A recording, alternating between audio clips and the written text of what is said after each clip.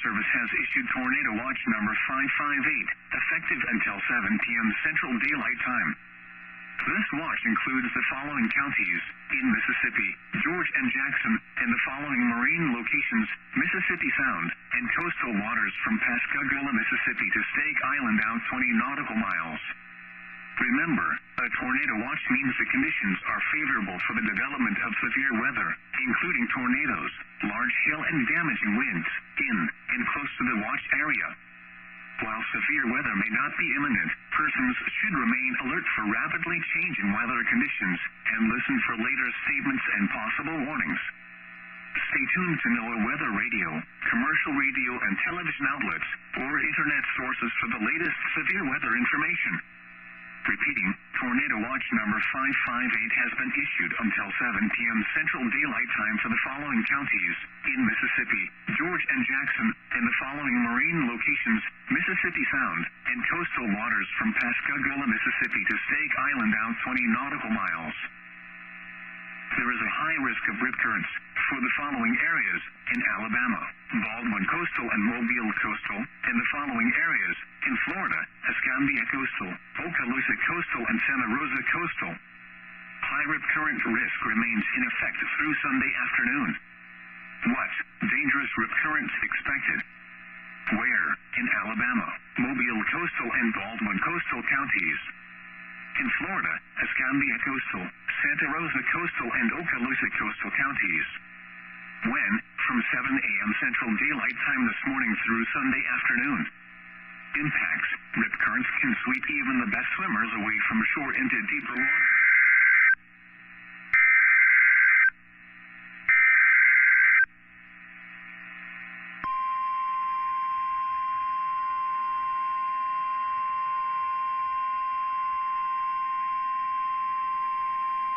The National Weather Service in Mobile has issued a special marine warning for coastal waters from Pensacola, Florida to Pascagoula, Mississippi out 20 nautical miles, Mississippi Sound, South Mobile Bay, until 4:30 p.m. Central Daylight Time.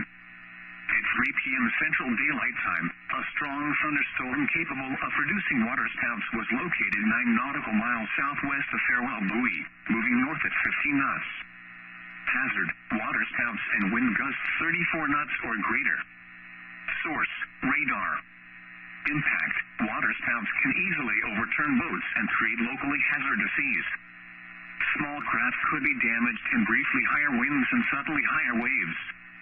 Locations impacted include Central Dauphin Island, Sand Island Lighthouse, Dauphin Island Bridge, Fort Gaines, Fort Morgan, Western Dauphin Island, Farewell Buoy, Mississippi Sound east of Pascagoula, Heron Bay, and Alabama Port. Move to safe harbor until hazardous weather passes. Thunderstorms can produce sudden waterspouts. Waterspouts can easily overturn boats and create locally hazardous seas. Seek safe harbor immediately. Repeating, a special marine warning has been issued until 4:30 p.m. Central Daylight Time for the following marine locations: South Mobile Bay, Mississippi Sound, Alabama, and coastal waters from Pensacola, Florida to Pascagoula, Mississippi out 20 nautical miles.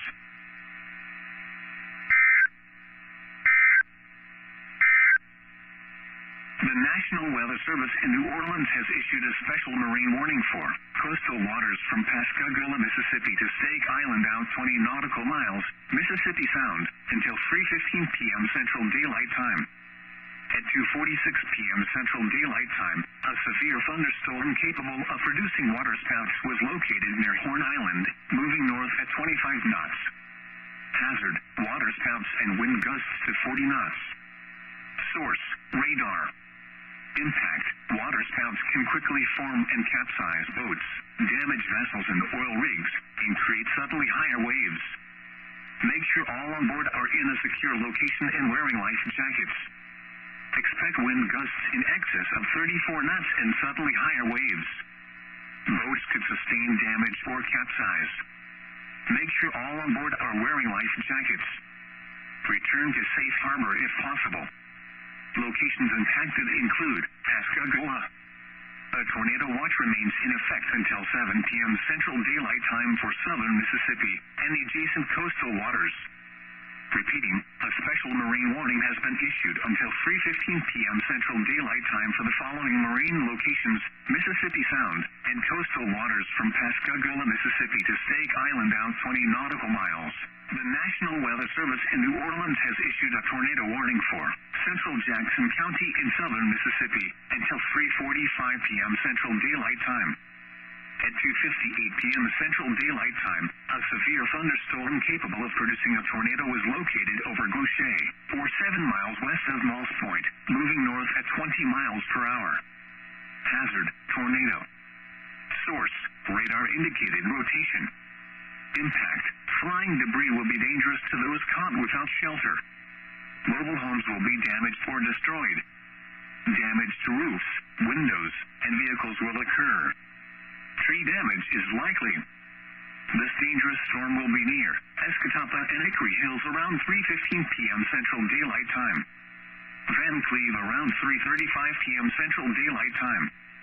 This includes Interstate 10 in Mississippi between mile markers 58 and 73. Take cover now.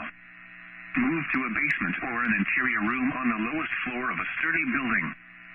Avoid windows. If you are outdoors, in a mobile home, or in a vehicle, move to the closest substantial shelter and protect yourself from flying debris. Repeating, a tornado warning has been issued until 3:45 p.m. Central Daylight Time for the following county: Jackson, Mississippi. The National Weather Service in New Orleans has issued a severe thunderstorm warning for Jackson County in southern Mississippi until 3:30 p.m. Central Daylight Time. At 2:52 p.m. Central Daylight Time, a severe thunderstorm was located over Gaucher, or near Moss Point, moving north at 25 miles per hour. Hazard: 60 miles per hour wind gusts. Source: radar indicated. Impact: expect damage to roofs, siding, and trees.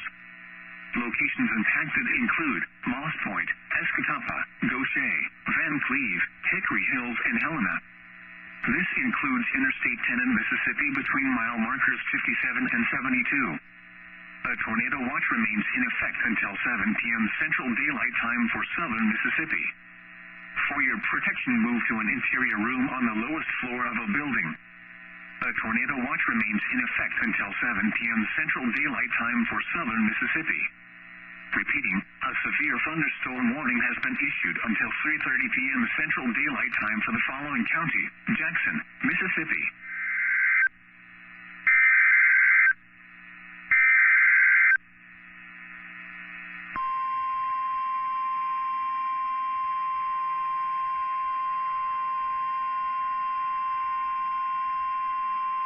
The National Weather Service in New Orleans has issued a special marine warning for coastal waters from Pascagoula, Mississippi to Stake Island out 20 nautical miles, Mississippi Sound, until 3:45 p.m. Central Daylight Time.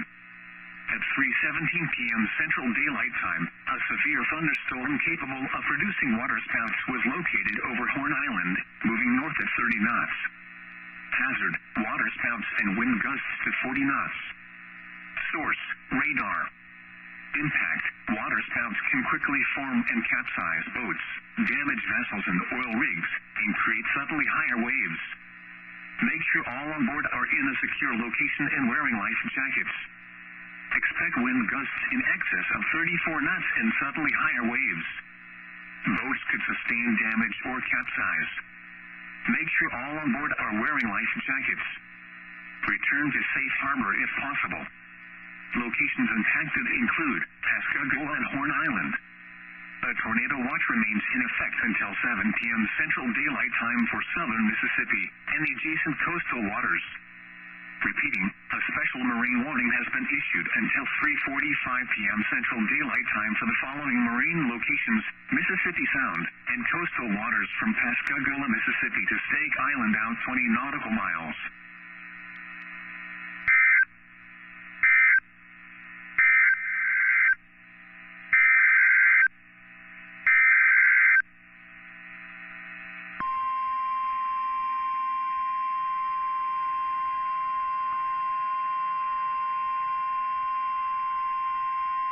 The National Weather Service in New Orleans has issued a tornado warning for north central Jackson County in southern Mississippi until 4 p.m. Central Daylight Time.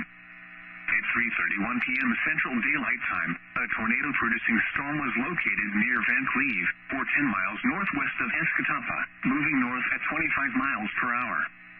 Hazard: damaging tornado. Source: radar-confirmed tornado. Impact: flying debris will be dangerous to those caught without shelter. Mobile homes will be damaged or destroyed. Damage to roofs, windows, and vehicles will occur. Tree damage is likely. This tornadic thunderstorm will remain over mainly rural areas of north central Jackson County. To repeat, a tornado is on the ground. Take cover now. Move to a basement or an interior room on the lowest floor of a sturdy building. Avoid windows. If you are outdoors, in a mobile home, or in a vehicle, move to the closest substantial shelter and protect yourself from flying debris. Repeating, a tornado warning has been issued until 4 p.m. Central Daylight Time for the following county: Jackson, Mississippi.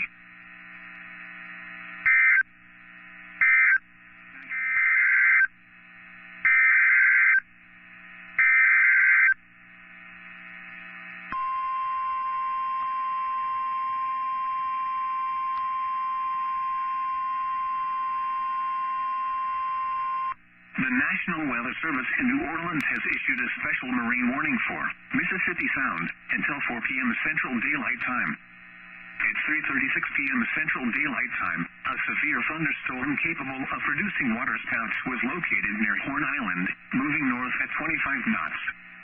Hazard: waterspouts and wind gusts to 40 knots. Source: radar. Impact: waterspouts can quickly form and capsize boats, damage vessels and oil rigs, and create suddenly higher waves.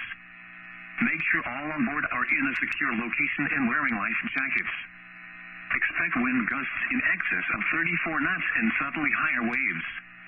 Boats could sustain damage or capsize. Make sure all on board are wearing life jackets. Return to safe harbor if possible. Locations impacted include Pascagoula. A tornado watch remains in effect until 7 p.m. Central Daylight Time for southern Mississippi and adjacent coastal waters. Repeating, a special marine warning has been issued until 4 p.m. Central Daylight Time for the following marine location: Mississippi Sound.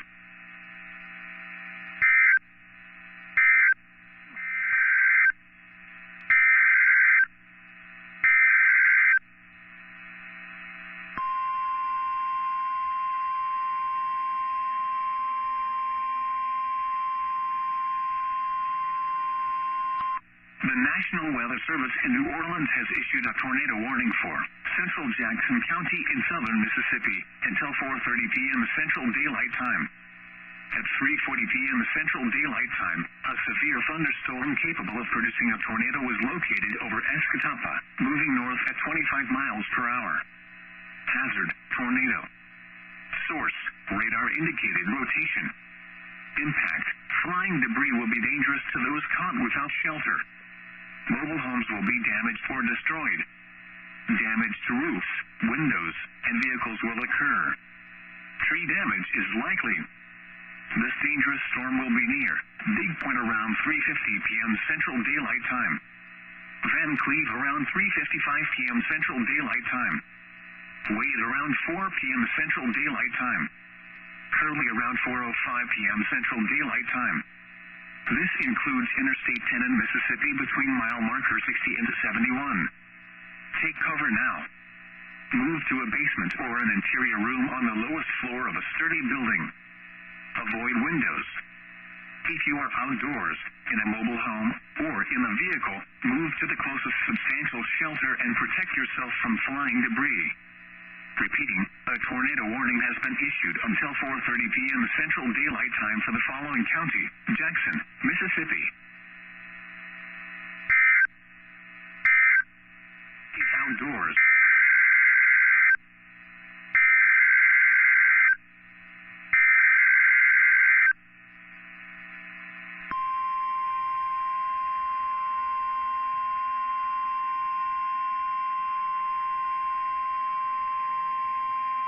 The National Weather Service has issued Tornado Watch number 559, effective until 10 p.m. Central Daylight Time. This watch includes the following counties in Alabama: Baldwin and Mobile, and the following marine locations: North Mobile Bay, South Mobile Bay, Mississippi Sound, Alabama, Perdido Bay Area, and coastal waters from Pensacola, Florida to Pascagoula, Mississippi, out 20 nautical miles. Remember, a tornado watch means the conditions are favorable for the development of severe weather, including tornadoes, large hail, and damaging winds in and close to the watch area. While severe weather may not be imminent, persons should remain alert for rapidly changing weather conditions and listen for later statements and possible warnings. Stay tuned to NOAA weather radio, commercial radio and television outlets, or internet sources for the latest severe weather information. Repeating, Tornado Watch number 559 has been issued until 10 p.m. Central Daylight Time for the following counties in Alabama: Baldwin and Mobile, and the following marine locations: North Mobile Bay, South Mobile Bay, Mississippi Sound, Alabama, Perdido Bay Area, and coastal waters from Pensacola, Florida to Pascagoula, Mississippi, out 20 nautical miles.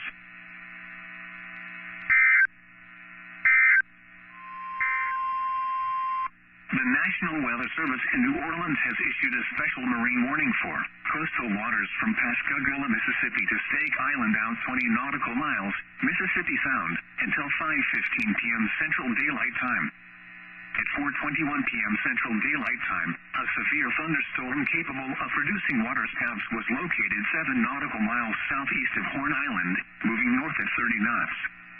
Hazard: waterspouts and wind gusts 34 knots or greater. Source: radar. Impact: waterspouts can quickly form and capsize boats, damage vessels and oil rigs, and create suddenly higher waves. Make sure all on board are in a secure location and wearing life jackets.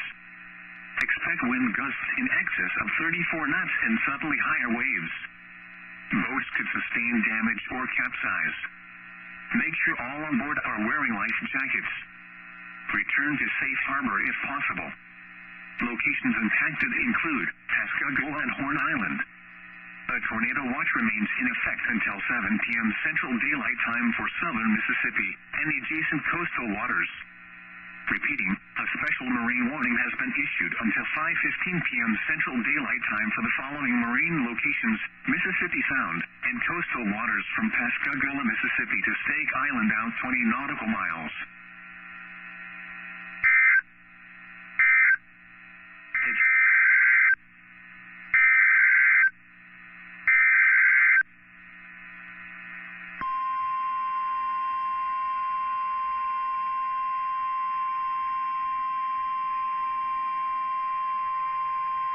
The National Weather Service in New Orleans has issued a tornado warning for northern Jackson County in southern Mississippi until 5 p.m. Central Daylight Time. At 4:34 p.m. Central Daylight Time, a possible tornado was located near Wade, or 15 miles north of Escatawpa, moving north at 30 miles per hour. Hazard: damaging tornado. Source: weather spotters confirmed tornado earlier with the storm. Impact: flying debris will be dangerous to those caught without shelter. Mobile homes will be damaged or destroyed. Damage to roofs, windows, and vehicles will occur. Tree damage is likely. This tornadic thunderstorm will remain over mainly rural areas of northern Jackson County. To repeat, a tornado is on the ground. Take cover now. Move to a basement or an interior room on the lowest floor of a sturdy building. Avoid windows. If you are outdoors, in a mobile home, or in a vehicle, move to the closest substantial shelter and protect yourself from flying debris.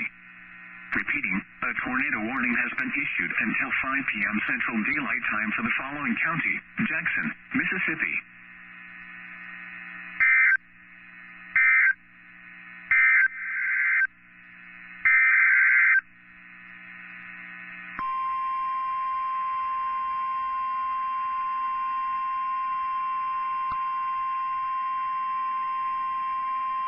The National Weather Service in Mobile has issued a tornado warning for eastern George County in southeastern Mississippi until 5:15 p.m. Central Daylight Time. At 4:36 p.m. Central Daylight Time, a severe thunderstorm capable of producing a tornado was located 5 miles north of Wade, or 14 miles south of Lucedale, moving north at 20 miles per hour. Hazard, tornado. Source, radar indicated rotation. Impact, flying debris will be dangerous to those caught without shelter. Mobile homes will be damaged or destroyed. Damage to roofs, windows, and vehicles will occur. Tree damage is likely. This dangerous storm will be near Lucedale around 5:10 p.m. Central Daylight Time. Take cover now. Move to a basement or an interior room on the lowest floor of a sturdy building. Avoid windows. If you are outdoors, in a mobile home, or in a vehicle, move to the closest substantial shelter and protect yourself from flying debris. Repeating, a tornado warning has been issued until 5:15 p.m. Central Daylight Time for the following county: George, Mississippi.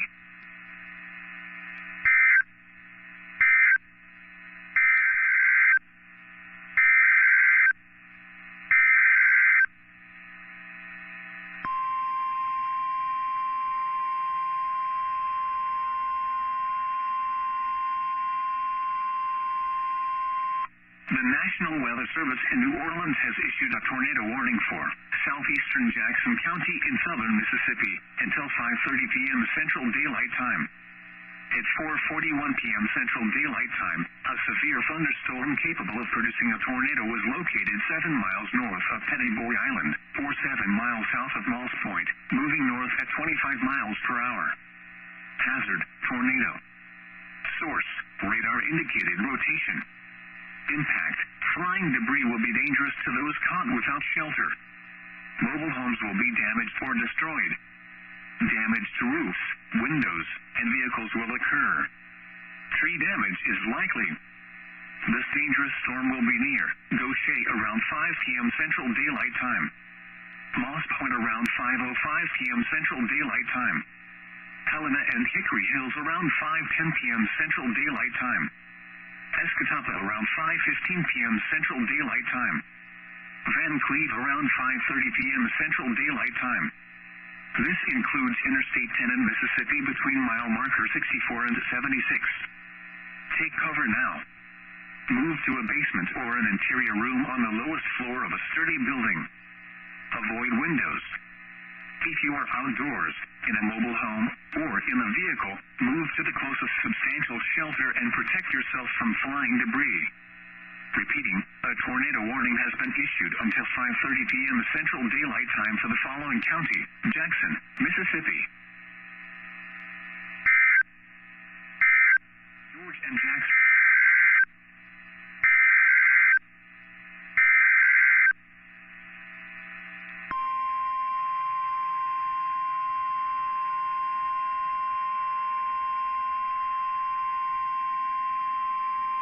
The National Weather Service in Mobile has issued a tornado warning for South Central Baldwin County in southwestern Alabama until 6 p.m. Central Daylight Time.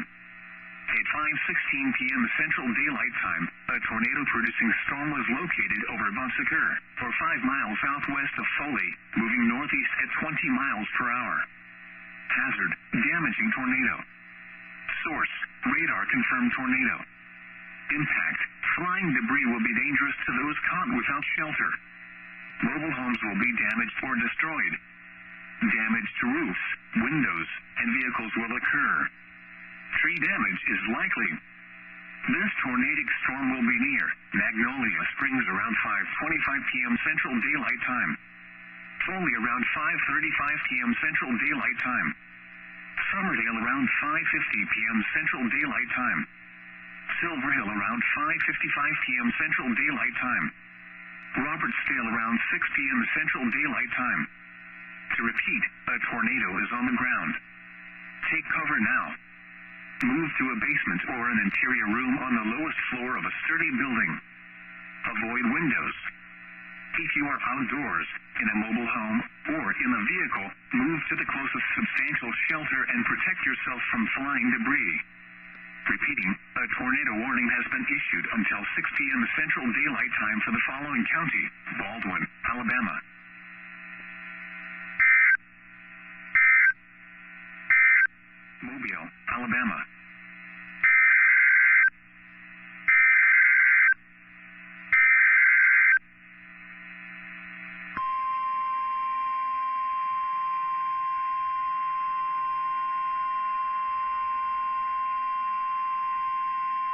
The National Weather Service in Mobile has issued a special marine warning for North Mobile Bay, South Mobile Bay, until 6:15 p.m. Central Daylight Time. At 5:19 p.m. Central Daylight Time, a strong thunderstorm capable of producing waterspouts was located near Middle Bay Light, moving north at 25 knots. Hazard, waterspouts and wind gusts 34 knots or greater. Source, radar. Impact, waterspouts can easily overturn boats and create locally hazardous seas. Small craft could be damaged and briefly higher winds and suddenly higher waves. Locations impacted include Gator Island, Middle Bay Light, mouth of Mobile River and Battleship Park. A tornado watch remains in effect until 10 p.m. Central Daylight Time for southwestern Alabama and the adjacent coastal waters. Move to safe harbor until hazardous weather passes. Thunderstorms can produce sudden waterspouts. Waterspouts can easily overturn boats and create locally hazardous seas. Seek safe harbor immediately.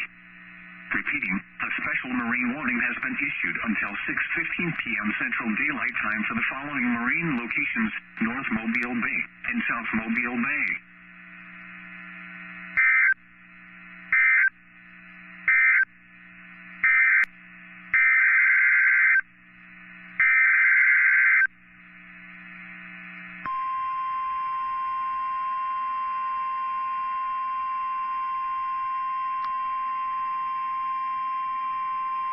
The National Weather Service in Mobile has issued a special marine warning for coastal waters from Pensacola, Florida to Pascagoula, Mississippi out 20 nautical miles, Mississippi Sound, South Mobile Bay, waters from Pensacola, Florida to Pascagoula, Mississippi from 20 to 60 nautical miles until 7:15 p.m. Central Daylight Time. At 5:19 p.m. Central Daylight Time, strong thunderstorms capable of producing waterspouts were located over western Dauphin Island, moving north at 30 knots. Hazard, waterspouts and wind gusts 34 knots or greater. Source, radar. Impact, waterspouts can easily overturn boats and create locally hazardous seas. Small craft could be damaged and briefly higher winds and suddenly higher waves.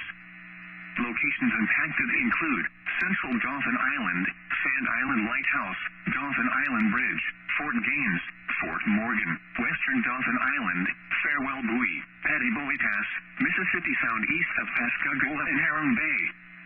A tornado watch remains in effect until 10 p.m. Central Daylight Time for southwestern Alabama and the adjacent coastal waters. Move to safe harbor until hazardous weather passes. Thunderstorms can produce sudden waterspouts. Waterspouts can easily overturn boats and create locally hazardous seas. Seek safe harbor immediately. Repeating, a special marine warning has been issued until 7:15 p.m. Central Daylight Time for the following marine locations: South Mobile Bay, Mississippi Sound, Alabama, coastal waters from Pensacola, Florida to Pascagoula, Mississippi out 20 nautical miles, and waters from Pensacola, Florida to Pascagoula, Mississippi extending from 20 nautical miles to 60 nautical miles.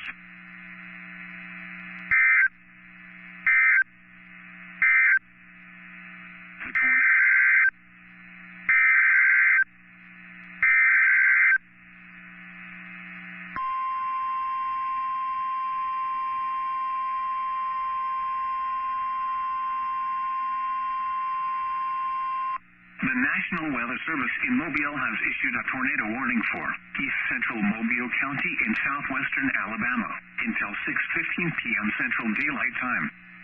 At 5:23 p.m. Central Daylight Time, a severe thunderstorm capable of producing a tornado was located near I-10 and I-65, or 5 miles south of downtown Mobile, moving north at 30 miles per hour. Hazard, tornado. Source, radar indicated rotation. Impact, flying debris will be dangerous to those caught without shelter. Mobile homes will be damaged or destroyed. Damage to roofs, windows, and vehicles will occur. Tree damage is likely. This dangerous storm will be near downtown Mobile around 5:35 p.m. Central Daylight Time. Pritchard around 5:40 p.m. Central Daylight Time. Chickasaw and I-65 and I-165 around 5:45 p.m. Central Daylight Time. Interstate 65 and Alabama Highway 158 around 5:50 p.m. Central Daylight Time. Cerri around 5:55 p.m. Central Daylight Time. Satsuma around 6 p.m. Central Daylight Time. Creole around 6:05 p.m. Central Daylight Time. Axis around 6:10 p.m. Central Daylight Time. Take cover now. Move to a basement or an interior room on the lowest floor of a sturdy building. Avoid windows. If you are outdoors, in a mobile home, or in a vehicle, move to the closest substantial shelter and protect yourself from flying debris.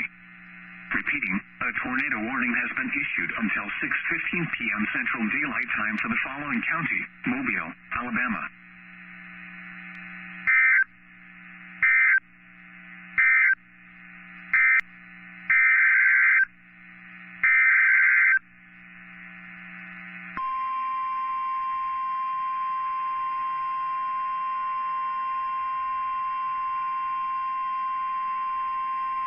The National Weather Service in New Orleans has issued a tornado warning for northeastern Jackson County in southern Mississippi until 6 p.m. Central Daylight Time. At 5:24 p.m. Central Daylight Time, a severe thunderstorm capable of producing a tornado was located over Big Point, 8 miles northeast of Escatawpa, moving north at 25 miles per hour. Hazard: tornado. Source: radar indicated rotation. Impact: flying debris will be dangerous to those caught without shelter. Mobile homes will be damaged or destroyed. Damage to roofs, windows, and vehicles will occur. Tree damage is likely. This dangerous storm will be near, early and wait around 5:35 p.m. Central Daylight Time. Take cover now. Move to a basement or an interior room on the lowest floor of a sturdy building. Avoid windows.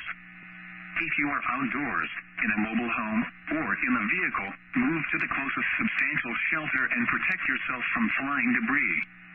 Repeating, a tornado warning has been issued until 6 p.m. Central Daylight Time for the following county: Jackson, Mississippi.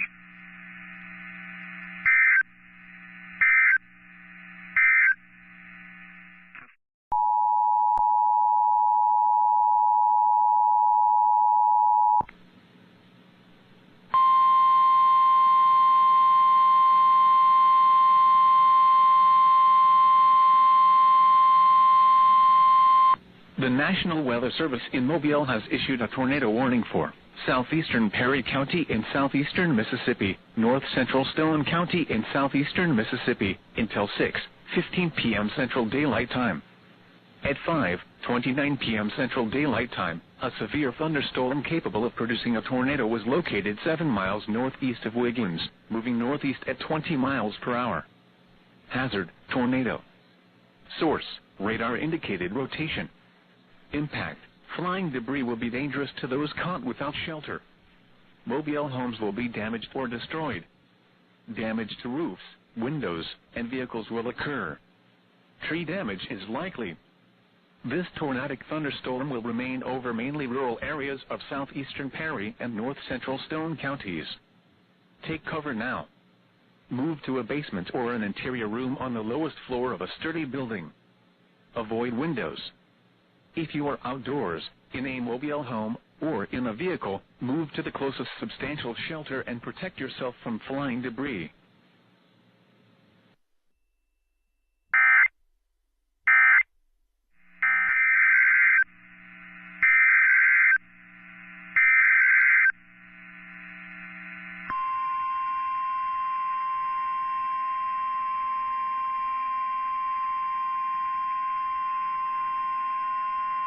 The National Weather Service in Mobile has issued a tornado warning for west central Baldwin County in southwestern Alabama until 6:15 p.m. Central Daylight Time.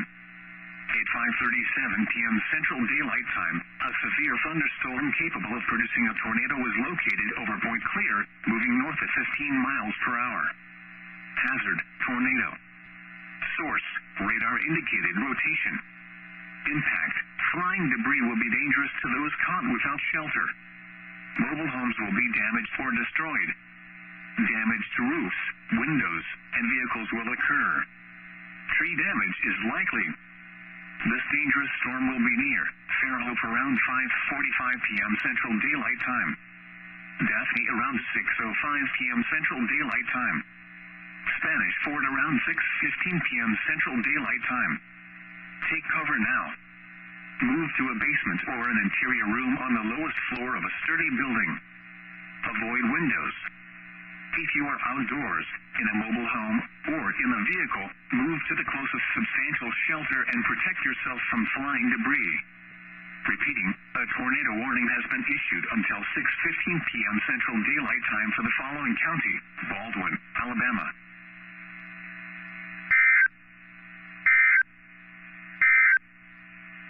Tornado.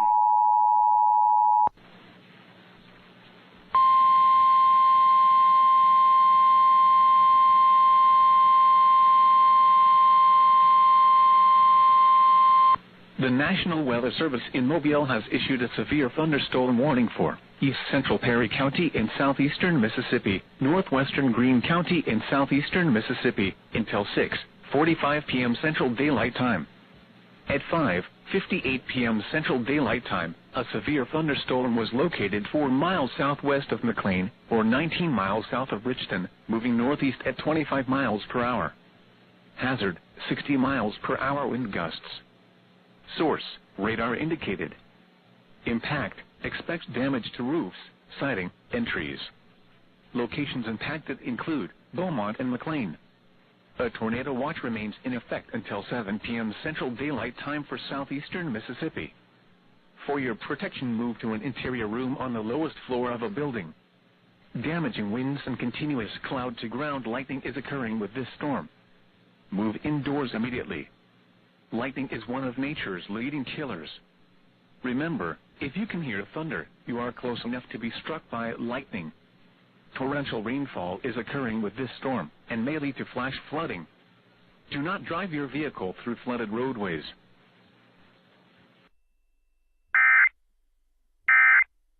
The National Weather Service.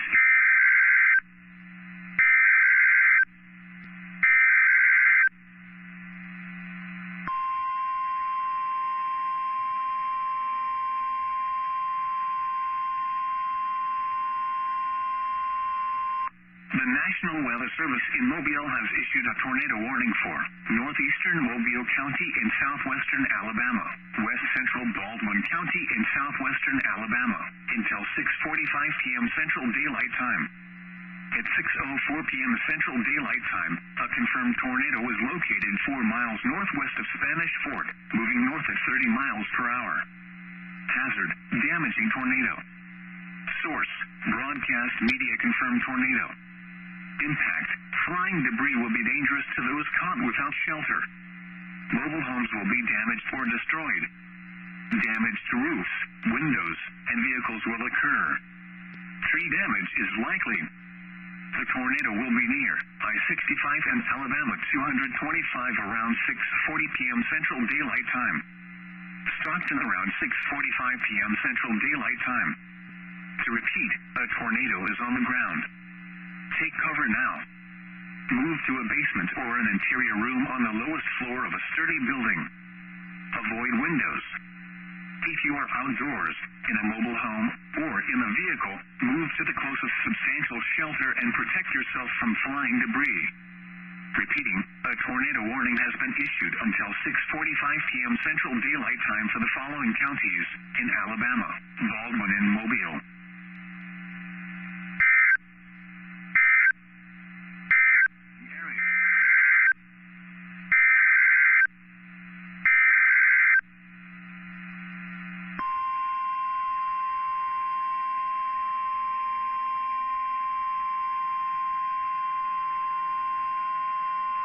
The National Weather Service in Mobile has issued a tornado warning for central Mobile County in southwestern Alabama until 7 p.m. Central Daylight Time.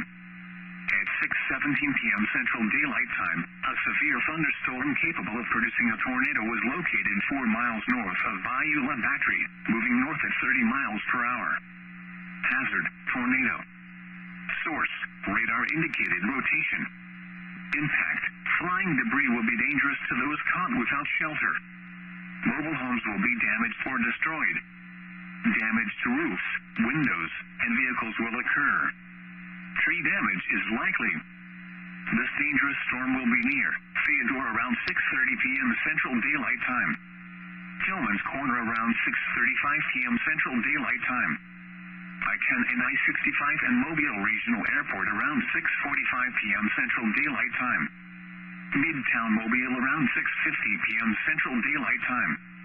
Downtown Mobile around 6:55 p.m. Central Daylight Time. Richard, Chickasaw and I-65 and I-165 around 7 p.m. Central Daylight Time. Take cover now. Move to a basement or an interior room on the lowest floor of a sturdy building. Avoid windows. If you are outdoors, in a mobile home, or in a vehicle, move to the closest substantial shelter and protect yourself from flying debris. Repeating, a tornado warning has been issued until 7 p.m. Central Daylight Time for the following county: Mobile, Alabama.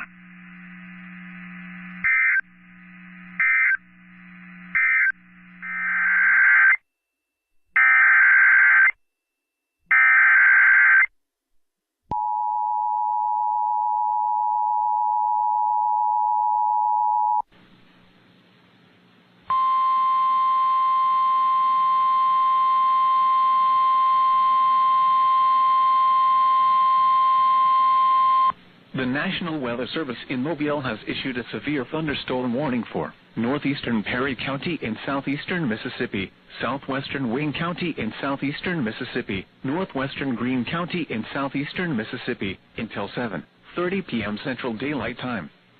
At 6:33 p.m. Central Daylight Time, a severe thunderstorm was located 5 miles southeast of Richton, moving northeast at 65 miles per hour. Hazard, 60 miles per hour wind gusts. Source, radar indicated. Impact, expects damage to roofs, siding, and trees. Locations impacted include Richton. A tornado watch remains in effect until 10 p.m. Central Daylight Time for southeastern Mississippi.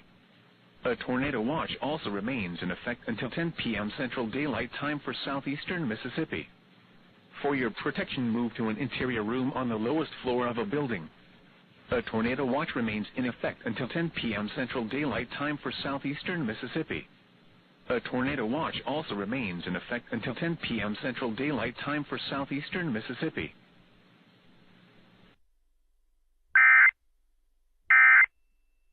30 miles per hour.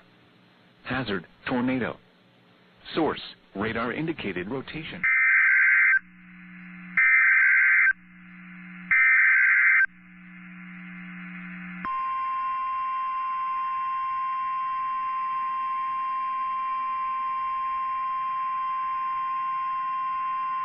The National Weather Service in Mobile has issued a tornado warning for southeastern Baldwin County in southwestern Alabama until 7:30 p.m. Central Daylight Time. At 6:51 p.m. Central Daylight Time, a severe thunderstorm capable of producing a tornado was located over Gulf Shores, moving north at 30 miles per hour. Hazard, tornado. Source, radar indicated rotation. Impact, flying debris will be dangerous to those caught without shelter. Mobile homes will be damaged or destroyed. Damage to roofs, windows, and vehicles will occur. Tree damage is likely. This dangerous storm will be near Bonsecker around 6:55 p.m. Central Daylight Time. Foley around 7:10 p.m. Central Daylight Time. Alberta around 7:15 p.m. Central Daylight Time. Somerdale around 7:20 p.m. Central Daylight Time. Robertsdale around 7:30 p.m. Central Daylight Time. Take cover now. Move to a basement or an interior room on the lowest floor of a sturdy building. Avoid windows. If you are outdoors, in a mobile home, or in a vehicle, move to the closest substantial shelter and protect yourself from flying debris. Repeating, a tornado warning has been issued until 7:30 p.m. Central Daylight Time for the following county: Baldwin, Alabama.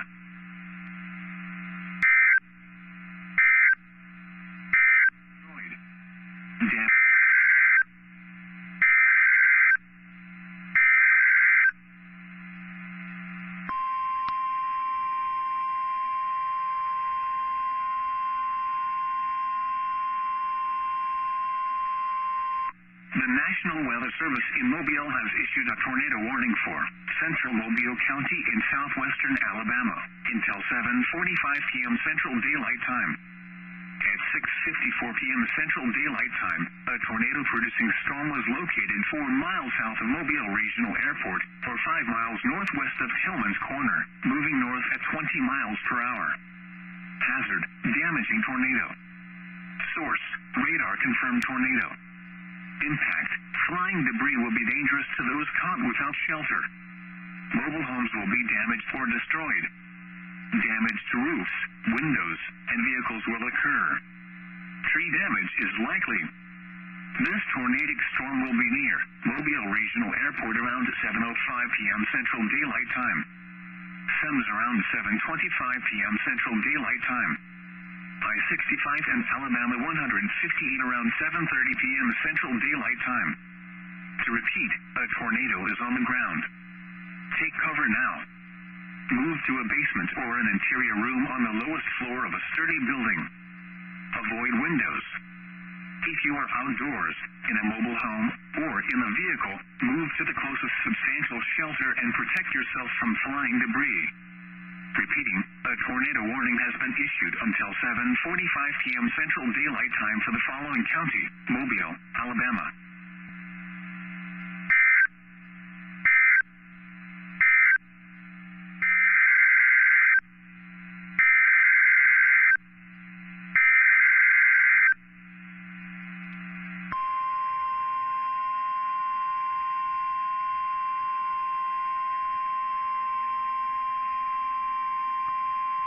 The National Weather Service in Mobile has issued a special marine warning for coastal waters from Pensacola, Florida to Pascagoula, Mississippi out 20 nautical miles, Mississippi Sound, North Mobile Bay, South Mobile Bay, waters from Pensacola, Florida to Pascagoula, Mississippi from 20 to 60 nautical miles until 8:30 p.m. Central Daylight Time. At 6:58 p.m. Central Daylight Time, a strong thunderstorm capable of producing waterspouts was located 29 nautical miles south of Farewell Buoy, moving north at 25 knots. Hazard: waterspouts and wind gusts 34 knots or greater. Source: radar. Impact: waterspouts can easily overturn boats and create locally hazardous seas. Small craft could be damaged in briefly higher winds and suddenly higher waves. Locations impacted include Gare Island, Pinto Island, East Fowl River Bridge, Sand Island Lighthouse, Bon Sucre Bay, Farewell Buoy, Middle Bay Light, Mississippi Sound east of Pascagoula, Battleship Park, and Point Clear. A tornado watch remains in effect until 10 p.m. Central Daylight Time for southwestern Alabama and adjacent coastal waters. Move to safe harbor until hazardous weather passes. Thunderstorms can produce sudden waterspouts. Waterspouts can easily overturn boats and create locally hazardous seas. Seek safe harbor immediately. Repeating, a special marine warning has been issued until 8:30 p.m. Central Daylight Time for the following marine locations: North Mobile Bay, South Mobile Bay, Mississippi Sound, Alabama, coastal waters from Pensacola, Florida to Pascagoula, Mississippi out 20 nautical miles, and waters from Pensacola, Florida to Pascagoula, Mississippi extending from 20 nautical miles to 60 nautical miles.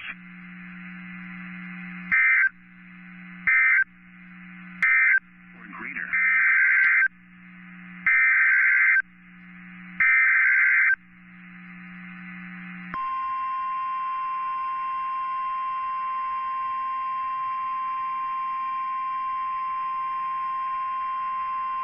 The National Weather Service in Mobile has issued a tornado warning for south central Baldwin County in southwestern Alabama until 8:15 p.m. Central Daylight Time. At 7:30 p.m. Central Daylight Time, a severe thunderstorm capable of producing a tornado was located over Summerdale, or 4 miles north of Foley, moving north at 25 miles per hour. Hazard: tornado.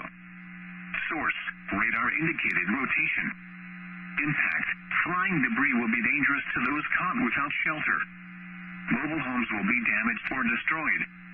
Damage to roofs, windows, and vehicles will occur. Tree damage is likely. This dangerous storm will be near Silver Hill around 7:40 p.m. Central Daylight Time.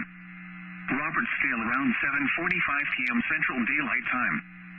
Loxley around 7:55 p.m. Central Daylight Time. Take cover now. Move to a basement or an interior room on the lowest floor of a sturdy building. Avoid windows. If you are outdoors, in a mobile home, or in a vehicle, move to the closest substantial shelter and protect yourself from flying debris. Repeating, a tornado warning has been issued until 8:15 p.m. Central Daylight Time for the following county: Baldwin, Alabama.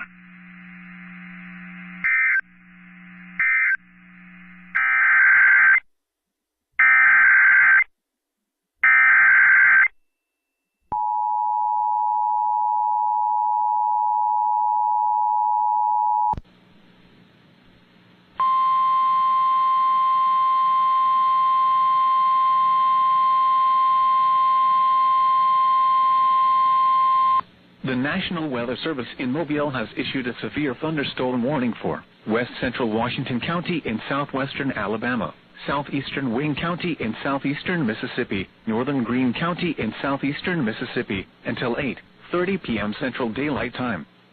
At 7:37 p.m. Central Daylight Time, a severe thunderstorm was located 11 miles northwest of Leakesville, moving northeast at 20 miles per hour. Hazard, 60 miles per hour wind gusts. Source, radar indicated. Impact, expects damage to roofs, siding, and trees. Locations impacted include State Line, Buckatona, and Fruitail. A tornado watch remains in effect until 10 p.m. Central Daylight Time for southeastern Mississippi. A tornado watch also remains in effect until 10 p.m. Central Daylight Time for southwestern Alabama and southeastern Mississippi. For your protection, move to an interior room on the lowest floor of a building. A tornado watch remains in effect until 10 p.m. Central Daylight Time for southeastern Mississippi.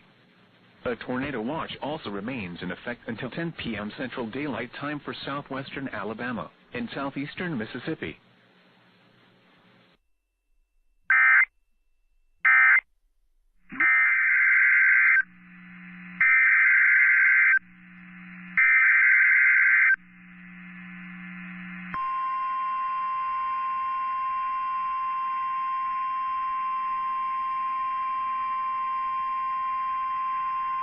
The National Weather Service in Mobile has issued a special marine warning for coastal waters from Pensacola, Florida to Pascagoula, Mississippi, out 20 nautical miles, Mississippi Sound, North Mobile Bay, South Mobile Bay, waters from Pensacola, Florida to Pascagoula, Mississippi from 20 to 60 nautical miles until 10:15 p.m. Central Daylight Time. At 8:20 p.m. Central Daylight Time, numerous thunderstorms capable of producing waterspouts and strong wind gusts will continue to move north across the warning area over the next couple of hours. Hazard, waterspouts and wind gusts 34 knots or greater. Source, radar. Impact, waterspouts can easily overturn boats and create locally hazardous seas. Small craft could be damaged in briefly higher winds and suddenly higher waves. Locations impacted include Gator Island, East Fowl River Bridge, Sand Island Lighthouse, Bon Sucre Bay, Farewell Buoy, Middle Bay Light, Mississippi Sound east of Pascagoula, Battleship Park, Weeks Bay, and Dog River Bridge.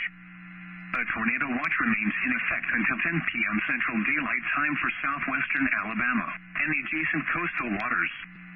Move to safe harbor immediately as gusty winds and high waves are expected. Thunderstorms can produce sudden waterspouts. Waterspouts can easily overturn boats and create locally hazardous seas. Seek safe harbor immediately. Repeating, a special marine warning has been issued until 10:15 p.m. Central Daylight Time for the following marine locations: North Mobile Bay, South Mobile Bay, Mississippi Sound, Alabama, coastal waters from Pensacola, Florida to Pascagoula, Mississippi, out 20 nautical miles, and waters from Pensacola, Florida to Pascagoula, Mississippi, extending from 20 nautical miles to 60 nautical miles. Around 2 feet.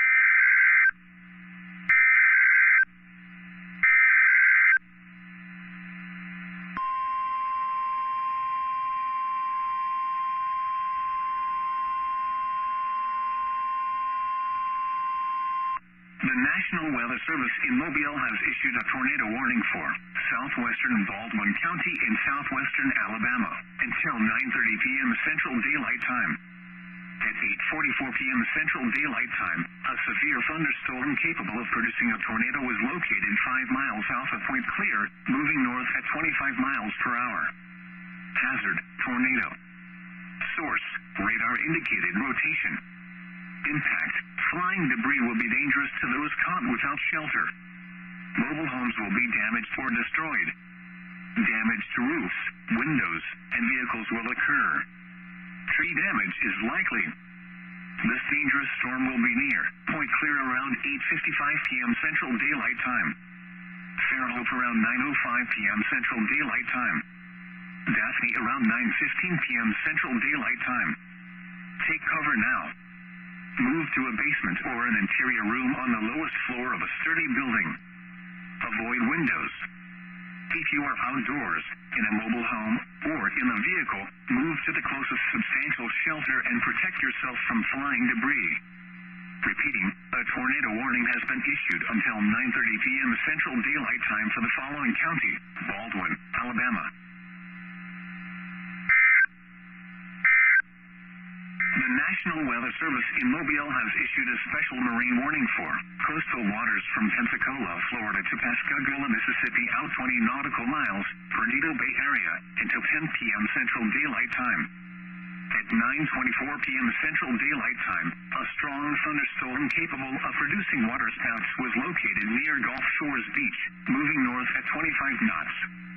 Hazard: waterspouts and wind gusts 34 knots or greater. Source: radar. Impact: waterspouts can easily overturn boats and create locally hazardous seas. Small craft could be damaged in briefly higher winds and suddenly higher waves. Locations impacted include Arnica Bay, Orange Beach, Wolf Bay, and Perdido Pass. A tornado watch remains in effect until 10 p.m. Central Daylight Time for southwestern Alabama, northwestern Florida, and the adjacent coastal waters. Thunderstorms can produce sudden waterspouts. Waterspouts can easily overturn boats and create locally hazardous seas. Seek safe harbor immediately. Repeating, a special marine warning has been issued until 10 p.m. Central Daylight Time for the following marine locations: Perdido Bay area and coastal waters from Pensacola, Florida to Pascagoula, Mississippi, out 20 nautical miles.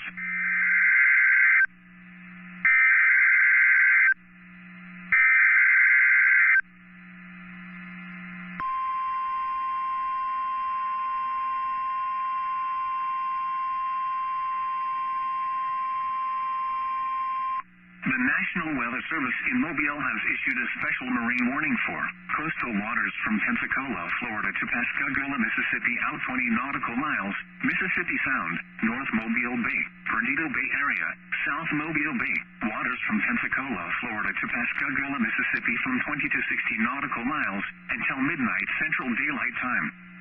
At 10:03 p.m. Central Daylight Time, strong thunderstorms capable of producing waterspouts were located along a line extending from near Gator Island to 14 nautical miles southwest of Farewell Buoy, moving northeast at 10 knots.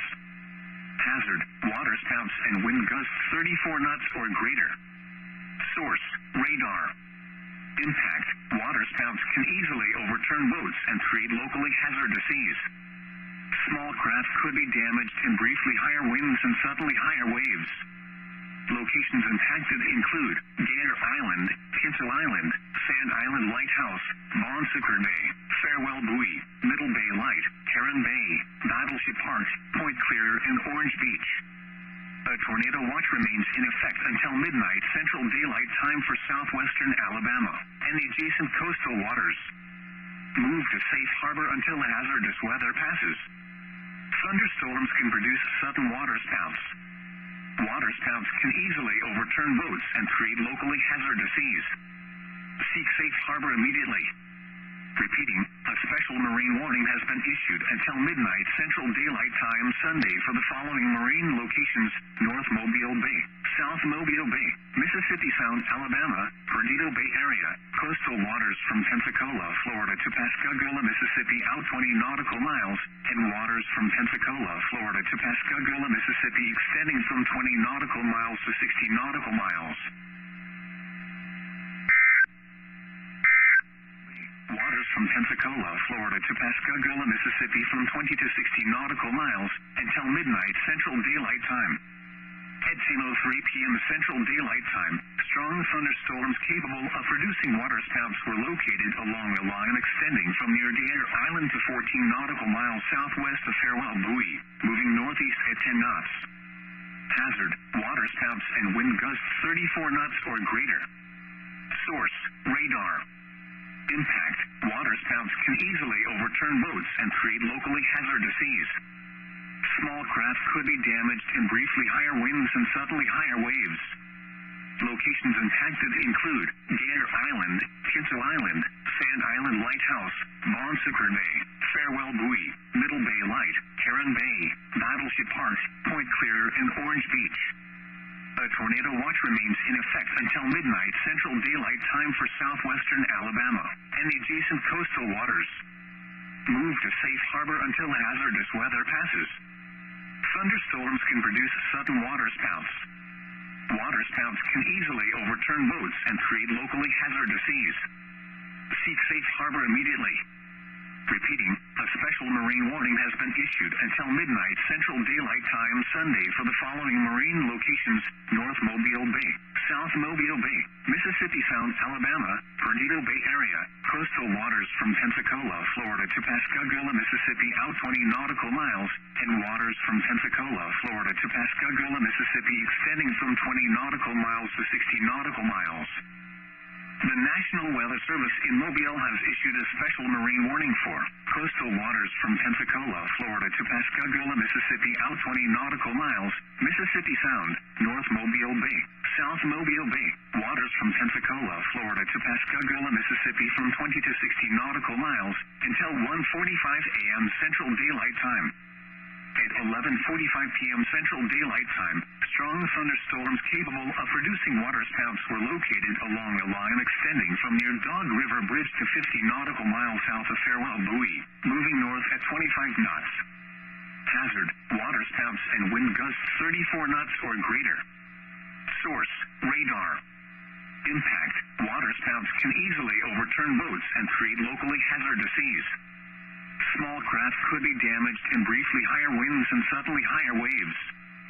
Locations impacted include Deer Island, Kinzo Island, Sand Island Lighthouse, Bon Sucre Bay, Farewell Buoy, Middle Bay Light, Heron Bay, Battleship Park, Point Clear, and Fairhope Pier.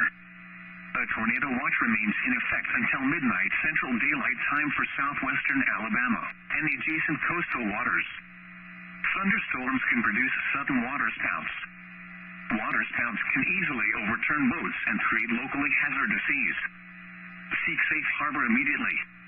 Repeating, a special marine warning has been issued until 1:45 a.m. Central Daylight Time Sunday for the following marine locations: North Mobile Bay, South Mobile Bay, Mississippi Sound, Alabama, coastal waters from Pensacola, Florida to Pascagoula, Mississippi out 20 nautical miles, and waters from Pensacola, Florida to Pascagoula, Mississippi extending from 20 nautical miles to 60 nautical miles.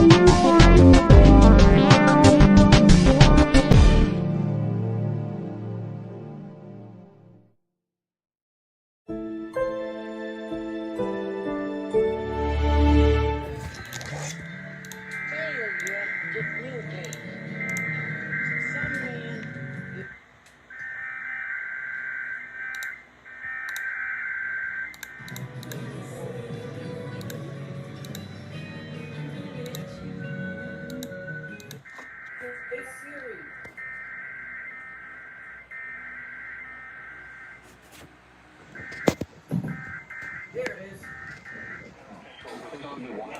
chance of showers and thunderstorms are expected this morning. Listen for latest statements and possible warnings. Stay tuned to our weather radio, commercial radio and television outlets, or internet sources for the latest severe weather information. Tornado watch. The National Weather Service has issued severe thunderstorm watch number 290 until 8 a.m. This watch includes the following counties in Minnesota, Minnesota. Remember, thunderstorm watch means the conditions are favorable for the development of severe weather, including large hail and damaging winds in and close to the watch area. Did the watch get issued? Persons should remember alert for rapidly changing weather conditions while severe weather leaders giving us and possible warnings, including stay tuned to the weather radio, commercial radio and television outlets, or internet sources for the latest severe weather information. Alert for commercial radio and weather conditions, and listen for later statements and possible warnings.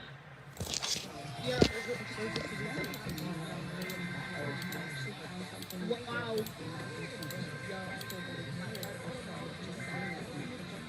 So if my radio's lost, you're not be able to hear them. Or you'll hear something, like I don't know how. Like what? What I'm gonna hear? The 262, actually, yeah, you'll hear the 262, the 592, the, Zogard, the... Thunderstorm will be near Milan around 12:55 a.m. Other locations in the path of the severe thunderstorm include Appleton, Lake Oliver, and Artichoke Lake. For your protection, move to an interior room on the lowest floor of a building.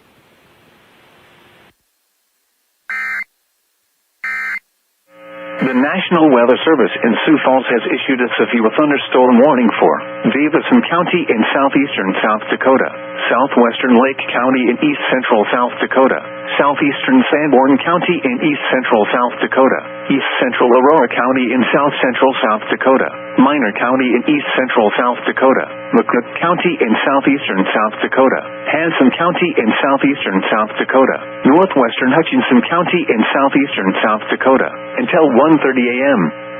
At 12:47 a.m., severe thunderstorms were located along a line extending from near Plankinton to 7 miles south of Mitchell to 6 miles southwest of Milltown, moving northeast at 55 miles an hour.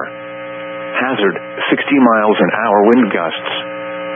Source, at 12:36 a.m., an observation site in Tripp, South Dakota recorded a wind gust of 65 miles an hour. Impact, expects damage to roofs, siding, and trees. Severe thunderstorms will be near Ethan around 12:50 a.m. Mitchell and Middletown around 12:55 a.m. Alexandria, Fulton, Clayton, and Loomis around 1 a.m. Letcher around 1:05 a.m. Bridgewater, Emory, Spencer in McCook County, Frostburg and Farmer around 1:10 a.m. Artesian around 1:15 a.m. Canastota and Canova around 1:20 a.m. Salem, Howard, Fedora, Vilas, and Roswell around 1:25 a.m. A tornado watch remains in effect until 2 a.m. for South Central, Southeastern, and East Central South Dakota. For your protection, move to an interior room on the lowest floor of a building. Large hail and damaging winds and continuous cloud-to-ground lightning is occurring with these storms. Move indoors immediately. Lightning is one of nature's leading killers. Remember, if you can hear thunder, you are close enough to be struck by lightning. A tornado watch remains in effect until 2 a.m. for South Central, Southeastern, and East Central South Dakota. Repeating, a severe thunderstorm warning has been issued until 1:30 a.m. for the following counties in South Dakota: Lake, McCook, Sanborn, Aurora, Davidson, Henson, Hutchinson, and Minor.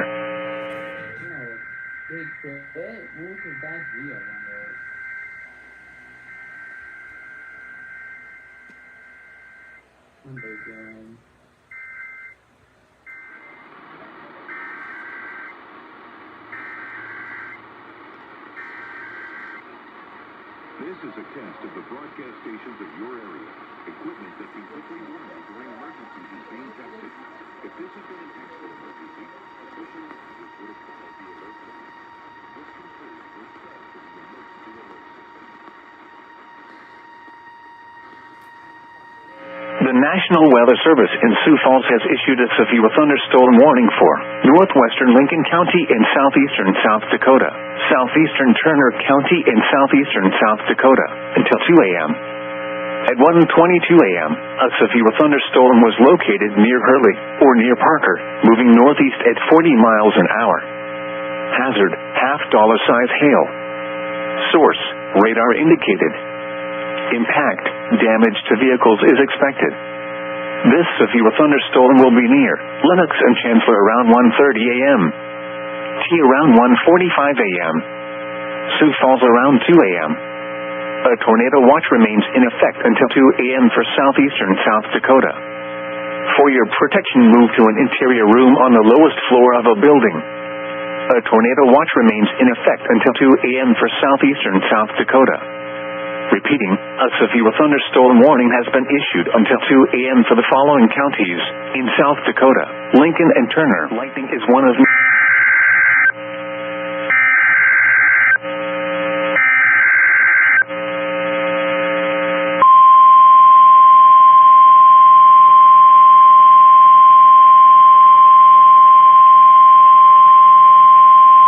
The National Weather Service in Sioux Falls has issued a severe thunderstorm warning for southwestern Lincoln County in southwestern Minnesota, Moody County in east central South Dakota, Lake County in east central South Dakota, Minnehaha County in southeastern South Dakota, east central Minor County in east central South Dakota, eastern McCook County in southeastern South Dakota, southeastern Brookings County in east central South Dakota until 2 a.m.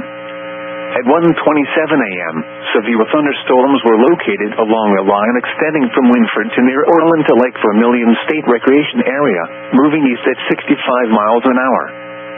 Hazard, 70 miles an hour wind gusts and quarter-size hail. Source, instrumentation.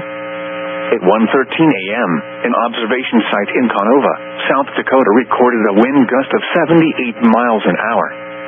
Impact, hail damage to vehicles is expected. Expect considerable tree damage. Wind damage is also likely to mobile homes, roofs, and outbuildings. Severe thunderstorms will be near Humboldt around 1:30 a.m. Lake Herman State Park, Hartford and Ramona around 1:35 a.m.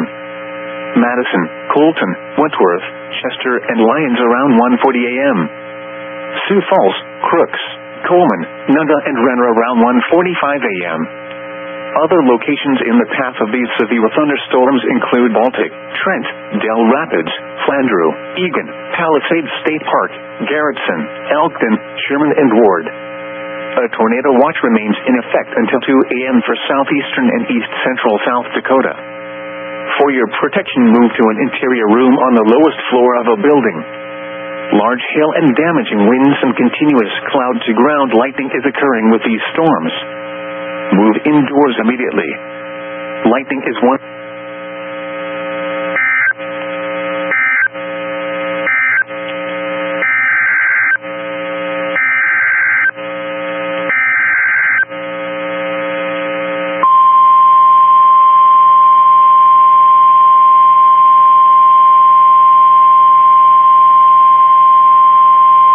The National Weather Service in Sioux Falls has issued a severe thunderstorm warning for northwestern Clay County in southeastern South Dakota, Yankton County in southeastern South Dakota, southwestern Turner County in southeastern South Dakota, southeastern Hutchinson County in southeastern South Dakota until 2 a.m. At 1:28 a.m., severe thunderstorms were located along a line extending from near Utica to near Yankton to near Mission Hill, moving north at 60 miles an hour. Hazard, 60 miles an hour wind gusts and quarter-size hail. Source, radar indicated. Impact, hail damage to vehicles is expected. Expect wind damage to roofs, siding, and trees. Severe thunderstorms will be near Mayfield around 1:40 a.m. Irene and Wakanda around 1:45 a.m. Other locations in the path of these severe thunderstorms include Freeman and Viborg. A tornado watch remains in effect until 2 a.m. for southeastern South Dakota. For your protection, move to an interior room on the lowest floor of a building. A tornado watch remains in effect until 2 a.m. for southeastern South Dakota. Repeating, a severe thunderstorm warning has been issued until 2 a.m. for the following counties in South Dakota: Turner, Hutchinson, Clay, and Yankton.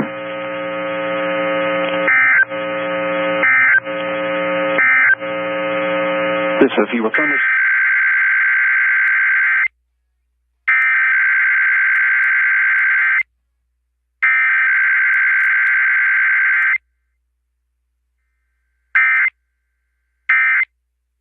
Southwestern Lincoln County in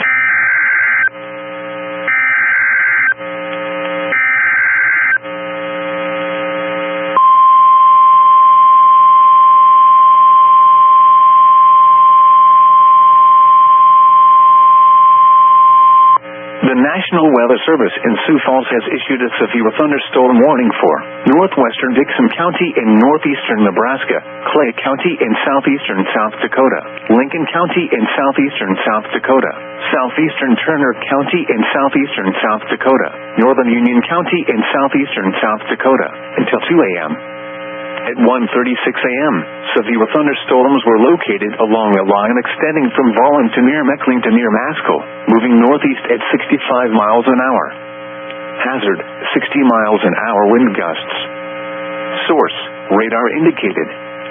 Impact, expect damage to roofs, siding, and trees.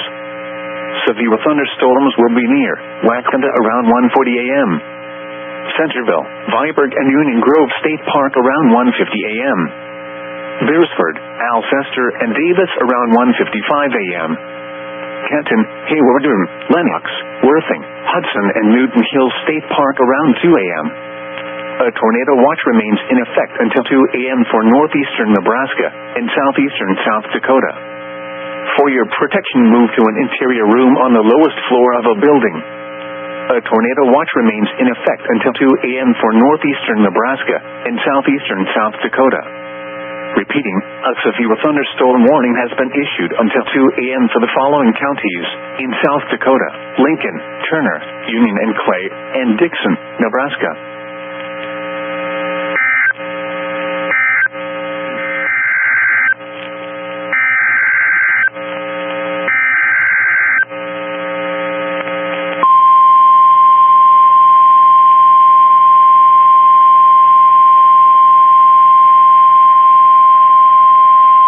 The National Weather Service in Sioux Falls has issued a severe thunderstorm warning for southern Minnehaha County in southeastern South Dakota, northern Lincoln County in southeastern South Dakota, northeastern Turner County in southeastern South Dakota, until 2:15 a.m.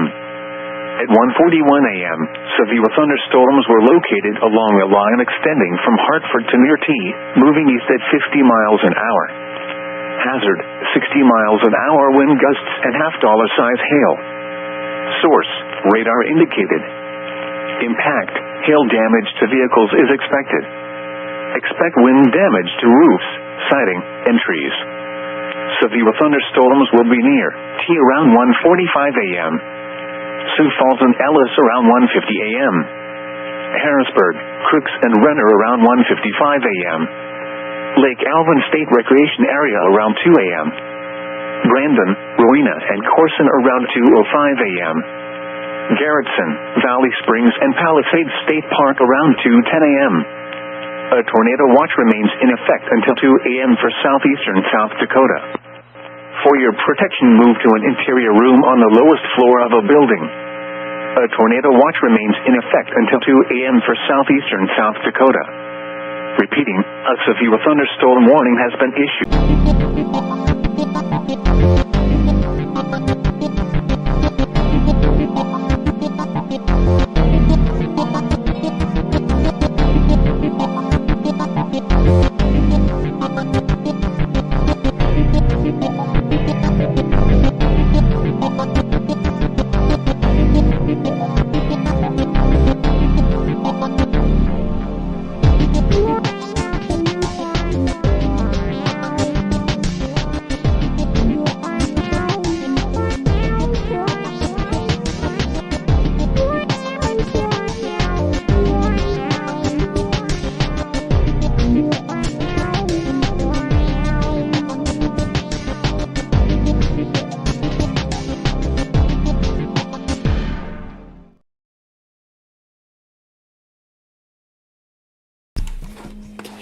Well, well, for me, so far, this has been quite a fun afternoon, and I will be explaining more here in just a moment. Good afternoon, ladies and gentlemen. We will begin with our Roblox program here in just a moment. We will get to that in just a moment here. But boy, this afternoon I have been absolutely going places. Well, I'll explain that in just a second here, but first, POZ is about to interrupt programming for the severe thunderstorm warning from Melbourne.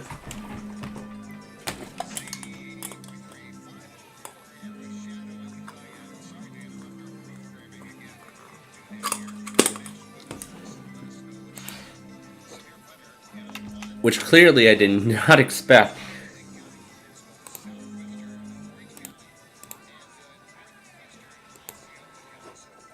I'm going to go ahead and stop everything because it's been running for quite a while. Well, I'll talk about everything. Yeah, they've used the, as far as I know, they're back to using the old method again, just the beeps, not the headers, or... I think they tried the headers and they failed. Yesterday, that could probably be why. But this is an entirely different thing. But anyway, we will get started with our Roblox program in just a second. But first, we have a little business to take care of in the terms of Wordle. And of course, I still have all that stuff I was playing around with earlier. That Junior Station, which I'll be talking more in just a moment. That Having Fun song I've been having fun with. Oh yeah, this classroom with a bunch of useless work. And there's that Tri-State Tollway I've been looking at for the past couple of hours. Well, throughout the whole day. Well, rather throughout the whole day so far.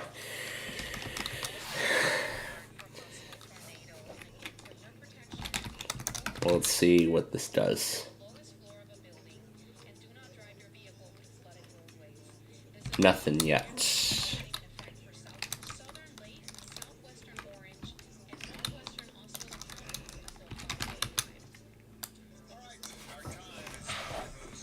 Well, rotten is a word, but it's just not the correct spelling. That's really what it is.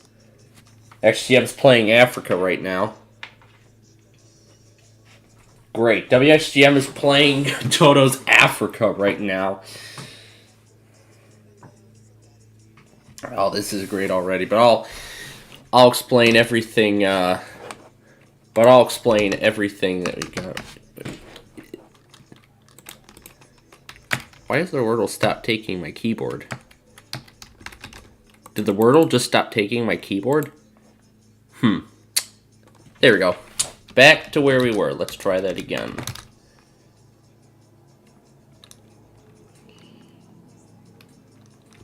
Let's try this one. Well, we're close.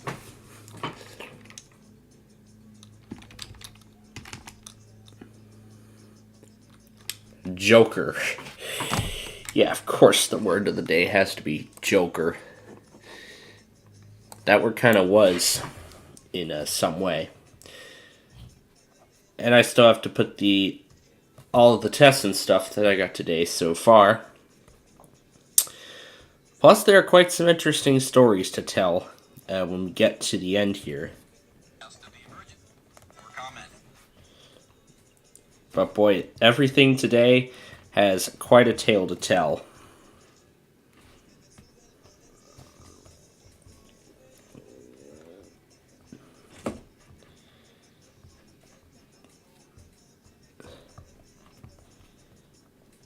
Well, alright. Well, let me go ahead and explain. Oh yeah, I forgot I left the WJON weather scan running. Here, I'll put the Tri-State on the side, because why not? Yeah, a little bit of the Tri-State. That's how much fun it is. But anyway, let's go through everything that happened last night and into this morning. As I throw the final videos into the as I throw the last videos into the compilation here. We're just about done. So, let me go ahead and explain everything that has happened today and everything else that has happened up to this point. And oh boy, was today an interesting one to say the least.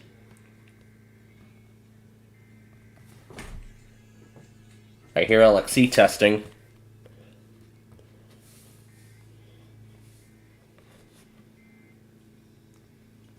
Folks, we just got an LXC. All that's left is XGM.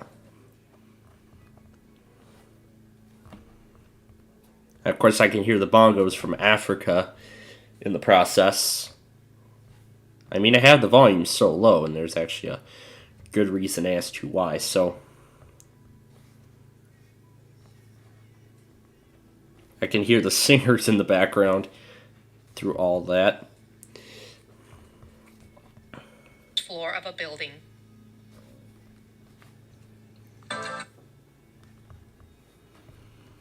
Then here was the warning that followed.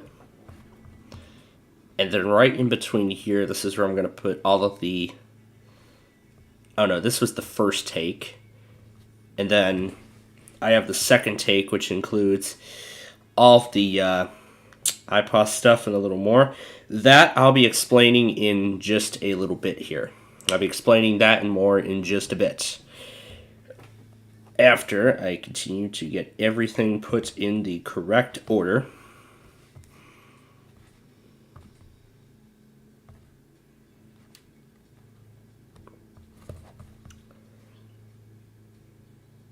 I'll cut off the moment the PSU automation runs. I'll cut that moment right off. I know I might miss some of it, but that's for a good reason. And the one that we just got. 45. And then there is that. And then the LXC weekly that just happened. So now XGM is the only weekly remaining at this point. So let me go ahead and mark that down. I will round it to between 4 and 4:15. So I will say around 4:08. Alright. Now, let me continue on with all the other stuff. So, let's start with after we had left the air last night. So, I did see that Tampa and Miami both did issue a few more marine warnings. There were a few more marine warnings issued last night, and I did actually go back and get all that. So at least I'm glad I did. So here, I'm just going to trim it down to the... I'm going to trim this down to the minute before. Let's try that. But anyway,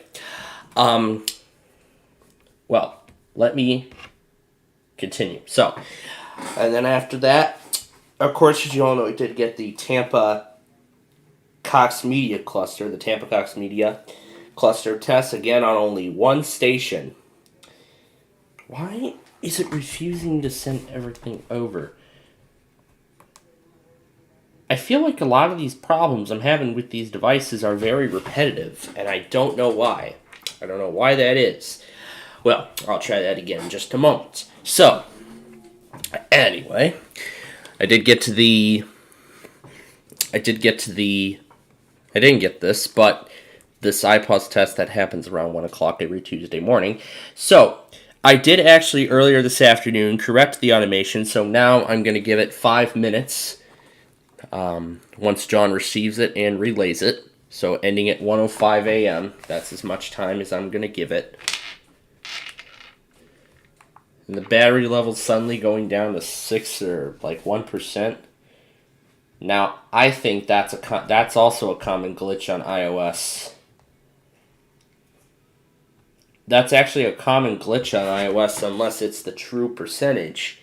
Yeah, it shows that low battery sign for about a moment or so before it shows the true percentage. And I find that very weird, personally. Well, this time I'm just going to wait. So, anyway. Yeah, there we go. Alright, let me continue. So, and then of course I did see Miami issue a few more. I did get that. And then of course 1 a.m. quiet as usual. And then what happened after that? I mean, again, I do still have the full thing. I mean, it's a pretty short video, I gotta say. Let me go over to that. Alright. We won't need this anymore. We don't need TuneIn either, because, well, they're done. Alright, so, then of course there was nothing after that. However, of course, is again OLB, added to new time. However, here's what ended up happening. So here is, however, what ended up happening. I had the URL placed in incorrectly. The O, like the L and the B are spaced. Well, I did actually correct it this morning, so now I should be able to get it next week. Remember, we're trying to figure out all these patterns here. Well, of course I missed that. I saw this weekly too. I missed that.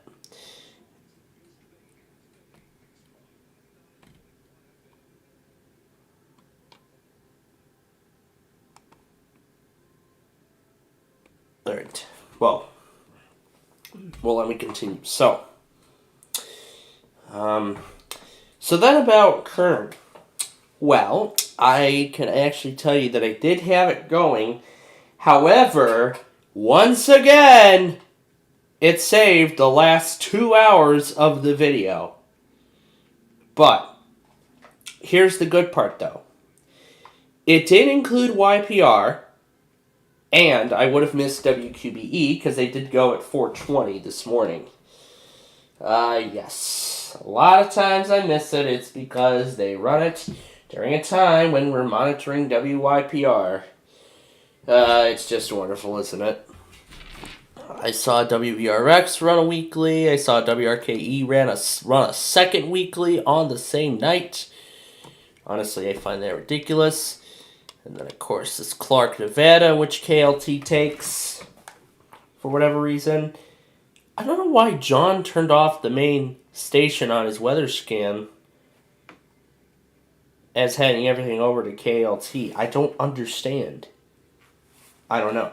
But anyway, that one station in Miami you did get as well. WAXX, WMBX, KWAM Memphis. Then that one classical station. Those two. However, I left out the KWRE sign-on because I thought it was going to be copyright. And that's about everything. But when I got to the Pennsylvania IPAWS test, but then when I was recording the Pennsylvania IPAWS test, a few things happened. Well, first of all, number one, after it took about 20 minutes to save a 6-hour video, it refused to save the next one, which was the Pennsylvania IPAWS test. That was the Pennsylvania IPAWS test that happened. And when I went over to get the Pennsylvania IPAWS test, however, on the main WJON station, I noticed something sounded strange at the beginning. And here's what it sounded like when it started.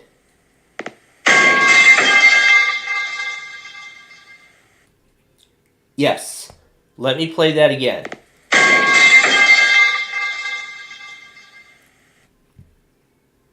He literally put a sound effect of a metal bar slamming on the floor as a...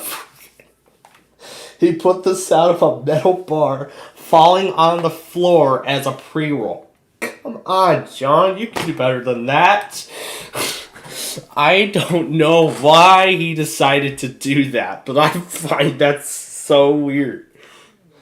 I find that so weird. Why would anybody put a metal bar slamming onto the floor as a pre-roll for an EAS test? Oh my god, I find that so ridiculous. But, anyway, I did get the Pennsylvania IPAWS test. Wherever the heck this station is, they ran a weekly at 6:15, 10 minutes before the Los Angeles monthly test, and of course I got that. And of course, during talk about somebody else has run a weekly at random, and this time, it's KBNR. Ah, yes, the one we use for the Central IPAWS test. Oh, those are so much fun. Ugh, shucks, missed out on BZ, but look at the time. 9:16. They test an hour later, not an hour earlier. They usually do it at 10:15 on a Tuesday morning, not at 9:15. I find that pretty weird myself. Well, let me continue. And of course, during class concentration, WDCE has to run a weekly. Indiana does it right before that. And then WKWI runs their test at 10:15, followed by this random IPAWS test for Nevada. Apparently KLT takes everything. They take Nevada. They take, well, basically all the stuff John normally doesn't relay, which I find interesting. And then this logger John all thing, this test right here. This is a test. And then, of course, KVSH, which I actually decided to sync the pre-roll.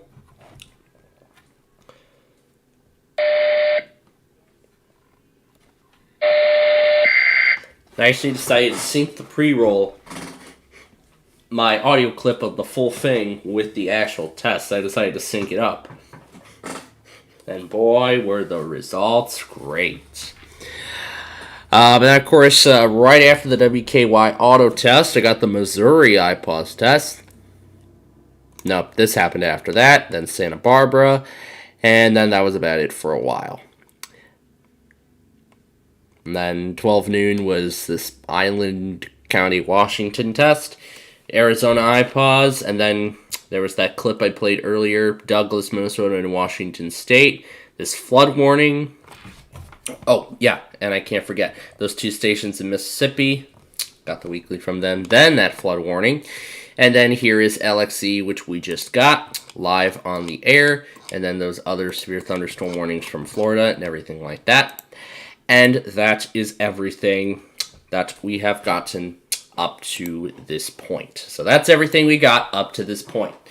Now, as we get ready for our Roblox show, you know I was saying about those two stories that I was going to explain? Well, I'll actually go ahead and take the opportunity to share those as I get everything ready for tomorrow here. So I'll go ahead and take this opportunity and explain the stories. So, other than that weird pre-roll, I did finally get word on the final fire drill of the school year, and in fact, most likely the last fire drill I will ever go through. As I was told during second hour, it was supposed to happen like toward the end of the day, but it was 7th hour. However, they postponed it. I don't know if it was weather related or... However, I think the most likely case was SAT makeups. They were still making up SAT testing for those who were not able to come into the building. You know, the week we came back from spring break, remember a couple weeks ago, the Wednesday and Thursday I had off the week after spring break, we were here getting all those tests. Well, this week it won't be happening. But now, after I heard the announcement, but never got an exact reason of that, here's what I'm thinking. I'm thinking that they're most likely going to make up that drill either during the second half of this week, I'd probably say closer to the end of this week, or sometime during the beginning of next week. But I mean, keep in mind here, there's only 3 full weeks left of the entire school year, Is that Harry Styles that Extra's playing? Oh, great. They played Africa as the very first song, and now they're playing Harry Styles. That is wonderful. But anyway, so there's only 3 full weeks left of the school year, plus half a week. Well, that's for me, that is. That's for seniors. I mean, for juniors, however, there's only like 4 or 5 weeks left. I mean, we get out like a week and a half early because of, graduation and all that stuff. So they got to take care of it. They got to take care of that before this month is over. I mean, they got it. But here's another story. It was like a while after that. Actually, 2 different parts. So, what happened? Well, I was actually, just before classic no, it wasn't during. Yeah, it was during class concentration. During my lunch hour. And I think it was actually right before that. So I decided to go back through the week Martindale game show vault, and I found all those.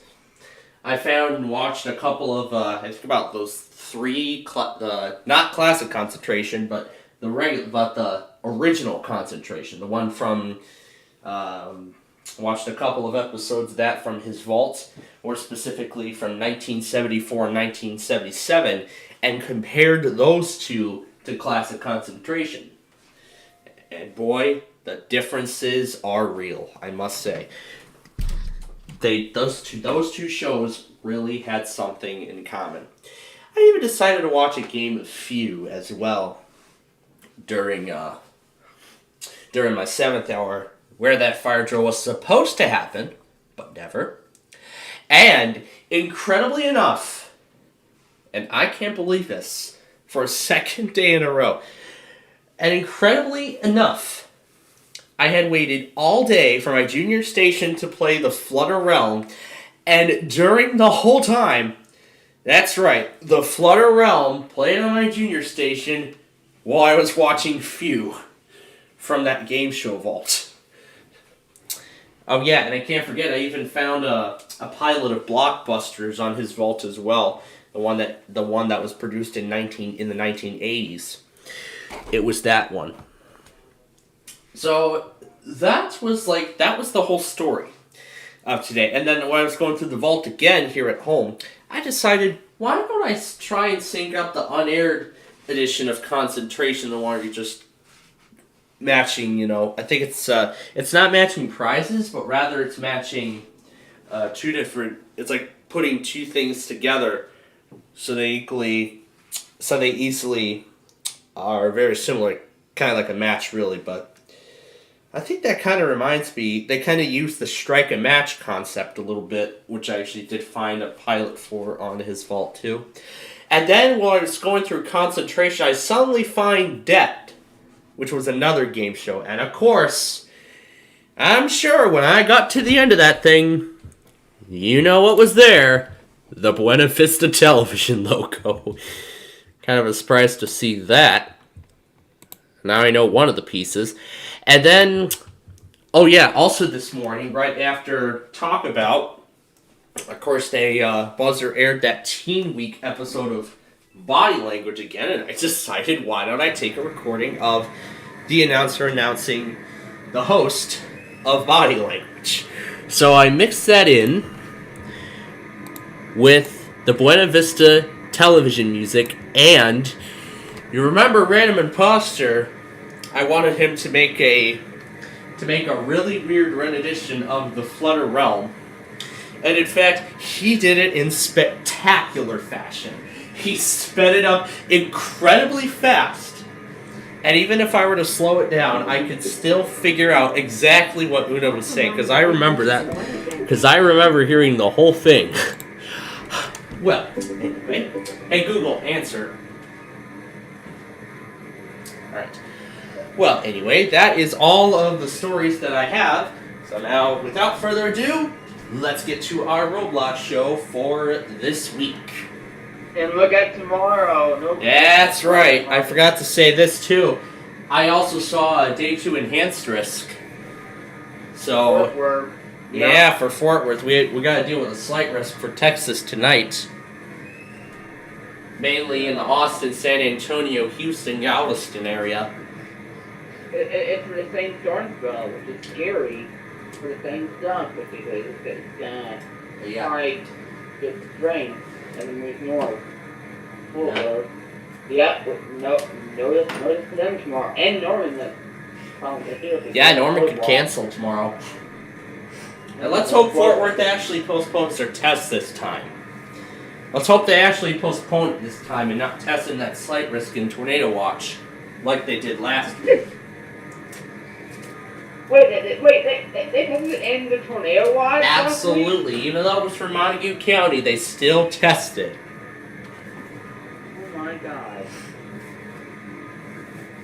And personally, I was very angry about that.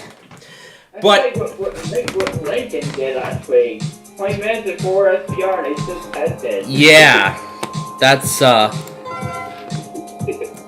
yeah, like the past couple of weeks, yeah, it was quite crazy. Yeah, it's been quite a crazy couple weeks. But then, of course, we're going to be seeing how tonight's Split Second goes, along with tonight's Millionaire, in which, so far, for those who haven't recalled from last night, the last contestant we had just won the $1,000 milestone, and he's going to try and double that to $2,000, and we will continue with that. We're going to see how that goes later tonight. Yeah, I don't know if Maryland's still going to do their test, despite since they already did the tornado drill. I guess we'll have to see what they do tonight. If they... Honestly, I don't know what they're going to do personally. But still, I'm going to set them up just in case they do. Because they did their own drill last couple weeks, and they never was drilling, and then they had their own resistance too. But anyway, Yeah. they still want to do the monthly tonight. So I don't know if they're going to actually still do it, or if they'll count the drill that they did. And a severe thunderstorm watch was just put down. Angelo? Lubbock and Amarillo, that is. The WSK-38 will offer this? WSK-38, you bet. Does that have the Lubbock stream? Does it still work? Yeah, we have an Amarillo stream, and it does work, actually. Because I use the Weather USA link now. Armstrong, Carson, Killingsworth, Dallin, Jeff Smith, Donnelly, Gray, Hansford, Hartley, Hemphill, Hutchinson, Moore, Eckeltree, Oldham, Potter, Randall, Roberts, Sherman, and Wheeler. Remember, a severe Oh, for the entire listening area. favorable for the development of severe weather, including large Alright. damage and wind. Now, for those who remember last week's show, we introduced Fast Match. Remember the concentration thing? Well, we're going to go ahead and start off with this one. Just to give you all a recap if you missed last week's program. Yeah, if you missed last week's show.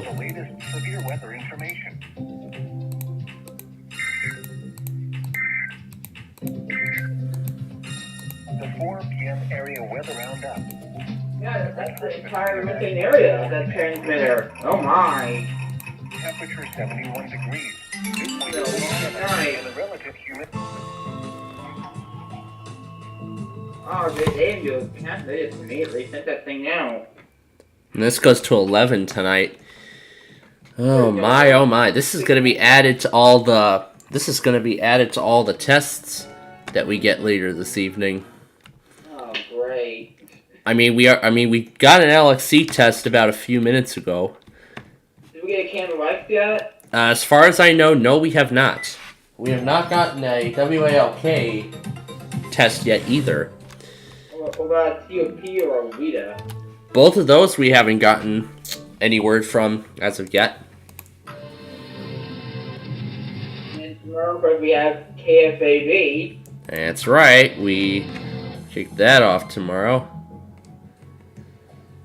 Alright. That'll be one of the first things we get to hear on your TV station tomorrow morning. Oh, that's gonna be, yeah, that's gonna be a lot of fun. But I'm sure you're probably gonna see me mess around with Buena Vista Television, some clip from Body Language, and even that extremely fast Flutter Realm clip The same thing that I'm going to be rudely awoken by while I'm putting all the tests together. It's going to be a lot of fun, won't it? It's going to be a lot of fun, won't it? Yeah, this was for all Emerald coverage. Oh boy. What a shame. I would love XGM to get their weekly in on the same day. That'd be nice. Oh yeah, did you do your test the other day? Yeah. Yeah, we took care of it on Sunday. Oh, you did for the watch email? Yeah, we did. In fact, Sunday, there was like... In fact, Sunday, the event was pretty much ending, so... Like, on Sunday, that was pretty much it. There was nothing else, so... Yeah, I thought, why don't we go ahead and get the test in since the severe weather event is nearly done. And yesterday, the watch came out of nowhere. I mean, is this even in the slight risk area? Oh yeah, they expanded that slight risk. They expanded that thing pretty good. Don't know if we're gonna see any more watches. Probably Norman, possibly Norman might get one. And I see Melbourne is issuing stuff too. Yeah, Norman probably issued their next watch. That's probably who's gonna be in it next. Oh boy. And POZ is... But luckily for today, the camera thread is not like it has been. And WPOZ is doing the warning. Until 6:15 p.m. At 5:33, a severe thunderstorm I was mean, this watch is the entire Agro listening We'll swap. basically.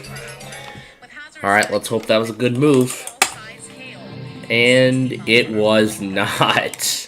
Not at all. Oh, of course, there's too much thing.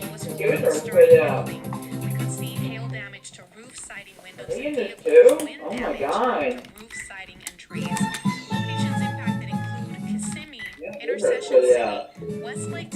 Wow, got the 500. Just got the 500 tickets on a Fishbowl Frenzy and only got 10 on here.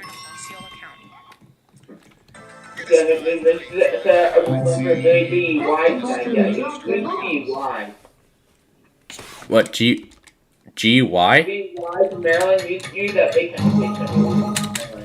B-Y. That one big country. Because they're instant. Yeah, they're instant. And they love Mountain, Texas, too.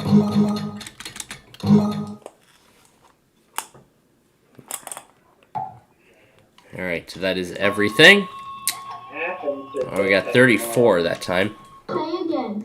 Oh, I'm good with that Louisville coming up. That's right, Louisville in about 20 minutes. And of course, I don't know if Gage is still getting the Mark Levin anthem, even though I've stopped. Hopefully you might get that here soon. I don't see it coming back. I don't see it coming. I don't see it coming back anytime soon, especially with primetime interfering with it and the events I've been seeing all over the news.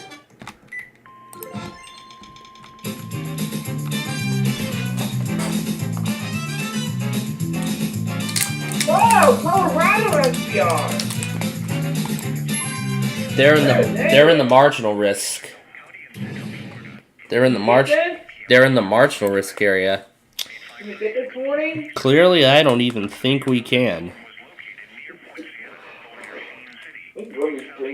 So bad. I mean, we had a stream for WX756 at one point.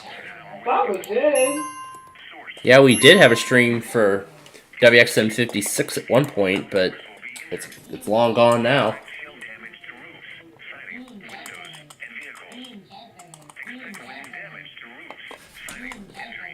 Ooh, got the big 200. Oh boy.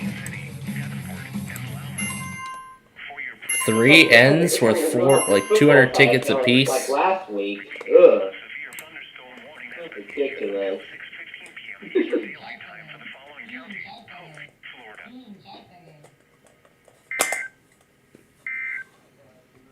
Amarillo? No, that was Tampa. Oh God. Yeah, as I was just saying, Florida's doing all this stuff as well. Are they not watch yet? No, they're in a marginal risk. I don't know, 'cause they got golf. Yeah, they're in a marginal risk.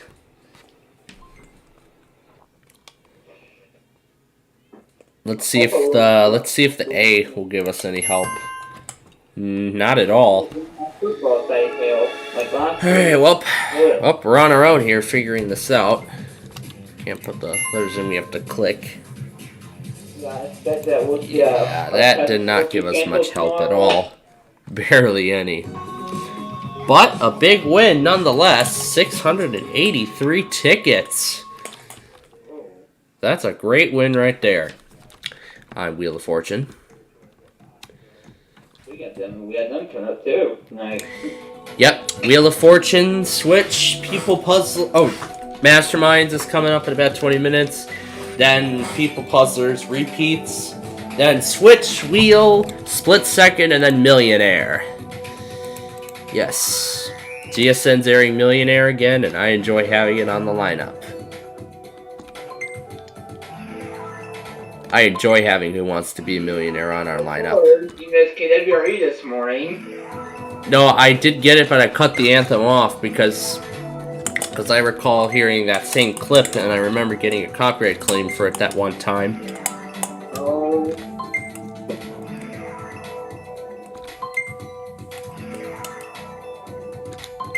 So I assumed it would be that, so I decided to cut it off, but... Probably just that one amp thing to it, isn't it? It's just that one that does it.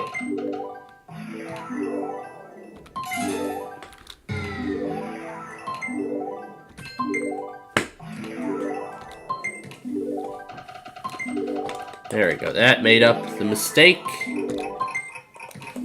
Oh yeah, it was probably the George Jones one. That's who it was. Yeah, it was that George Jones one. Yeah.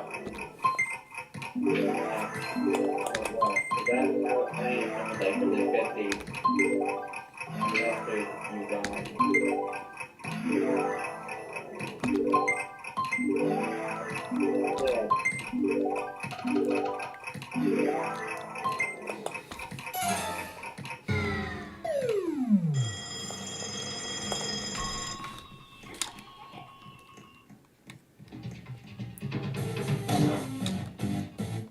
I think that Pete uses their alternate pure for their weekly this week. If they do, I wonder. Yeah, I'm surprised WTIC added a pre-roll too.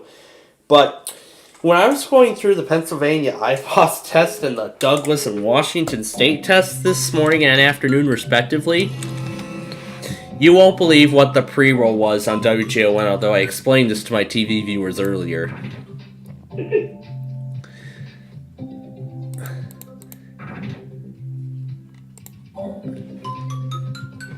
I know I can't pause the game, but you know what? I'll actually go back on the video and play a sample.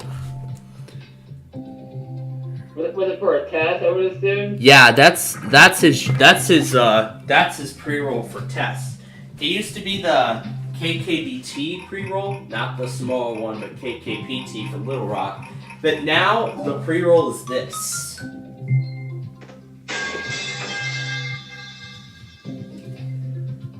Yes, that's literally. Yes, that's what it is. A metal bar hitting the floor. That's his pre-roll now, and I don't know what got him the idea to change his pre-roll to that. You know, I could picture the Flutter Realm. I could picture a portion of the Flutter Realm song being used as the pre-roll next. I can picture that already. I was having too much fun with that, Body Language, and Buena Vista earlier. Oh yeah, and don't forget to get that pricing with us this Friday at 9 a.m. If I even remember this time. But again, we'll have to wait and see. And then I did also explain the story, how I said that we were getting very close to being due for our last fire drill of the school year. Well, that was supposed to happen today, but they postponed it due to SAT makeup testing taking longer than anticipated. But I'm sure they're gonna. I mean, there's only like 4 weeks left, so they got to do it within that amount of time. Yeah, you're candidate for it. Because this, and in fact, I can't forget, because also this will probably be the very last one of grade school, very last one probably ever. So yeah, gotta make this. Get it if you're ready for it. That's right. We gotta make this one count. It was supposed to happen during 7th hour, but well, of course it didn't. But I'm sure it'll probably be at that same hour, whenever they find a makeup day. Which I'm sure they're gonna find one. I'm probably gonna get the prize drill like my school did last year. Remember? No, my school doesn't do. No, my school doesn't do it as a surprise. I heard my 2nd hour teacher announce it to the class, so that way we all could be ready. Last year, I heard that they were at Park Front Camp and they snuck in the school and pulled it. Remember that? That was a mess. Yeah. I'm not sure why our school does that. Yeah, I know my school actually does a much better job with those, announcing it to teachers, announcing it to their students prior.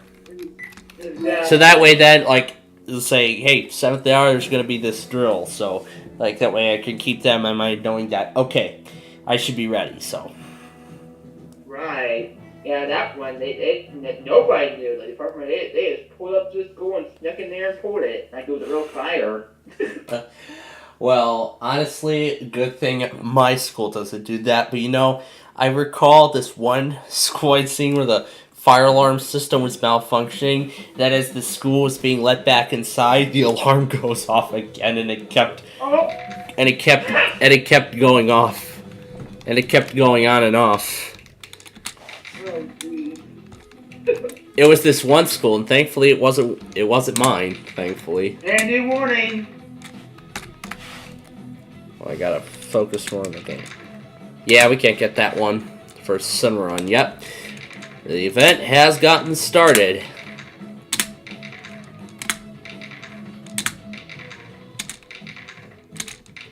That's Norman, isn't it? No, that's Amarillo. Oh, geez.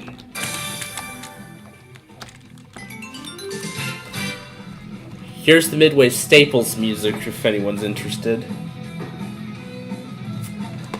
While I put the severe thunderstorm card on screen. Is the watch considerable? You can look at the details here. See how bad it is there. Yeah. Oh, won't get as bad as last week. Hail. Hopefully. Good. Yeah, hopefully not. I'm Alright. scared. So, Hail, Oklahoma. the main concern is hail, because severe hail is moderate, and 2+ hail is moderate too. Uh-oh. So pretty much the concern with this one is hail. So it's like last week, when we had the football-sized hail. Baseball teacup. Well, yeah, baseball, teacup, golf ball. Yeah, it was quite crazy. But again, if the event gets too intense, like if warnings start coming in at a fairly rapid pace, we'll stop the show and we'll transition to full-scale coverage. No more than Cypress, but yet they still had an ES3 tornado. They were really messed up there. Personally, yeah, because I think they didn't expect a tornado that large. Because I don't think they expected a tornado that large in such a slim risk. No, Cerri got torn away by that thing. They said. Yeah. Honestly, I feel like that was quite a mistake on the SPC's part. Kind of reminds me of Jonesboro last year when they did that. However, I've been seeing a bunch of other videos about that same tornado emergency, saying that tornado emergency was issued with no tornado at all. What? That was from some of the videos I've seen. I saw titles explaining. Yeah, I've seen titles explaining such. Well, it must have been a false report then. So they might have issued it as a false report. But of course, false report or not, they should have taken it. They all took it seriously, and we took the tornado emergency seriously here as well. Right. But well, then like the one on Father's Day, you were SPN, and there was a PDS for your county, PDS tornado warning. Oh yeah, June of. Yeah, it was last June. Yeah. Yeah, a lot of you remember watching our Minecraft stream that day. Of course, you all heard the tornado warning on my iPhone, and I'm sure you all heard the destructive severe thunderstorm warning that got issued for 90 miles an hour during spring break. And of course, at that time, we were running if I can recall, we were running a baseball live stream that night. Yeah, I think we were running a baseball live stream that night. And thankfully, Wheel of Fortune got in just in time before it started getting intense and whatnot. So at least WLS aired the entirety of Wheel of Fortune. Did your sirens go off for the higher? Did your sirens go off for the SPR 9 miles an hour? Did they? Well, unbelievably enough, the Village of Oaklawn did not do that. Did your phone go off for it? Of course my phone activated. Of course my phone received a wireless alert. And I noticed for some strange reason I can actually enable wireless alert tests now. Yeah, that way you get a monthly test. Yeah, you get a monthly. Yep. Well, we're gonna see how often. Let me be honest here. Other than the national wireless test, I have never gotten a... Well, let me be honest here. Like, ever since the last wireless alert test that I got, which... And I know it was supposed to be the national test, but my phone never received the wireless alert, and I'm sure the test alert toggle was not available at that time. I'm not sure what kind of pattern my state has or this local area has for a wireless alert test. So I don't know. So I don't know what the pattern is. But now that I've enabled test alerts, we're gonna see what the pattern is. Yeah. Or you didn't get those warnings on your radio. They're not. You screen recorded the warnings. That was how come you recording it on your radio? Well, that was because I was going back on a lot of those warnings that I had missed. I was going back on a lot of the warnings that I had missed, and I figured since I was already on the screen recording, I thought, okay, well, why don't we go back? Why don't we just keep the recording going then? And I decided to add in the moment my phone received the destructive severe thunderstorm warning while I was still going back through Milwaukee. While I was going back through Milwaukee on all their stuff. And boy, it was quite a day. I actually may not end the Tuesday compilation after Louisville, because I know there's probably going to be a lot more tonight, so... I'll let it go up until the Sioux Falls monthly test this evening, in which I'll give KSU about an hour to run the, I'll give KSU about an hour or so to run the monthly test before I start prepping everything over for Maryland, Nevada, all that good stuff. I mean, I can't remember the station that I had used last time, so I'm gonna have to. Yeah, WBUY, that one that I always use. The one that me and Mario. WBUY for Maryland. WBUY, 97.9. Absolutely, yeah. I will definitely set that up. And maybe we'll hear a great rendition of This Is the Maryland, and maybe we'll mix it together with the Flutter Realm later tonight. I don't know, probably sometime after the show, but I don't know. We'll see. But anyway, enough business. Before we get to this skee ball thing, I have never seen a high score this large. 105,500 to win 1,035 tickets. Personally, I think somebody must have cheated on this game just by looking at that score. I think he might have hit it. I think the last player might have hit all those doubles, and that's what probably got him to that high score. And no, we're not watching Zumo TV either. And I don't really think Extra is going to test today. So let me go ahead and put the Carney rail cam on to find a coal train. Yay, that's awesome. But anyway, and of course Nani.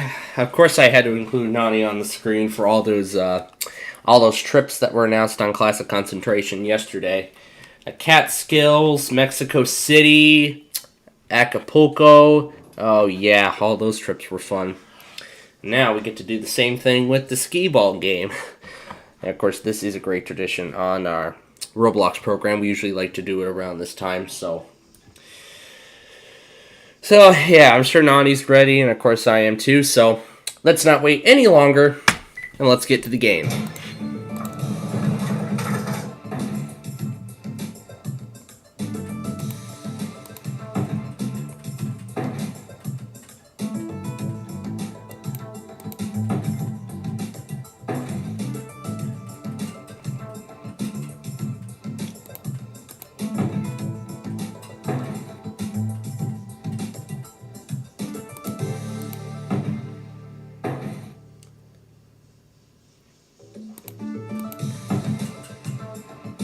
Way too soft.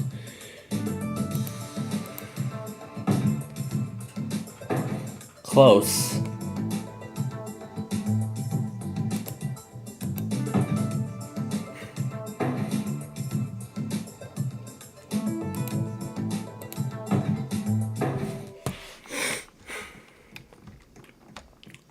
You know, I was thinking, since Pluto TV is airing all those Season 3 episodes, I wonder if they're ever gonna, I mean, they aired the, I don't know if they're ever gonna air the Puppy in the Ring special again. 'Cause that's where I'm gonna have a whole lot of fun. I'll just, you wait. Alright, so let's get to this thing here. How many credits do we have remaining? 35.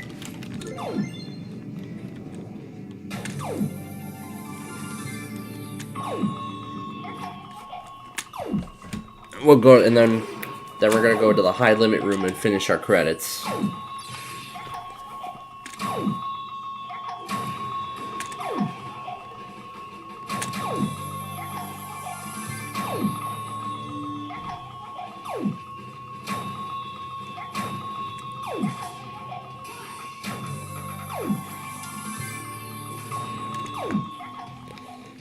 Since we're gonna play solo on the bingo game, let's actually play that next. Gonna watch the timer on that game as I ring up the remaining credits.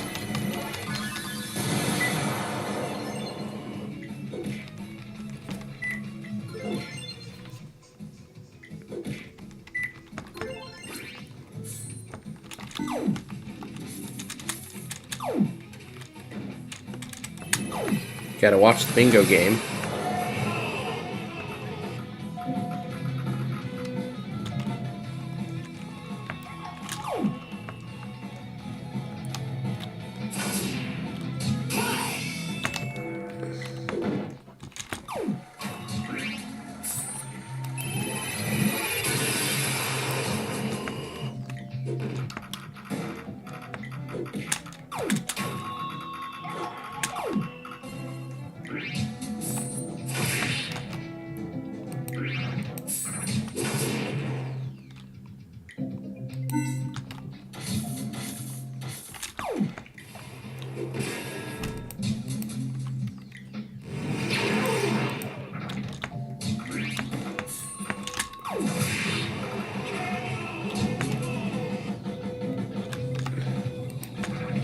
We're going back and forth here pretty much.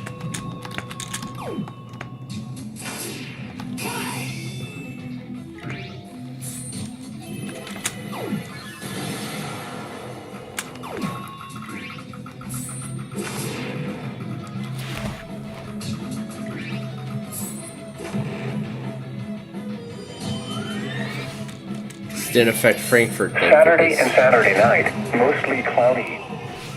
Scattered showers. Highs around 70. And of course, I turned this thing on again the next day. Chance of rain 50%. Of course, the Tri-State Tollway never came Sunday back. and Sunday night, mostly cloudy. Scattered showers with isolated thunderstorms. Highs in the mid-60s. Lows in the lower 40s. Chance of rain 50%. Monday and Monday night, mostly cloudy. Isolated showers. Highs in the mid-50s. Lows in the lower 40s.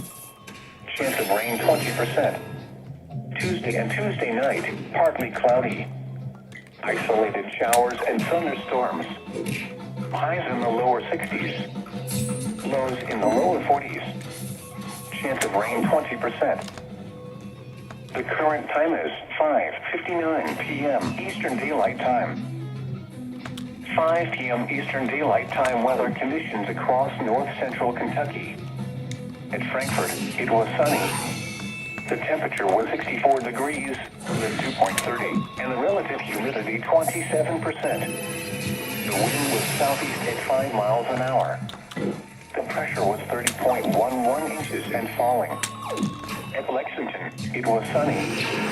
The temperature was 64 degrees, the dew point 29, and the relative humidity 26%. The wind was calm. The pressure was 30.12 inches and falling. At Louisville, it was mostly sunny. The temperature was 65 degrees. Final 5 credits. Humidity 27%. The wind was southwest at 5 miles an hour. The pressure was 30.10 inches and falling. Once again, at Frankfurt, it was 64 degrees under sunny skies. Elsewhere around the region, it was... And now, to Masterminds.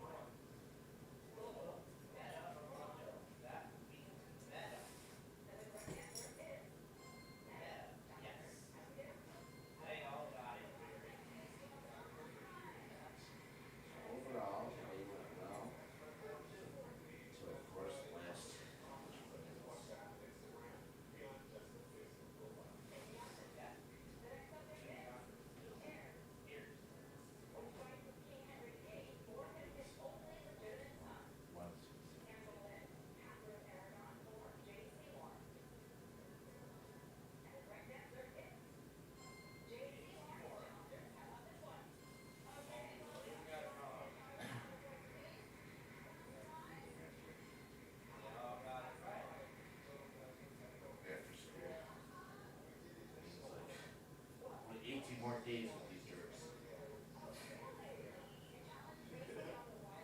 I'm trying not to count.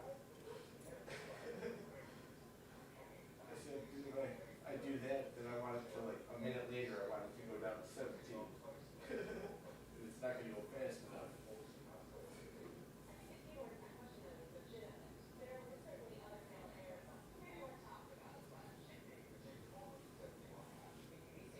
When it gets down to 5 days, that's when it will.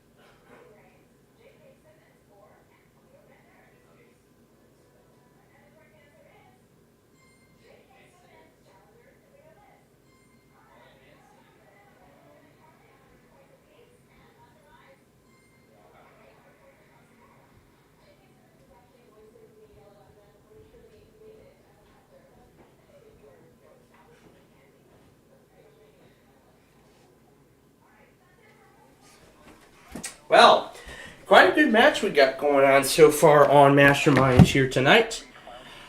The Louisville test has not happened yet. We're still waiting for that. Highs in the mid-60s. East winds 5 to 10 miles an hour. Becoming southeast around 15 miles. Brandon, I don't know if I could answer any of those questions. Cage Well, I can only focus on one at a time. If I can focus on one station, then I can. But yeah. All right. Now, while we wait for Masterminds to come back, let's go to Arcade Island.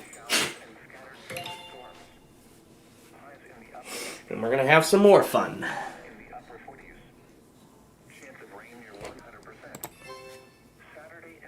Now, do keep in mind, I may not get the KHPR test every week. Not every single week, though, but only on a few weeks do I ever do. But, I mean, it is what it is, so. Warning can become addictive.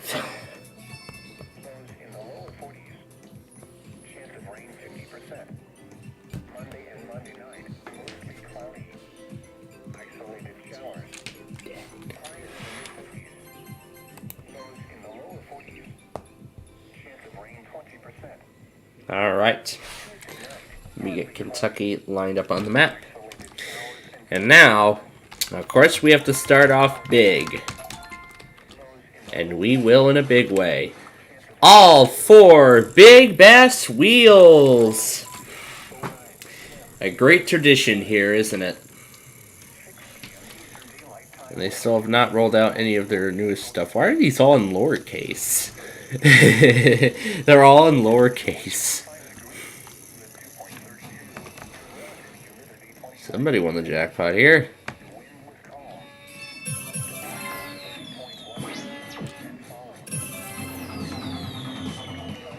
Let's see if we can break the bank on here.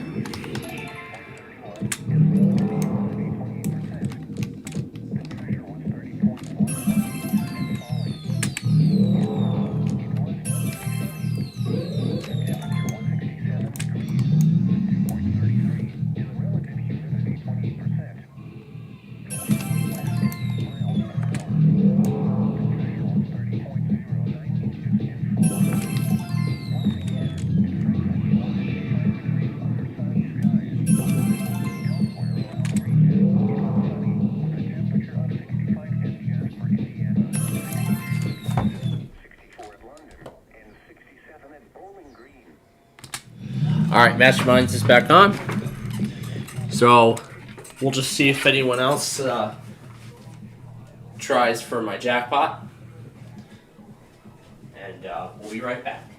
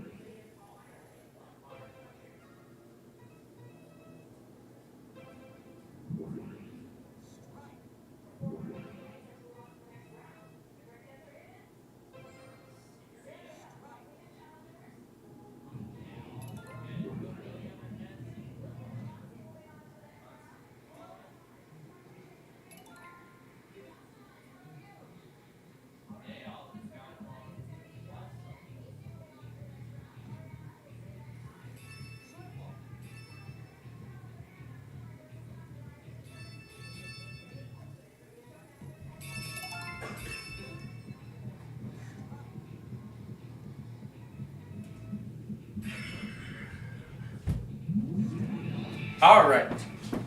Back to the show.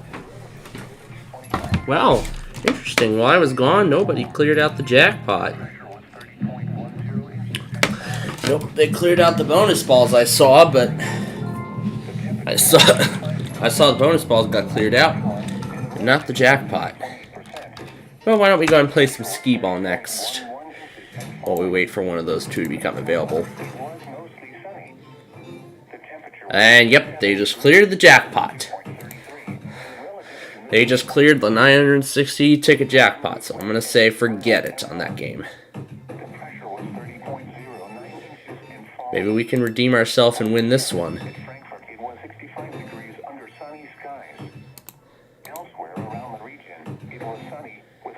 Okay, I'm going to have to try a different strategy.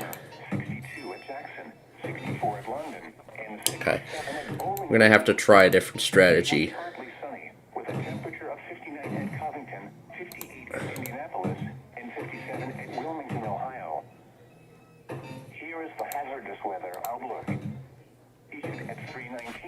Oh, okay. Well, let's try it again. Maybe we'll get it this time. No hazardous weather is expected at this time. And now the extended outlook for the period Wednesday through Monday. Showers and thunderstorms increase Wednesday night through Friday. Although severe weather is not expected at the moment, periods of heavy rainfall might cause localized flooding issues over urban and thoroughly drained areas. Spotter information statement. Spotter activation may be needed. More information, along with other weather, hydrological, and climate information can be found at weather.gov/Louisville. And now here is the 8 to 14-day outlook for the region. This forecast is valid for the period from May 3rd to 09/2023. For Kentucky, temperatures are forecast to be below normal, and precipitation is forecast to be normal. For Indiana, temperatures are forecast to be below normal, and precipitation is forecast to be normal. For Tennessee, temperatures are forecast to be below normal, and precipitation is forecast to be normal. This long-term outlook is updated on NOAA Weather Radio around 5 p.m. Eastern Time each day. Now for the official National Weather Service forecast for Frankfort and surrounding communities. Tonight, clear until midnight, then becoming partly cloudy. Lows in the upper 30s. Southwest winds around 5 miles an hour. Wednesday, mostly sunny. Highs in the mid-60s. North winds 5 to 10 miles an hour. We were close. Wednesday night, mostly cloudy. Let's try it once more. Maybe we'll get it this time. 5 to 10 miles an hour, becoming northeast after midnight. Thursday, mostly cloudy. Isolated showers in the morning, then scattered. Looks like we may actually get it. Highs in the mid-60s. East winds 5 to 10 miles an hour, becoming southeast around 15 miles an hour in the afternoon. Chance of rain 50%.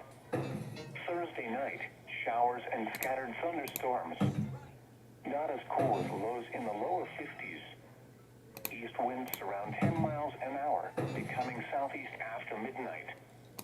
Chance of rain near 100%. We got it. Now the extended forecast for the radio listening area. Friday and Friday night. 30,000 points. Highs in the upper 60s. Lows in the upper 40s. Chance of rain near 100%. Alright. Why don't we ring up this game here? Saturday night, mostly cloudy. Scattered showers. Highs around 70. Lows in the lower 50s. Chance of rain 50%. Sunday, Alright. Sunday night, mostly I'm gonna hit the big 40, scattered showers and isolated thunderstorms. as soon as I hit that, we'll go back over to Masterminds. Lows in the lower 40s. Chance of Nah, forget it. 50%. Monday and Alright, I'll just let you watch the game as we go back to Masterminds.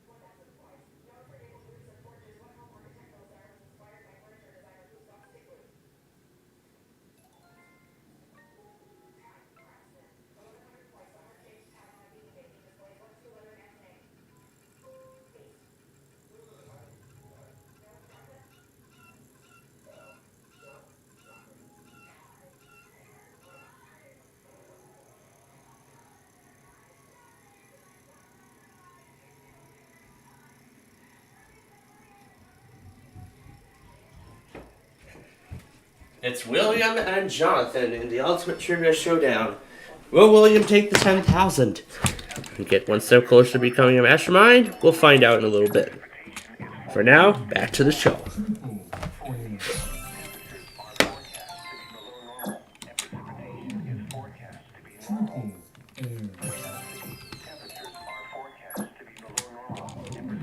Close.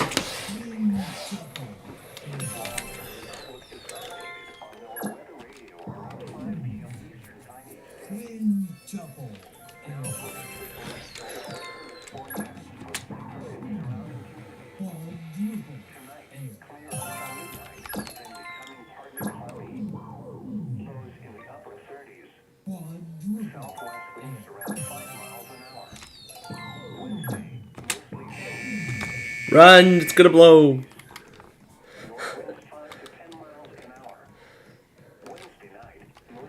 All right.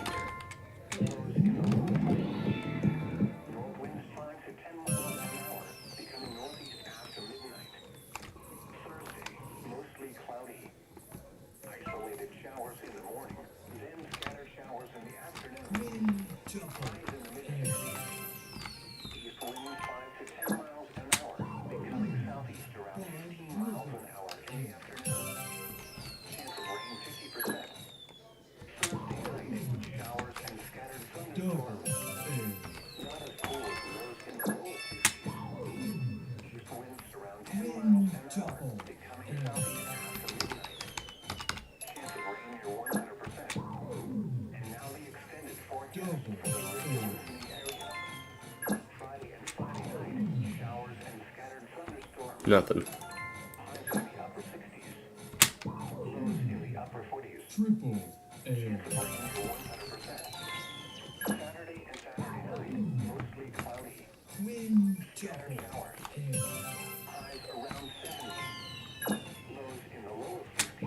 Run! Might blow for real this time.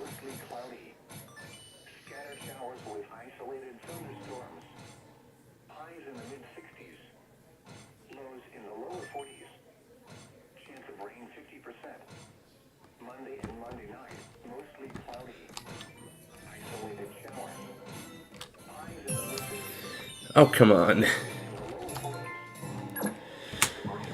Oh, that might do it. Nope, we're getting dangerously close. That might do it. Still no.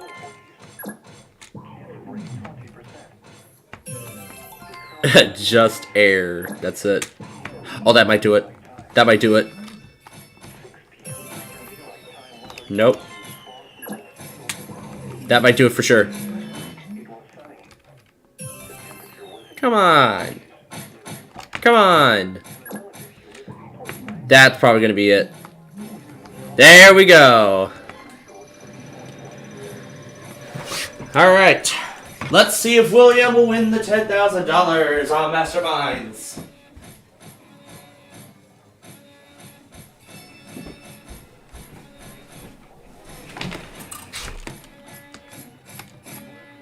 We'll stand in front of the dance cue because that's what we're going to play next. Unless somebody comes along and tries to take that jackpot.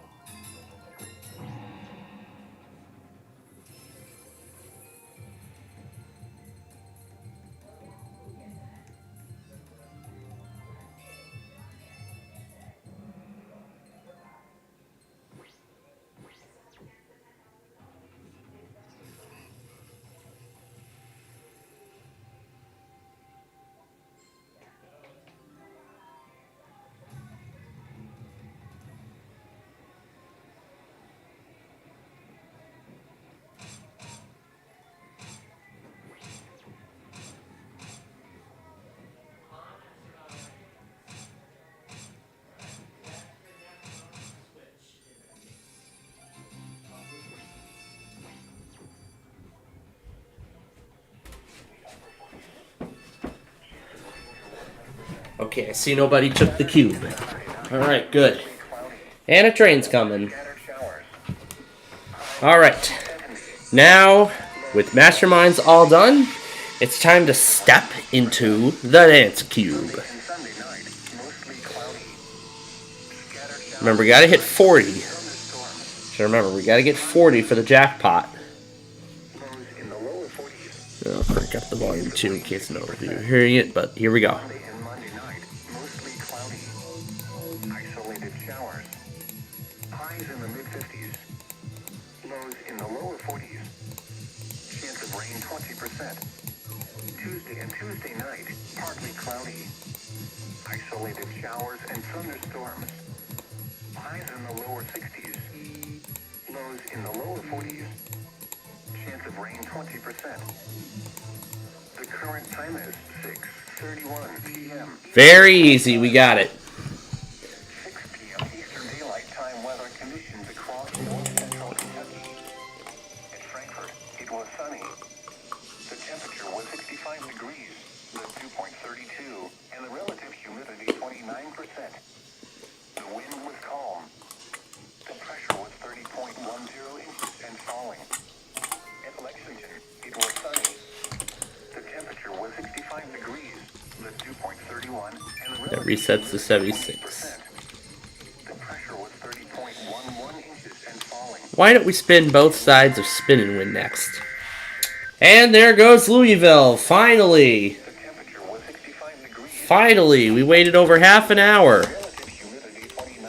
The wind was calm. The pressure was 30.10 inches and falling. At Lexington, it was sunny. The temperature was 65 degrees, the dew point 31, and the relative Got the jackpot. The pressure was 30.11 inches and falling. At Louisville.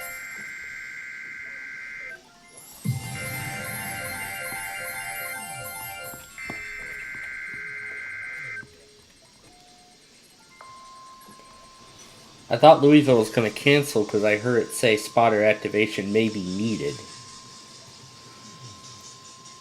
This is a test of the NOAA radio warning alarm device and the emergency alert system. During potentially dangerous weather situations, specially built receivers are automatically activated to warn of the impending severe weather or hazards in north central Kentucky. Tests of these receivers are normally conducted every Tuesday between 6 p.m. and 7 p.m. local time, and every Wednesday between 11 a.m. and noon local time, when there is a threat of or existing severe weather in the area. Why don't we actually give both of them another try? The next available non-facility. See if we can get it all to repeat. This broadcast originates from the National Weather Service Office in Louisville from a transmitter in Frankfort on a frequency of 162.5 megahertz. Reception of this broadcast and the warning alarm will vary in any ceremony. To provide the most consistent warning service possible, the warning alarm will be activated for watches and warnings affecting the following counties. In north central Kentucky, Anderson, Franklin, Henry, Owen, Scott, Shelby, and Woodford. This concludes the test of the NOAA radio warning alarm and emergency alert system. We now return you to regular programming.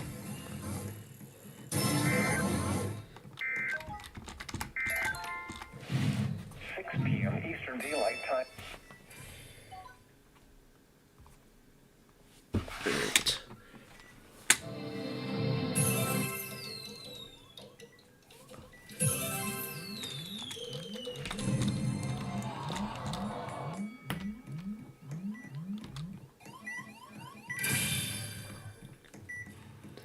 There was something I forgot. This game. Yeah. I forgot the cool bounce game over here.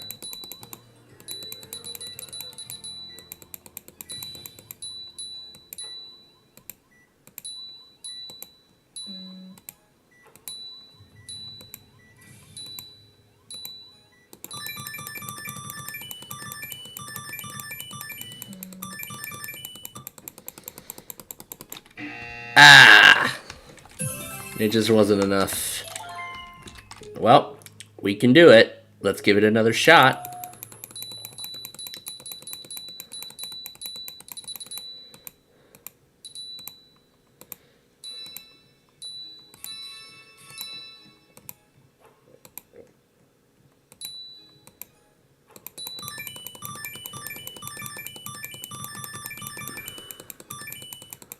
Can we make it this time? No!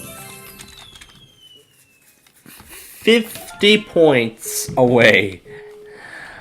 Oh man, you know, it doesn't get much better than that, folks.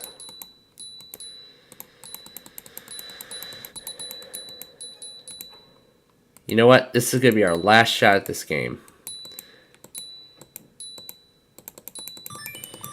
Alright, last chance. Let's make this count. Come on! Come on. Okay. Alright. 3,600 now. You know, we were, again, 50 points off from the jackpot. You know, I think that's the closest we've ever gotten. You know, 50 points. Alright, let's try it now. We should make it this time. And this time we do.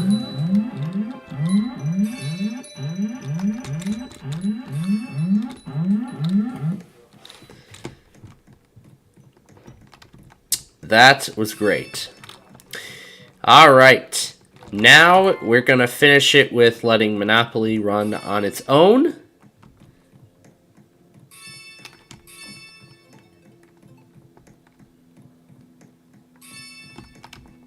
We're going to get some more credits for our pleasure.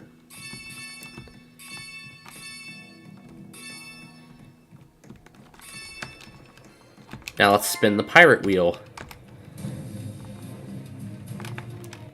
Now I better be careful here as to how many games I have rung up, because I can only have 6 rung up at a time, so I'm going to need to be careful. So this is number 3 I rung up. This is number 4, and I need to be careful, because I better not ring up too much. I've already made that mistake twice. I don't want to ring up too much or I'm going to get kicked off the game, so...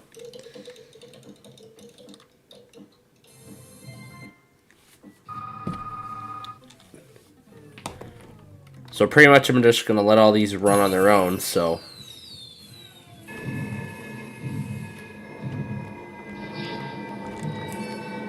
I say no. Let's keep going.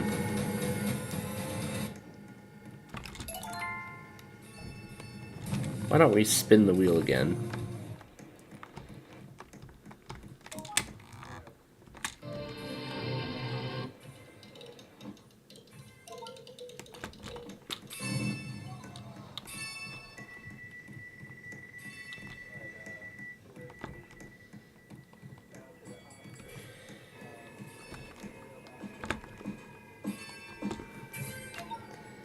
I feel like that's a prop.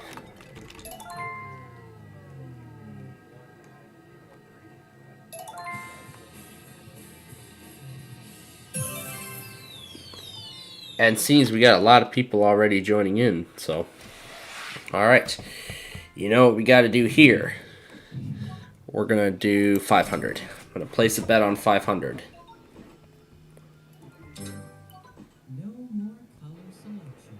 Alright, now let's see what happens.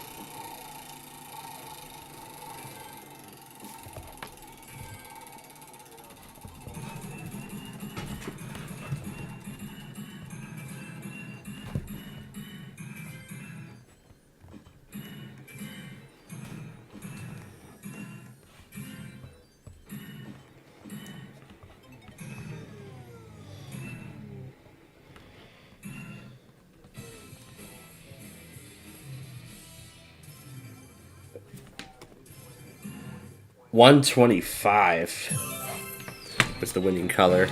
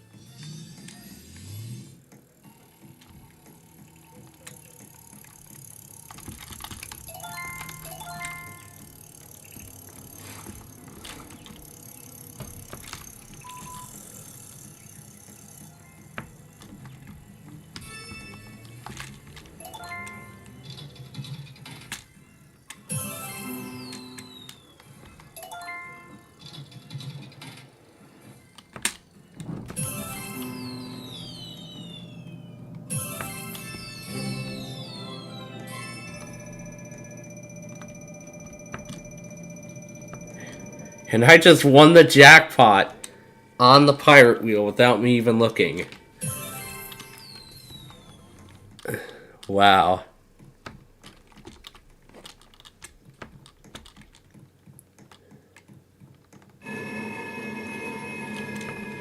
Haven't played this yet. We might as well.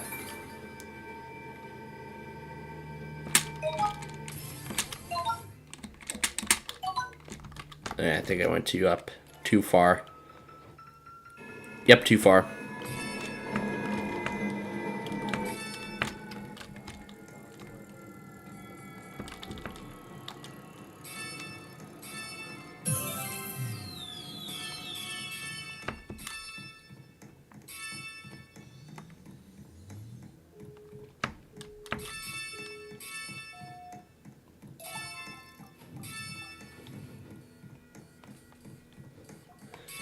And yet again,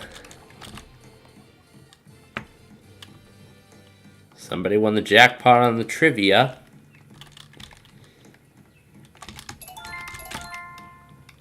And I'll join in with her.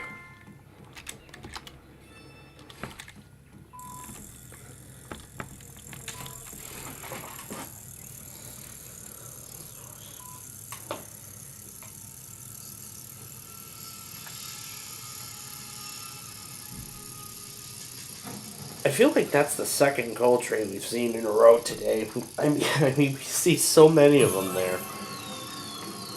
Ah, he got 4. Look at how close she was to the bonus. She was so close to winning 12,000 tickets. Yeah, I'm not kidding. 12,000 tickets. That's how much that bonus is. Can you believe it? Looks like it's counting up over here. 233 on Monopoly. And now somebody else just won 1,000 tickets over here. What luck. Thanks for playing. See you again soon. Oh yeah, we will see Arcade Island again soon. After we play skee ball one more time, and we'll finish up our last credits. Ah, spoke too soon. I was gonna say, I was hoping we were gonna get a jackpot, but I was too late on that. I don't think the 18,000 applies, so. But we can still do it.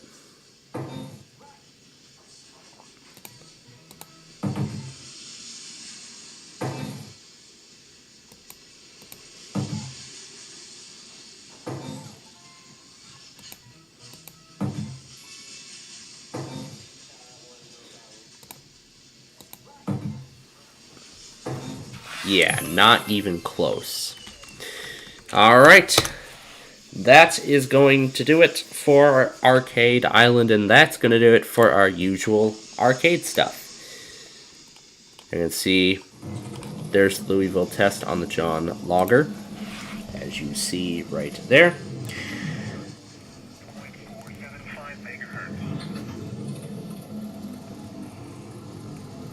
Now, let me go ahead and put the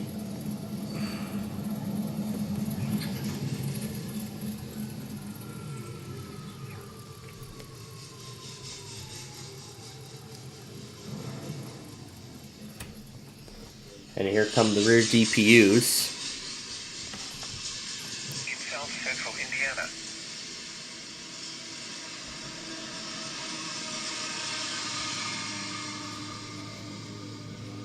Now that's how I'd love to see a train end, personally.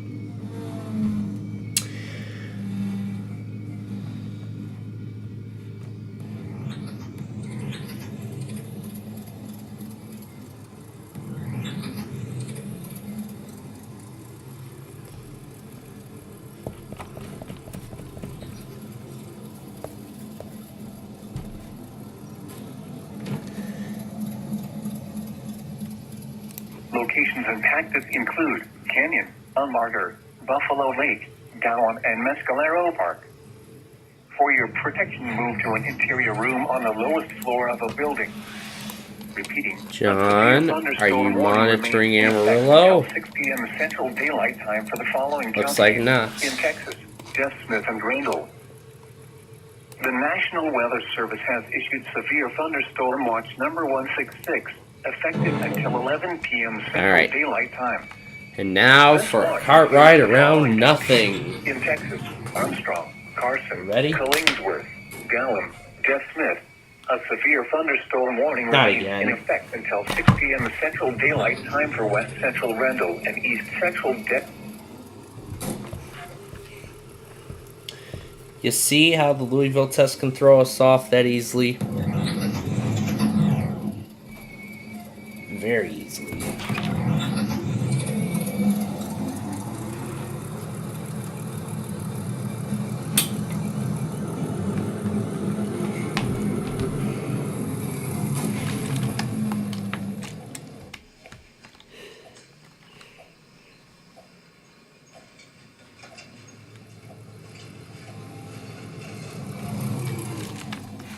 But wait.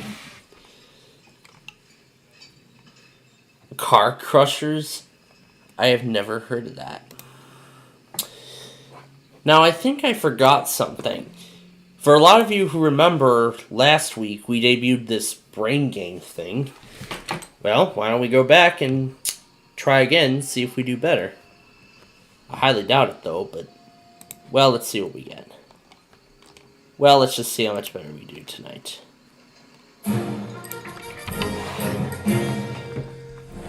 I better adjust the volume because I have the scanner up at 100%.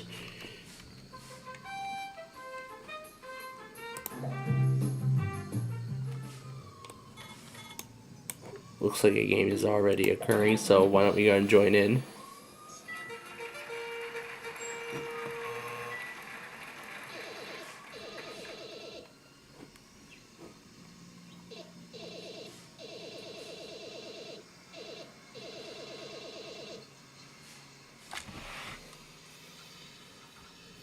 So that's for the next question.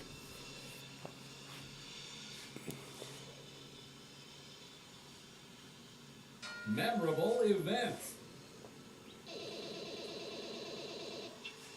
14th and 15th century Europe was defined by a lengthy war between France and England.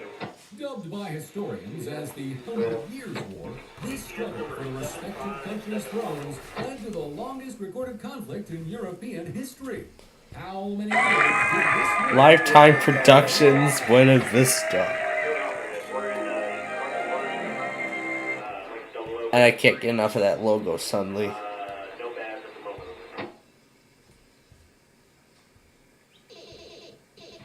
Alright, signal indication, give me a call 8 seconds.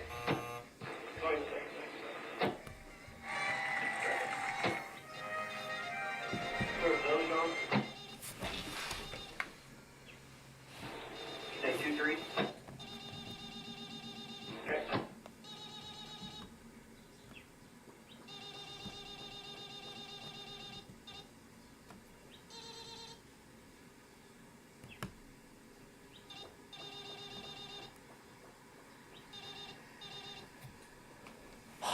Uncle Bossman.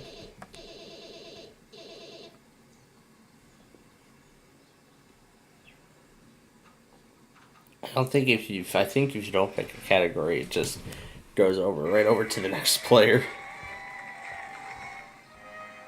It's Rick, fam.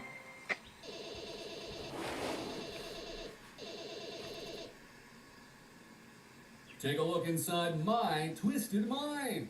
I've concocted my very own original character. An evil, nasty version of the classic literary character, Dr. Jekyll. It's never been done before. I'm a genius. Now, what would the name of this sinister alter ego be? And here we go yet again. Oh my.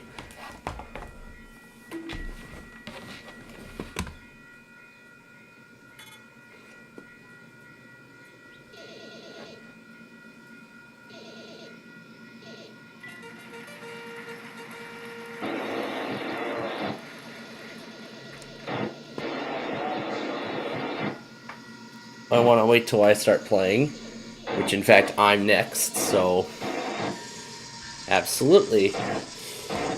We will do memorable events again. Memorable events.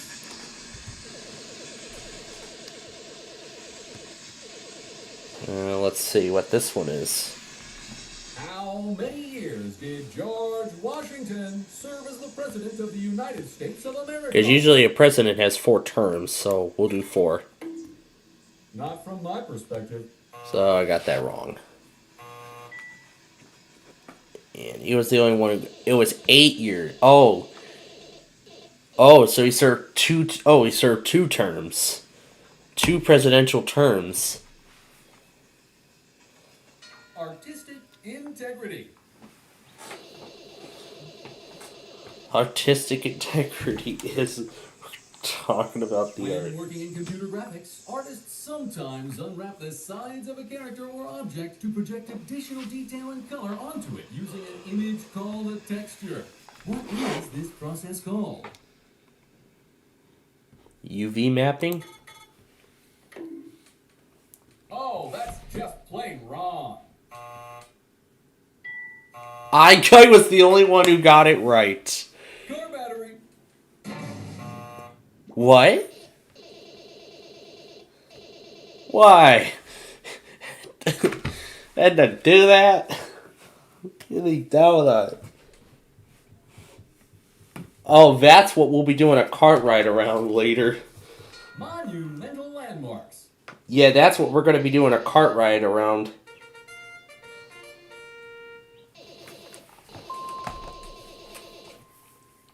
Now that's what we're going to be doing a cart ride. We're going to be doing a cart... Streets, gaze upon a Golden Gate Bridge, and peruse the abandoned halls of Alcatraz in this grandiose sightseeing adventure. Do you like tickets and so you can take a whole family with you, but at least not those little baggies of pretzels are delicious. Now that makes sense. That's a more realistic prize. The Leaning Tower of Pisa is one of the most famous buildings in the world, notable for its iconic and eponymous lean. How long did it take for it to be built? I'd say 13 years. Radar indicated. Impact, minor damage to roofs, siding, and trees is possible. Hail damage to vehicles is expected. 200? 200 years to build that thing? You know, with this game, we really learned something new. I'm in terrible pain. A snake just bit me, and its dangerous toxins are now coursing through my veins. What term would you use to describe the aforementioned snake? Venomous. The National Weather Service.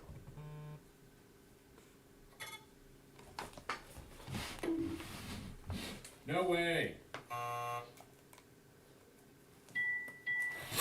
Only me and Peanut got it right. We're here at the end of the round. It means it's time to announce the grand prize. What is the grand prize?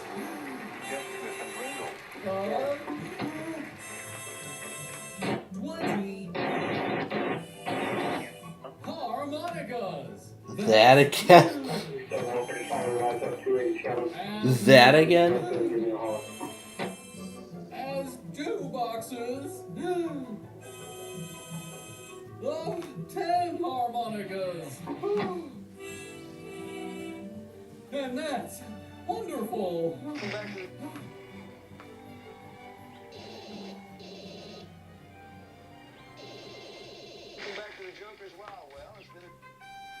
You're this episode's grand champion.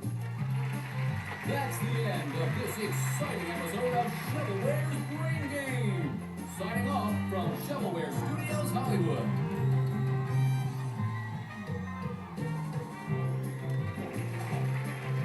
This episode is sponsored by the good folks at Arcadian's Home Appliances. Order before dinner and they'll ship it in the morning.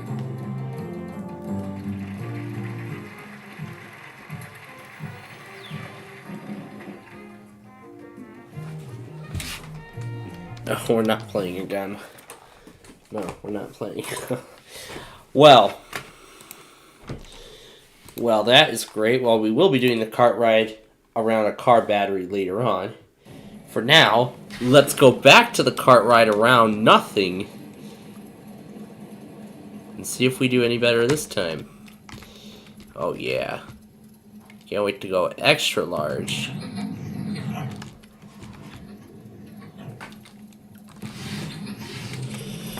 Alright. Maybe we'll wait for the extra large cart to... Good. Maybe we'll wait for the extra large cart to get out of the way first before we go anywhere else.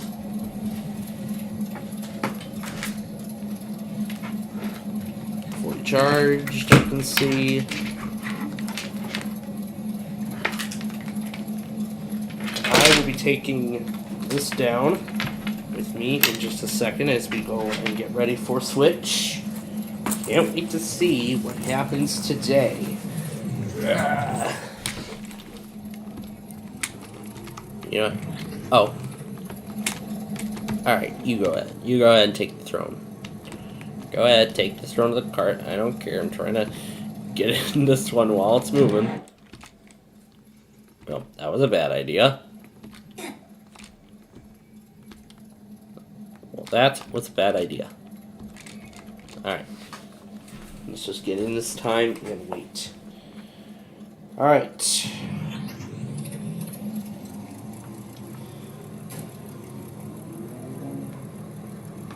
Support for HBR streaming comes from WeatherPro, which supports nonprofits providing homeless families with access to affordable housing, such as women in need on Hawaii. WeatherProEAS.com. By gastroenterologists with 20 years of research. More online, probiotics.com. From Fisher Investments. Fisher Investments team of specialists tailor portfolios to each client's long-term goals. Learn more at FisherInvestments.com.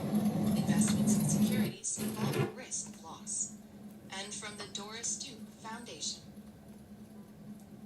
And you are tuned to KHPR Honolulu, KKUA Guadalupe, KANO Hilo, KHPH Kanoa Kona, KIPL Niue, and KJHF Kuala Lumpur. We've also got translators K203EL Haleiwa, and then there's K235CM. All coming together as HPR Report. And I'm Dave Lawrence. Thanks for joining us. Planning to be back with the full show coming up at 4. The world is next with the struggle over Sudan, and they will take us inside that. Coming up tomorrow, these new repack, new road stories episodes get started. The Doobie Brothers are joining us this week, and we're thrilled to have all 3 primary song writers from their entire 50-year history joining us in this week. We'll have them all, and it'll start tomorrow with Countdown from the voice of Mojo with their hits, and it'll be a lot of fun. Alright, now to switch.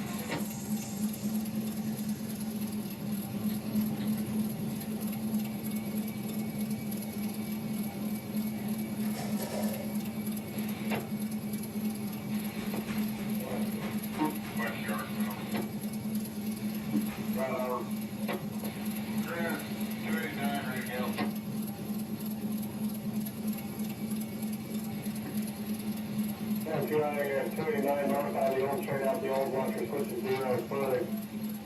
Half a trip with him. Alright, straight out the old way and we all TCD. Thanks, man.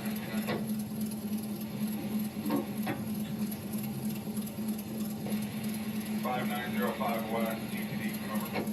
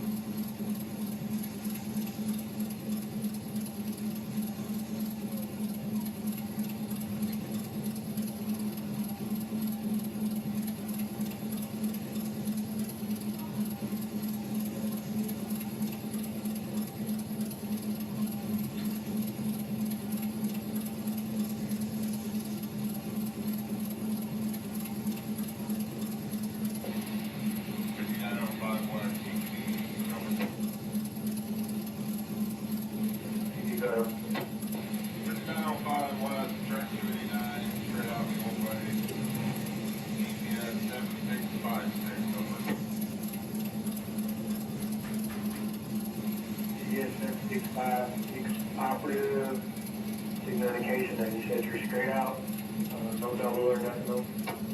That is correct. Signal indication, out the hole. Alright, once the signal will thank you out. Cassie's gone. We're down to 4. But only one can advance. What in the world? Oh, that's right. The stock short.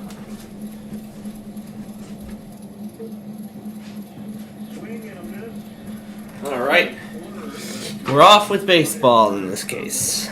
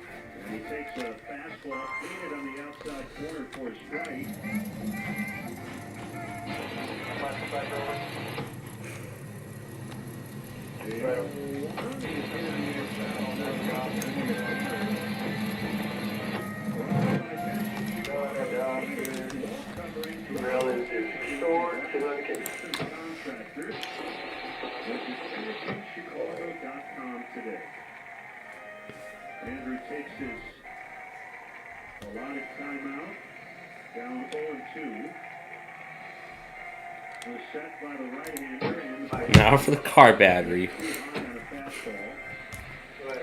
have been held to 6 hits combined over the last 2 games. As a team, they're just waiting on one to clear the AW there.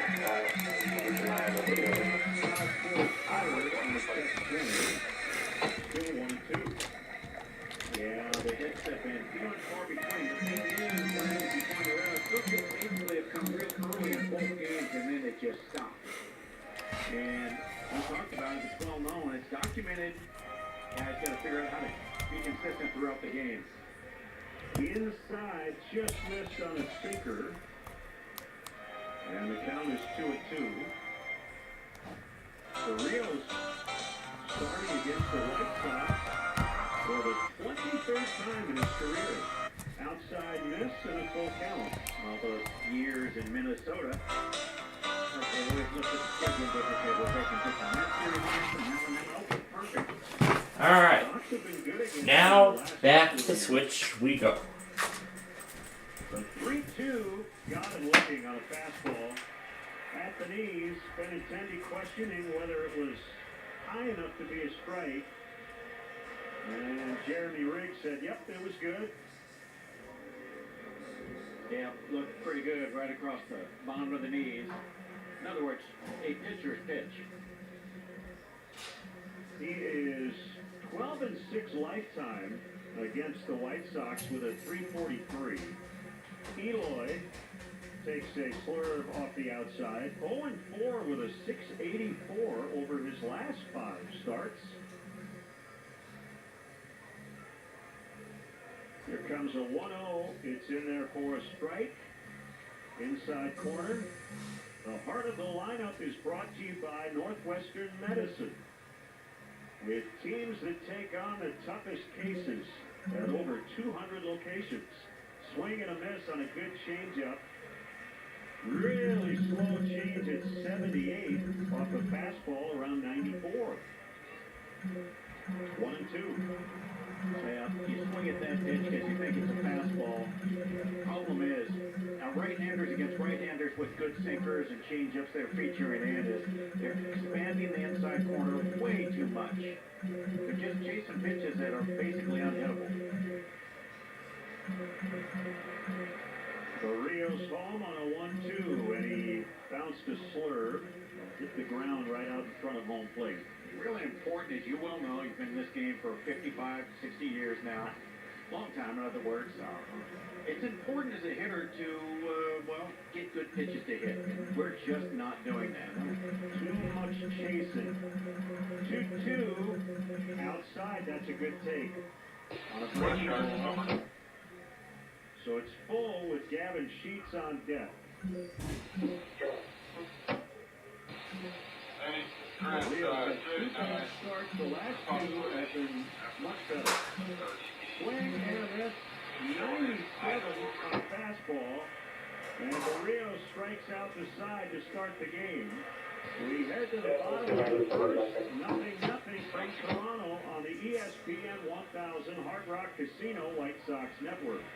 Are you looking for more? Who isn't? Exactly. This is Brian Cranston, and I'm here with my pal Aaron Paul, and we discovered the more of what you're looking for. It's Dos Hombres Mezcal, and let me first address you tequila drinkers out there. If you like tequila, you're going to love Mezcal. Because Dos Hombres Mezcal gives you the more. Think of it as tequila's older brother, richer, more flavorful. And Dos Hombres gives you just the right amount of more, and it's about to be your go-to drink for those everyday moments with great friends that call for more. It's Dos Hombres. It's faith. It's friendship. It's Mezcal. Accident, yeah, you're going to have questions, you're going to have bills, and you're going to have medical issues, but you will also have me. I'm attorney Tony Ivoni. Visit me at calltony.com or call 708-400-0000. You don't have to struggle alone against the insurance company. I'm here to fight for you. Visit calltony.com or call me at 708-4-million, because you deserve better. No matter how challenging today's market is, you need an expert to guide you in selling or buying your next home. I'm Lenny Fine. Let me tell you about Hearthside Realtors. The stories of families just like yours, looking for the place to call home. Hearthside is licensed in Illinois and Indiana. We have 3 agents who speak Spanish, and we're dedicated fans of Southside baseball. Check out the latest listings at HearthsideRealtors.com, and let's find you the home to create dreams.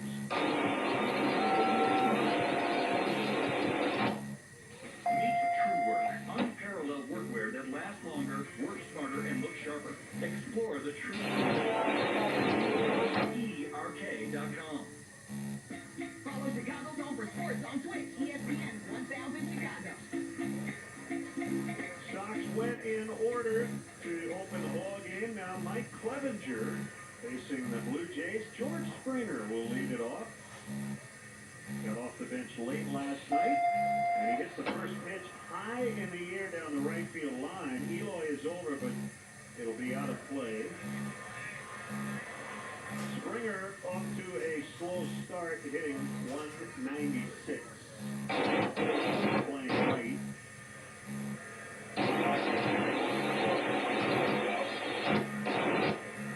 The 32-year-old Mike Clevenger on an 0-1, swinging a bouncer into center for a base hit. Lead off. It'll bring up Bo Bichette, hitting 327.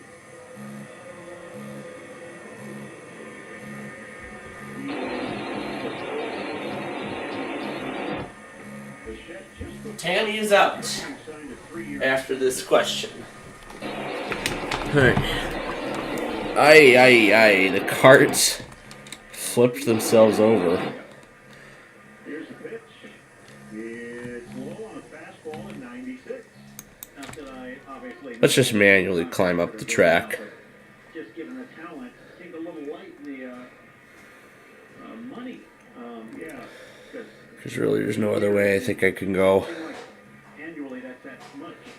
Yeah, I was a little surprised, low for a ball. And look, the overall. Let's just try and get through the entire. However you slice it, it's a lot of money. But he's if not an elite offensive player, he's pretty close. Yeah, he's premier. Let's put it that way. 2-0 tap foul right at the plate on a check swing. It's 2-1. I just, and when I talk about money anyway, in comparison, it's just similar talent in what it's making in comparison to what he's going to See if I can get under the wire. He's not a free agent until what, after Oh, yes. so, I could go under the wire. He wasn't going to get the free agent money until he got closer. A stretch by Mike. Here's a So how is all that supposed to work with the wire? I don't know. on a slider to make it 2-2. All parties, right? That's all that matters. All parties. If they're happy, there you go. That's it. Now that we have some free room, let's actually take a rusty cart. His last start when he was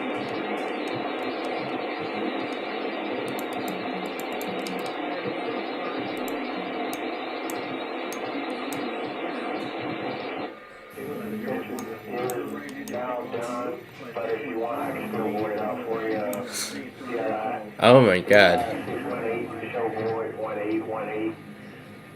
That looks kind of scary. on the infield, outside on a fastball, and a full count.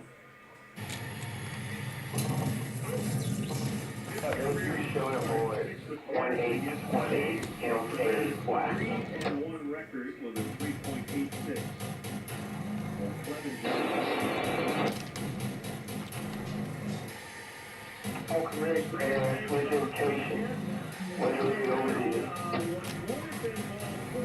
Instead of strike three, Grandal did not throw down the second. It'll be a stolen base for Springer.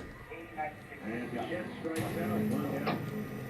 Yeah, slider down on the way out of the strike zone, and he just let the barrel snap out in front of the plate. We're going to go either way when it gets him in. All done with the kind of take that ball out of the dirt and think, is that ball four? Or along those lines, rather than I have to throw the second. Guerrero takes flyer over for a strike.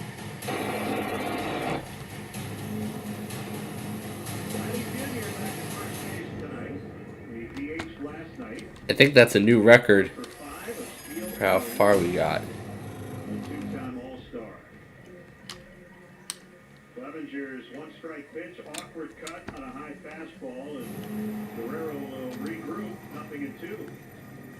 I've said about Guerrero over the last. Now, how long does this go? Reminds you of a guy, his presence that's been in the league a long time, not just 24 years of age, but. I don't know how long that goes. That's all I can tell. All right. Now, I think it's time we do some roofing and Rails Unlimited as we go watch Wheel of Fortune. Well, that was kind of a scary experience. All right. Now let's see how Switch ends. This guy has a lot of power and he doesn't strike out. That's a really good combo. Strikeout percentage is under 11%. That's about half of the league average. Another 0-2 and another foul back to his father. It was very similar. Dad did not strike out a lot. 100%. They're similar in a lot of ways. As Dad's strikeout rate was 11%. Walked about 8% of the time. What a player he was last senior.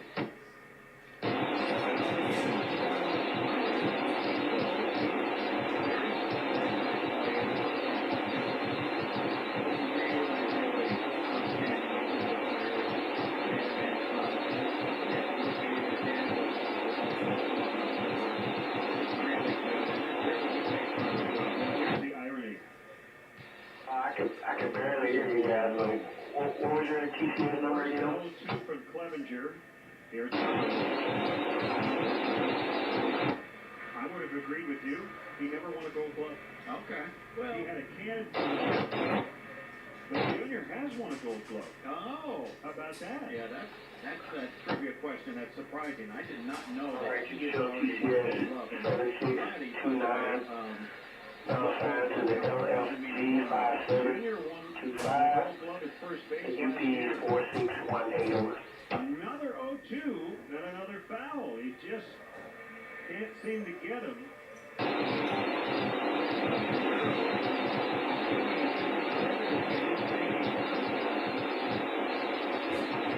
You cannot give in, as you know, when you're Mike Clevenger.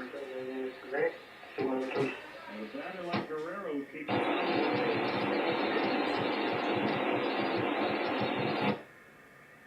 Here it is. Actually, still there out of store to give out to your still in North Plant Terminal. You got line number 368940. Pitches to get Guerrero, and here's Varsho. And the count remained 0-2 through all of that. So I tip my cap to Mike Clevenger. He didn't waste a pitch. And also, you think about Guerrero, he expanded a little bit, but he was able to cover stuff everywhere, in, up, away. And just like his dad, a large hitting zone for him. Dalton Varsho, left-hand hitter. 213 average with 2 home runs. Big rip at a fastball, and he fouled it to the backstop. 0 for 4 in the opener.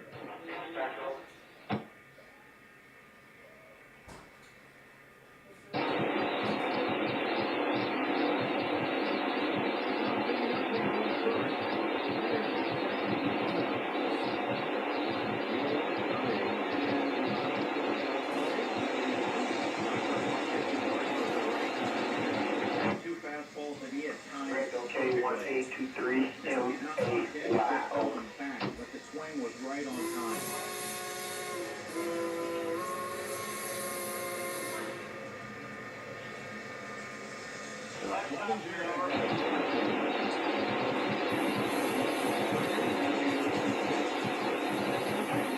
On a curve, which is similar to his slider. In terms of velocity, slider typically. All right, so 79.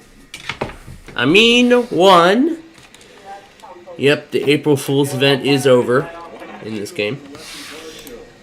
All right, let's go over to our more common location. I don't remember where we went. Port Action. Here we go. All right. Calling all baseball fans. Are you ready to hit a home run with your wallet? Sell your old vehicle for cash today with Pick Your Parts. They're the cleanup hitters of the auto industry. Willing to pay you top dollar for your old car, truck, or SUV. Whether you're facing a curveball or a fastball, their team is ready to swing to make you an offer you can never refuse. Their all-star lineup of representatives will even pick it up for you. So don't sit on the bench and let your vehicle collect dust.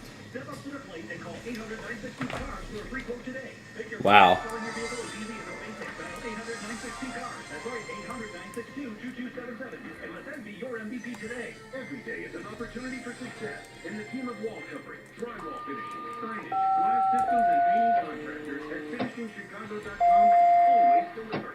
Chicago's top general contractors and property managers rely on Finishing Chicago's industrial and commercial contractors to provide the most well-trained, safety-focused, and reliable crews.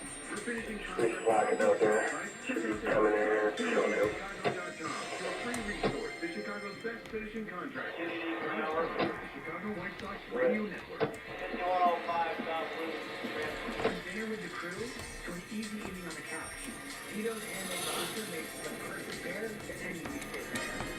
Stock up on your must-have mixers and go-to garnishes, and just add deals for after hours, festers, any day of the week. 105. Power boiler to barn.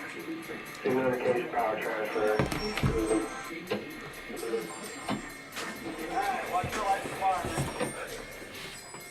Hi, I'm Pedro Grifol, manager of Chicago White Sox. Thanks for always supporting your team and keep listening on Chicago's home for sports. Rock Casino White Sox Network. Nothing.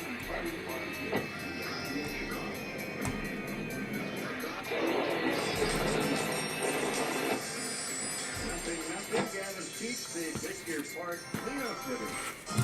With that first. And he takes ball one from Barrios. Looking to sell your junk car and clean up your yard? Pick Your Part is Chicago's leading car buyer. Paying top dollar for your vehicle today. Swing and a miss on a change. Clean up big with Pick Your Part and get paid today.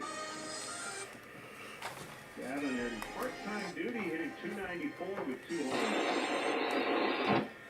Swing and a miss. Doubled up on the changeup. He has not seen a fastball, a slurve, and 2 changes. It's 1 and 2. Just lost my partner for a second. For good reason. Knocked up off the end of the bat, foul territory off third. It's caught by Chapman.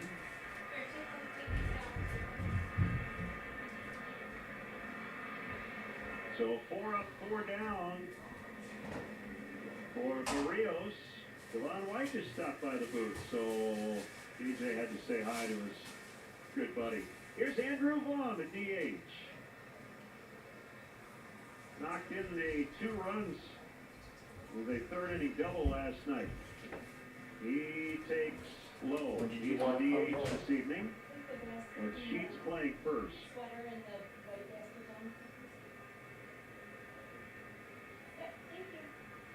Kiermaier a few steps toward right center. Sinker is hit foul in the ground behind home. A change in dimensions. And the outfield walls are a little higher in some areas. And almost every ballpark, the top of the fences have that bright yellow line. Vaughn cues one off the end of the bat. Barrios will take it to first. And then lob it over to Guerrero to complete the out. Here, it's a dark blue fence, and they have that light blue at the top instead of that yellow we normally see. They did a really nice job with the outfield renovations. So 2 away, and it's Grandal, the catcher, switch batter, hitting .269. And EAS takes a strike. Barrios struck out the side in the first. Trying to breeze through the second. Grandal takes high and wide, 1-1.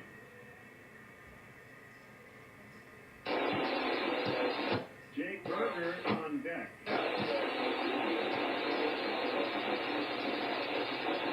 Coming, swinging a ground ball right side, picked up by Merrifield, and he'll allow Guerrero. 1, 2, 3 for Barrios after an inning and a half from Toronto. Sox nothing, Jays nothing on the ESPN 1000 Hard Rock Casino White Sox Network. A caring man took a walk. He saw people suffering. Hatred. Prepare a feast and bring them together, he thought. But some refused to join him. He was heartbroken because he wanted everyone to be filled with compassion. Jesus welcomed all to the table. Visit HeGetsUs.com to learn more.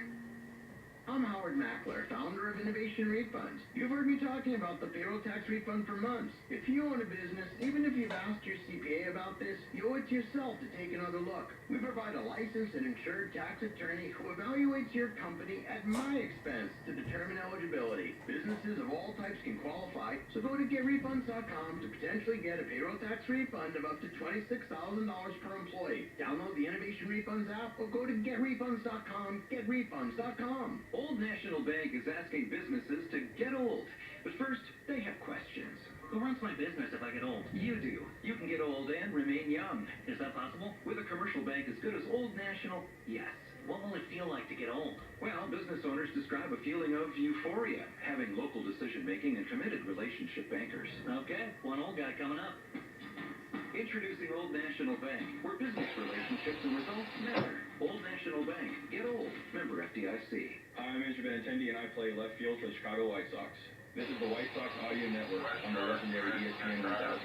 The ESPN 1000 Hard Rock Casino White Sox Network. The ESPN Chicago Triple Play and FM ESPN. How about the second, Matt Chapman off to Okay, so we're gonna hold going. I got 5 right now. Brandon teammate stop by. Yeah, Devon White, one of the best defensive center fielders, and amazing career, said hello to us. Chapman takes high on a curve from Clevenger. Oh, he was smooth. Oh, yeah. Well, he has about as much range as any center fielder in the game. He's one of the top-rated defensive center fielders ever. Chapman hitting 361, takes a slider off the outside. And he has a couple of, championships up here with the Blue Jays as well. Several gloves with Devon White. Yep. He's 60, looks like he can still play. Fastball is high, 3-0 to Chapman. Leads the AL with a .430 on base percentage. Clevenger ready. Here comes the pitch. It's a called strike on a fastball. Well, since, he got on that run of retiring the last 3 after the single to Springer, let's keep that outs run going against this hot hitter. Here's the pitch. Outside ball 4. I have to say that that's the one thing that has been an issue for the White Sox starting staff in particular is too many free passes, and that includes Clevenger. That's a 12-1 he's issued already in a little over 21 innings. Chatting with Pedro on the manager's show. Here's Brandon Belt, left-handed hitting DH. He played first last night. Slight bend at the knees. As he waits and he takes inside, he talked about 2 out walks. We saw one last night. He said those are bad, and then he caught himself and said walks in general are bad. So the leadoff walk is bad. Yeah. 2 out walk is bad. Like a 1 out walk is good. That's true. Lane 3, North Main, over to There's a called strike on the outside corner. 1-1.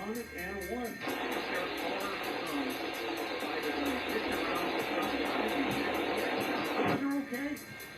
You win it down the situation, it makes sense. But if you're just walking guys that can't command stuff, that's never good.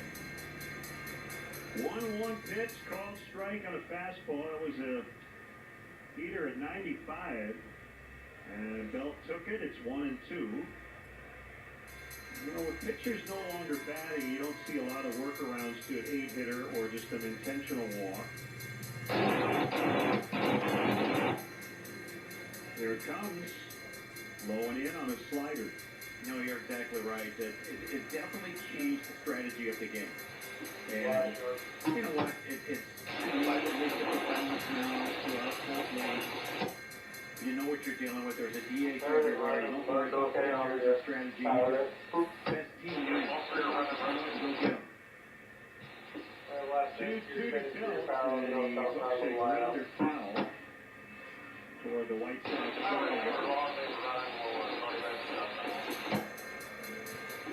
Contra Alberto down there with a glove. Take that little opening going into the dugout. Monster currently on the IL. Belt almost turns his back to the pitcher in his setup. You can read the name on his back and see that camera shot from center field. Fastball is high, and it's full. So many comments you hear about hitting over the years about every hitter's got to get to the same spot to hit the ball. That's not true. Guys get to different spots with different angles from and the game is bat the ball, but differently. Outside, that's ball 4. So back-to-back walks to start this inning. And it'll bring up Whit Merrifield. He's hitting 10 straight. Season average at .317, and Ethan Katz will make a mound visit. A joint guaranteed rate field Saturday, May 13th. The White Sox take on the Astros at 6:15. First 20,000 fans will receive an Eloy Jimenez Hi Mom Talkie bobblehead presented by Wintrust, Chicago's Bank.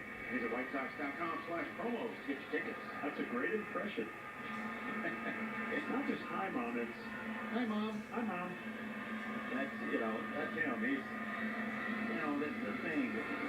What bugs me most about when a team is struggling, individuals are struggling, is you don't get to enjoy the personality as much as guys, because it's not appropriate to go around smiling, happy, and celebrating when your team's struggling. And so we need to get back to having some more fun. And of course, the only way you do that is by winning. That's right.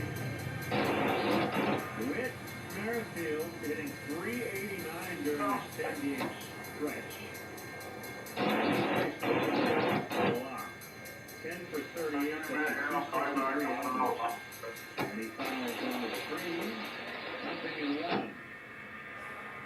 Bottom of the second. Nothing, but the Jays are mounting the threat with nobody out. Back-to-back walks to Chapman and Bill. Merrifield, a right-hand hitter. And here comes the 0-1. Bad foul. Nothing in two.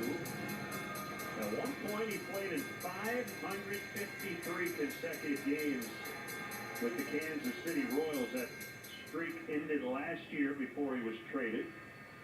Yeah, there was a trip he missed up north. Well, I think he actually sat out right before that. Yep. But that was going to be the end of the road. Wasn't going to catch Cal, we know that. Slider low and away. Yeah, I think it's interesting now, right? When you think of consecutive streaks, games played, it's kind of pointless. Nobody's ever going to hit 1,000 again, right? There's no reason to think anybody will ever approach that 1,000 because players are protected anyway. You're not going to break Cal's record. 1-2 on Merrifield. The pitch popped up back of the plate. Hands. It used to be a point that was beat into players. You have to prove you can play every day. I mean, it was, I didn't miss a game. You went around and you bragged about the fact you didn't miss a game. And that's just not part of the vernacular anymore. It really does. So you can manage your players better. Following training, second trying to keep Chapman honest. Outside on the fly. 2 balls, 2 strikes. Clevenger working hard here in the second inning.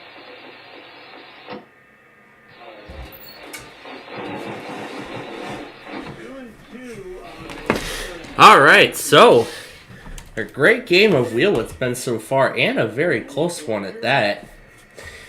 So far, 2 contestants have, one of the players landed on a bankrupt and lost the $10,000 prize wedge that they've had, like, ever since the beginning of the round. Like, at the start of the round, they got the $10,000 prize wedge on the first spin.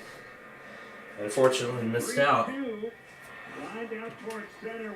Alright. So, we will come back to TOP in about half an hour here.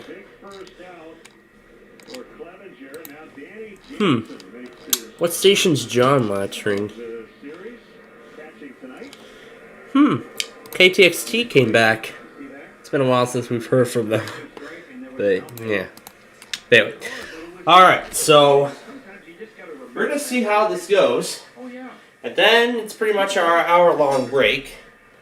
Because, remember, we still have to do Who Wants to Be a Millionaire and Split Second after Wheel of Fortune.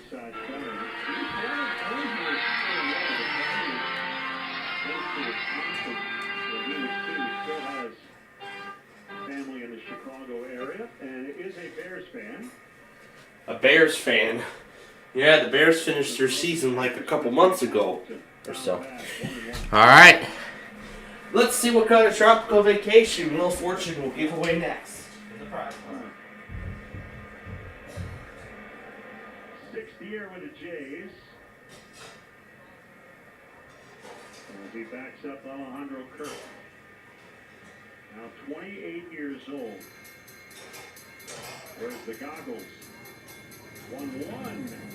Hit high and deep out of the left, and it is a home run for Jansen. Their second 3-run blast in this series. Last night, it was Kevin Vizio who was hitting 111 going into the game. Tonight, Jansen, who came in at 150. Well, slider, and that seems to be what the pitch of the home run is nowadays. Hanging sliders. That was up right down the middle. That was the same pitch that Vizio hit last night. Was a slider that was up right over the plate. And paying for those mistakes.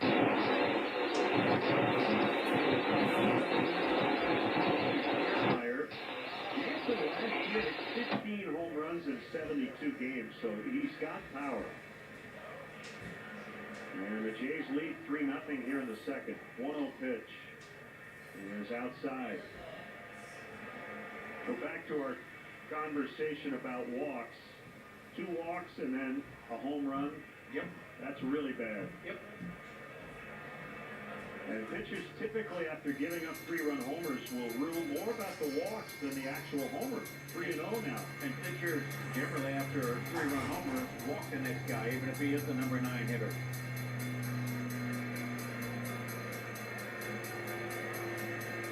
The pitch. High strike. 3-1 on the lefty Kiermaier. It's stressful to say the least that you got to understand. 3-run home run for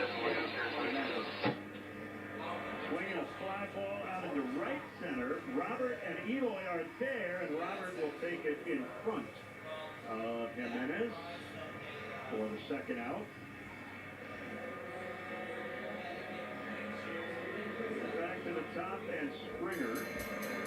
Rockies now lead 5-0 at Cleveland. They're in the 6th inning. Red Sox 7, Orioles 0 in the 4th. Pirates 7-2 leaders over the Dodgers, looking for their 8th in a row. They're in the 5th inning. Called strike on George Springer. Gets in a replay of that catch in right center where Robert and Jimenez came together. Robert calling off Eloy. Outside on a slide. Did Eloy touch him with his glove? Eloy. They're so wide, they're going to back down real quick. Catch the ball. But you got to understand, everything gets your direction, gets stay out of the way. But Eloy doesn't believe in that. Yeah, they can't make nothing over the net. Okay, either KXOS failed or they ran a weekly. Anything that's between you two, and Robert can get to it, Eloy, go hard, but look and see if he's on. And if he is Okay, either KXOX failed or they just tried to run a weekly during severe weather. It sounded like a weekly to me, because those attention headers were not long at all. That attention signal was quite short, so that leads me to believe that that was either a weekly or something. I don't know. So.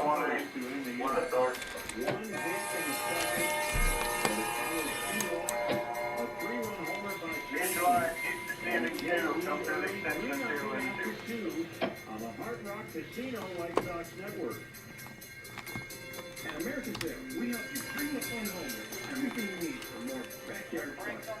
Just choose from the largest selection of pools, the largest selection go ahead and take it down on that stand side break on the left. Alright, so anyway, our winner has won a trip to Puerto Rico in the prize puzzle. And now they're going to try and see if they can accumulate more as we go through the triple toss-up. But now, ladies and gentlemen, it is time for Night 2 of WTOP. Would love to see them get it in today.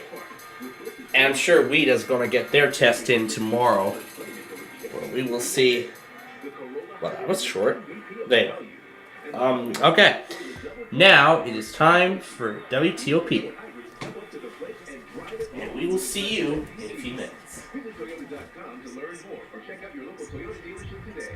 Toyota, let's go places. Reason number 204 to visit the city of Countryside, Chicago's Western Gateway. Little Joe's. Homemade Italian beef, meatballs, and giardiniera from a family-owned restaurant for 54 years. This makes Little Joe's a must-try.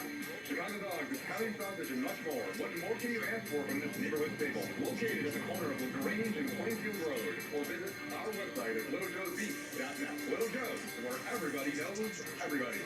Looking for a new home base? Visit the city's Countryside, Chicago's Western Gateway. Hey, Chicagoland, now is the time. Rediscover what banking should be. Bank local at Marquette Bank. Love where you bank. Member FDIC, equal housing lender. Follow Chicago's Home for Sports on Instagram at ESPN_Chicago. Top of the third, Jake Berger against Jose Barrios, and a fastball strike right down the chute. Jake hitting 220. He's got 5 home runs. He takes another fastball right in the heart of the zone. It's 0-2. Berger 1 for 12 on the trip. The hit was a double. And a single in the center. Line drive base hit for Berger. Only his second single of the year. He's got 5 homers and 3 doubles. That's the first hit. Let's just say this. I think it's obvious he was looking for the slider. Because he took 2 fastballs down the middle and hit the third pitch, which was a slider, right back up the middle. So Barrios is going to be chastising himself for not sticking with the pitch he did not even offer at. Here's Elvis. Sinker is low. Andrews is batting 8. No Colas, no Sosa. A couple of young players who have struggled here of late. Pedro just trying to find the right combo right now. Inside on a sinker is 2-0. And right now, look, offensively, you've got to give guys that are struggling mental days off. Now, Robert hasn't had one, and he continues to struggle. Lots of strikeouts. You know, people say you've got to hit your way out of the slump, but sometimes you need a break. Swing and a miss on a high one. It means a lot to show up to the ballpark, get your practice in, and then sit over and watch the game. You feel like you've got your work in, and you're just giving yourself a day off mentally, and that's a good thing when you're struggling. Called strike, the madly inside corner.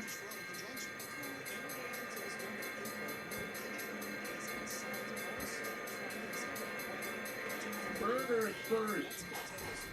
Nobody out, 3-0 Jays in the third. Low and in on a changeup.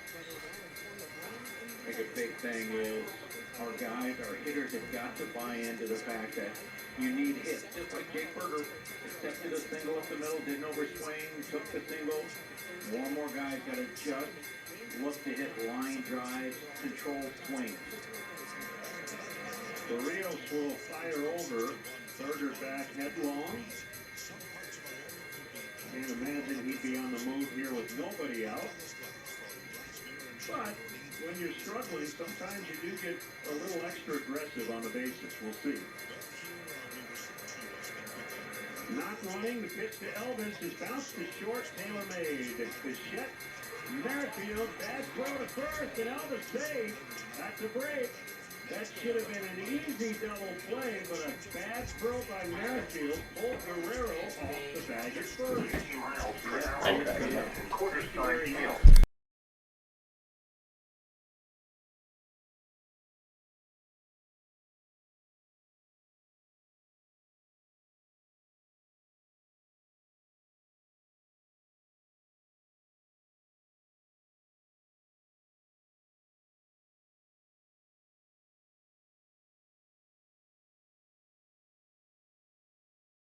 thunderstorm warning. Alright, so we're going to be taking one last check-in for a while.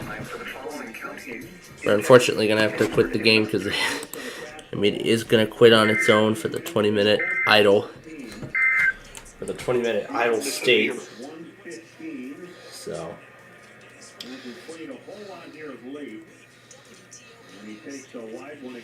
San Angelo is in a watch now.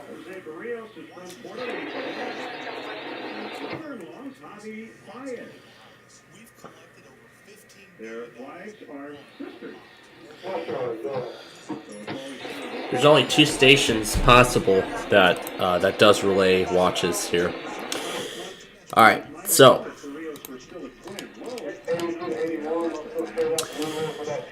this is going to be our last check-in for a while.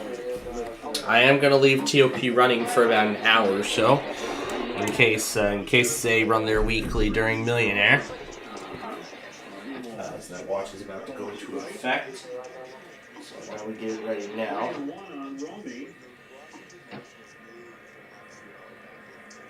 Tough loss for Rios in Houston. In his last start, he went 7 innings and gave up just 2 runs. There's a high bouncer to third. All right, we'll see which one of these take it. All right, but for now, it is over to Wheel and see if our winner will win $100 grand in the bonus round. And then, right after that, it's off to split second. So, we'll see you in about an hour, and we will continue our robot show. In the nick of time, and it was. So if Guerrero didn't bobble it, he's out, and he didn't. So, yep, that'll be the second out. And it's one of those times where you get credit to an umpire for making a great call in the previous play, and then you got to say he missed that one. So what's going on with the dirt in front of home plate? There's some really close. That was in front of home plate, and I mean, yeah, ended up 25 feet high. Yeah, and you know what? There are ground crew that design certain ballparks certain ways, and this ballpark, apparently they want that ball more chop.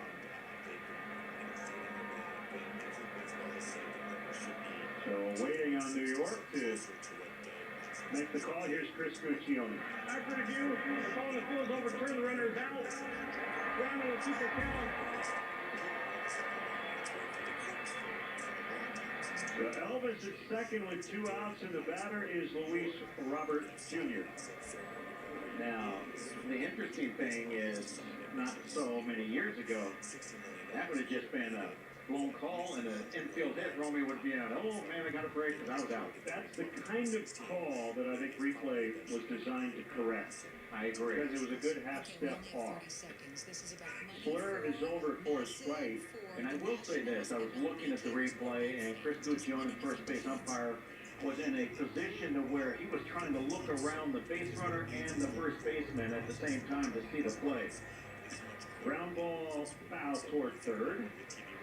So I was watching his movement, and he kind of trying to crane his neck out like a giraffe to the side, and he must just got a little distracted because we thought with the naked eye from here he was out.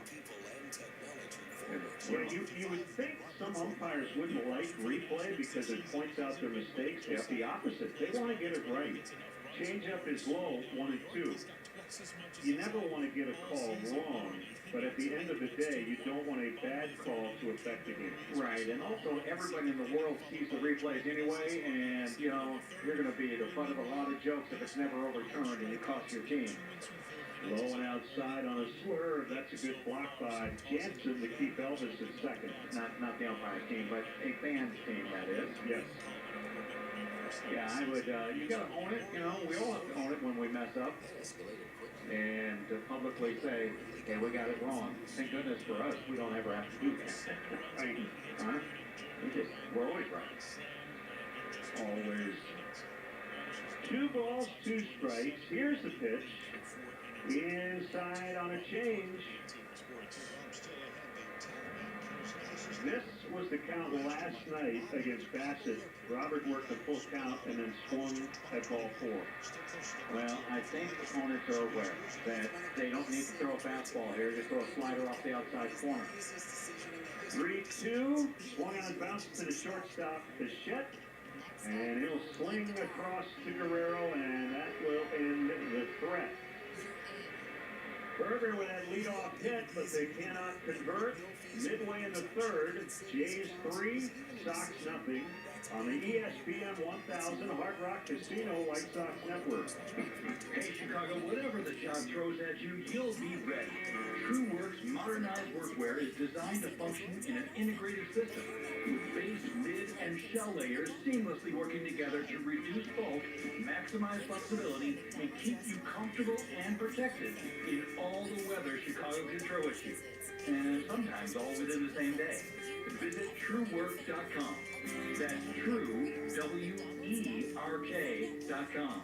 You've got the jersey, the ball cap, the foam finger. Everyone can see you're a Chicago White Sox fan from a mile away. Ready to take your look to the next level? Upgrade your wallet with an exclusive Sox debit card, which you can get when you open a Wintrust Sox checking account with no monthly fees, free ATMs nationwide, and a $300 bonus when you open your account with qualifying activities. Start showing your Sox pride with every purchase. Sign up at Wintrust.com/Sox. Only $100 required to open. No monthly minimum balance and no monthly maintenance. Member FDIC and equal housing lender. Hey baseball fans, crowd noises of the game are great, but noises from your vehicle could mean serious repairs are coming. Apple Transmissions and Total Car Repair has been serving Chicagoland for over 60 years. Let the experts at Apple diagnose your vehicle right. And now our exclusive powertrain system check is free. We even offer easy payment plans if needed. Call 1-800-GO-AMCO or search AAMCO for a location near you. That's AAMCO. AMCO, transmissions, and a whole lot more. Hey, this is Kendall Graveman from the Chicago White Sox. Hear every game right here on Chicago's Home for Sports. This is the ESPN 1000 Hard Rock Casino White Sox Network. Carmen Yurko Beauty 2 weekdays, ESPN Chicago. Jays half of the third. They've got a 3-0 lead on a Danny Jansen home run in the second. And Bo Bichette takes one outside for ball 1. We'll get you a station ID break here in a second. Mike Clevenger back to work. The 1-0 is inside. Bichette struck out in his first at bat. Got that long shin guard protecting his front leg, but it's interesting. It's kind of turned inward.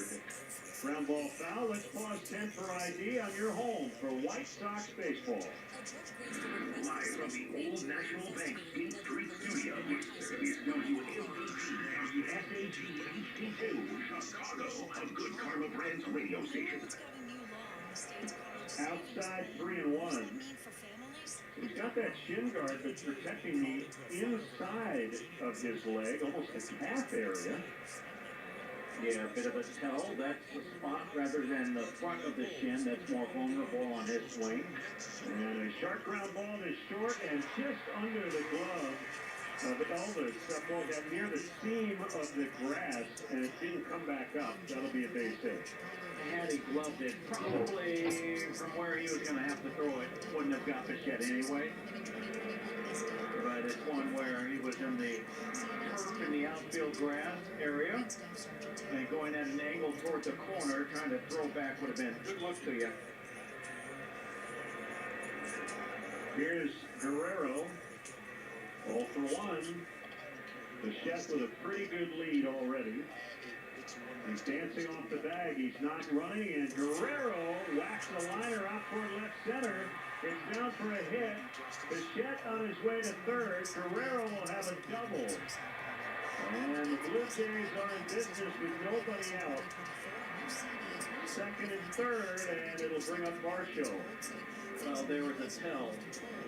And the tell was Bichette walked up to home plate and gave the ball to left. Then he walks sticks up there and pulls one to left center. Clevenger's been working in so much, these guys already made the adjustment in their second advance. So it was quite obvious with the way that Bichette ended up pulling the ball. Pedro brings the infield in against the lefty Varsho. Second and third, nobody out. Already 3-0. Fastball down the middle. It's a called strike. It's one of those times for a batter. He thought too much. Struck out last time up, and he thought, situation like this, he's not coming right at me with the heat, and it was right there. Mike stays in the stretch. Here's the 0-1. Foul up there. Same thing that happened with Varsho in his first at bat. Fastballs that he just couldn't get the barrel on.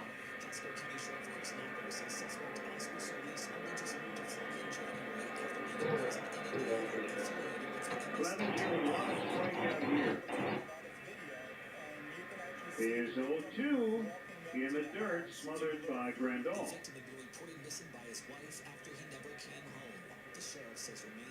Starting to notice with the C-flap extension on the helmets, they kind of come in all shapes and sizes as players have their specific preferences. You and I have talked in the past about being able to see with that extra protection. It looks like Varsho's is a little lower than some of the other guys. Changeup is low. Yeah, it's definitely a different type of protection compared to what we just saw with Guerrero. Looks like Varsho's actually sticks out farther away from his face. 2-2. Fouled off the glove of Grandal on a changeup. It stands out when guys don't have that extra protection. And I'm curious to know when Kyle Farmer returns if he'll add that, because he did not wear it when he got hit by Giolito a couple of weeks ago. 2-2. Popped up. Foul territory along third. Berger is over there, and he makes the catch. He and Clevenger were in the area. That's the first out. That's one where Grandal became the traffic cop, yelling to Berger to take that, making sure Clevenger stayed back.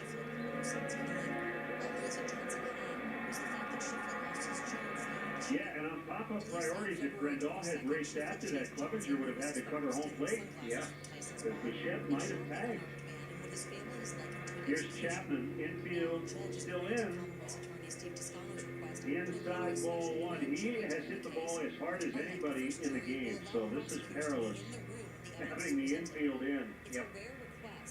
Well, when you mention that, you see the left side further back than the bag. They're in, but not too close in. So stretch, and the 1-0 serve, swing and a foul tip.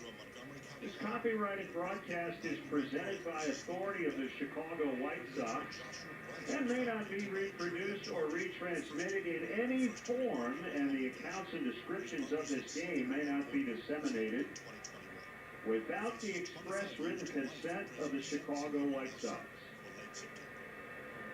The 1-1 is fouled straight back to the stands. It's 1-2. Mike has not had a lot of trouble getting ahead. As you referenced earlier, it's just been that put-away pitch. Because what we're seeing is guys, they figure, all right, I've done the easy part, I got ahead. Now I'll get him to chase. Well, that's just not the case. I mean, he didn't do it the one time where he threw nothing but strikes to get Guerrero earlier.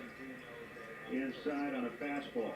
He worked Guerrero 8 pitches, all fastballs, and the count was 0-2 before he got him to pop up. But other than that, yeah, he's got quickly ahead and then just let him back in the at-bat. Second and third, one down. Big 2-2 coming to Chapman. And it's outside on a slider.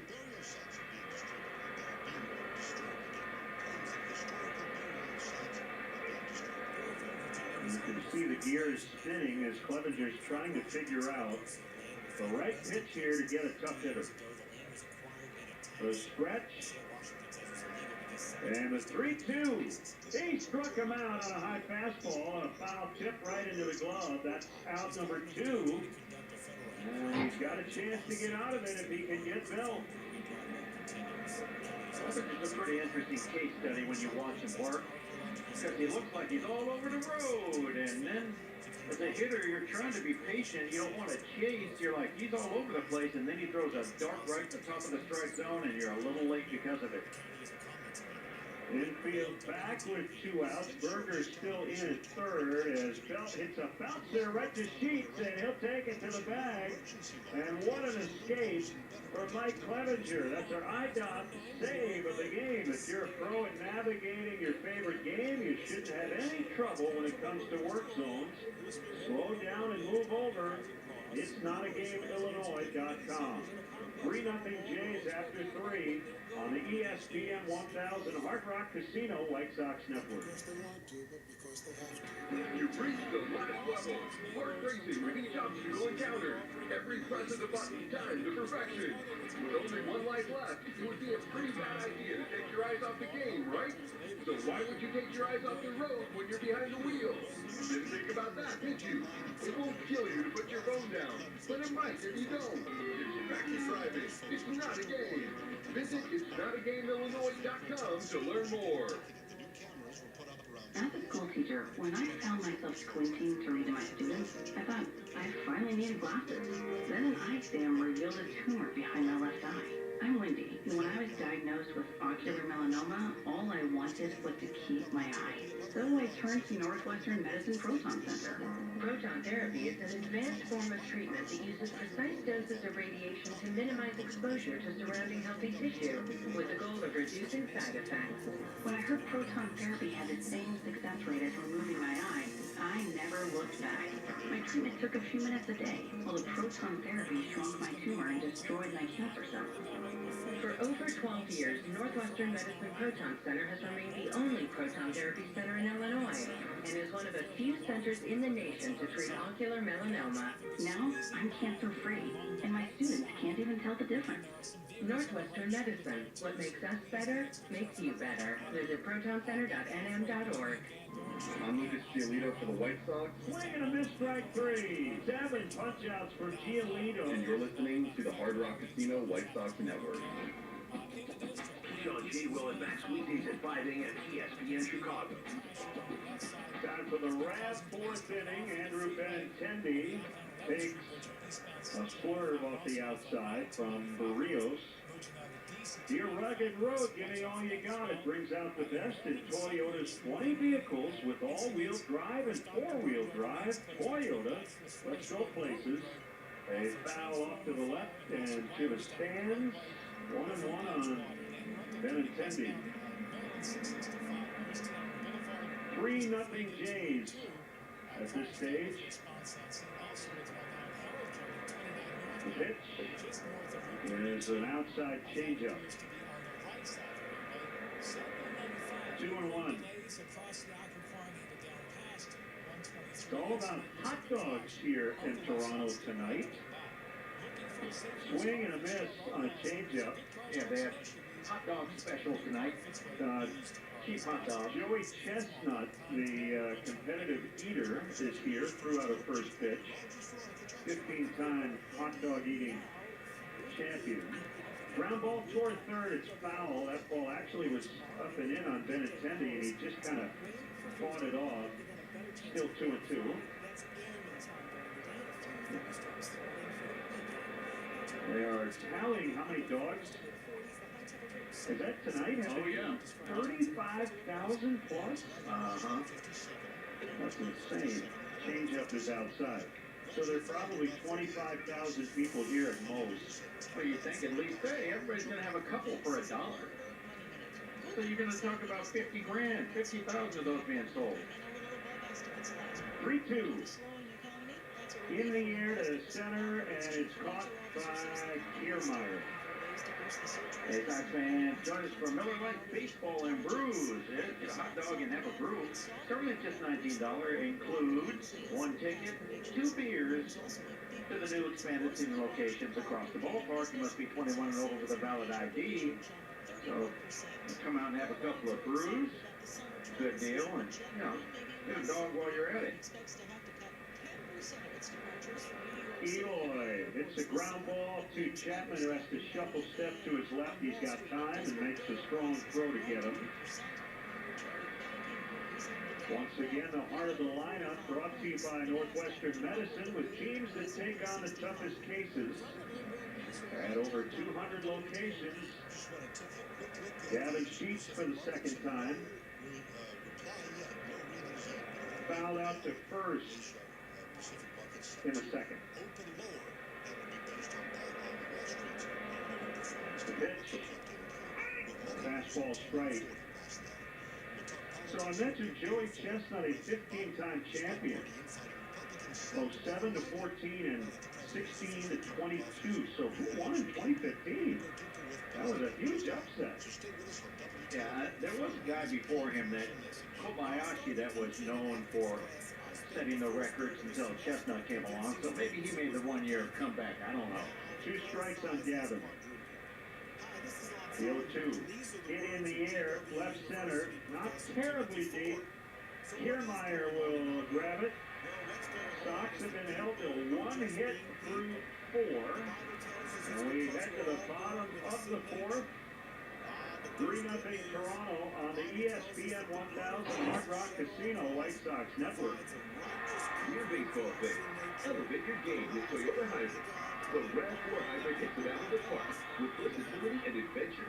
The Camry Hybrid is a stylish playmaker with championship DNA. The Corolla Hybrid is an MVP of value. And the Highlander Hybrid scores a double play with comfort and safety. These Toyota Hybrids step up to the plate and drive it long with impressive MPGs. Visit Toyota.com to learn more or check out your local Toyota dealership today. Toyota, let's go places. Buying a home is certainly a taxing process. What's up? It's Jonathan Hood. My wife Michelle and I are on the path to a new home. With our crazy schedules, we couldn't do it without the help of our friend Lenny File at Hearthside Realtors. We are getting education on so many parts of the process. Check out the latest listings at LennyFile.com. Trust Hearthside Realtors with 30-plus years of experience to get you into the home of your dreams. I'm Lenny File, and I go the extra mile. Go to LennyFile.com. Digging on your property is no game.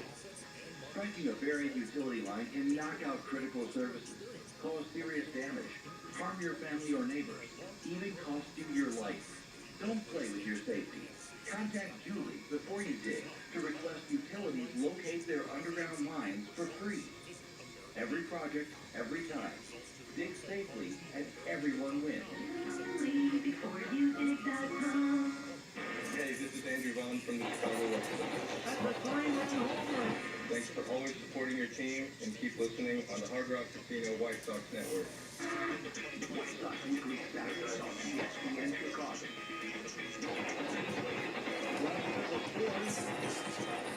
Game 3, Sox nothing, and it's Whit Merrifield, and he takes way high on a curve with this break.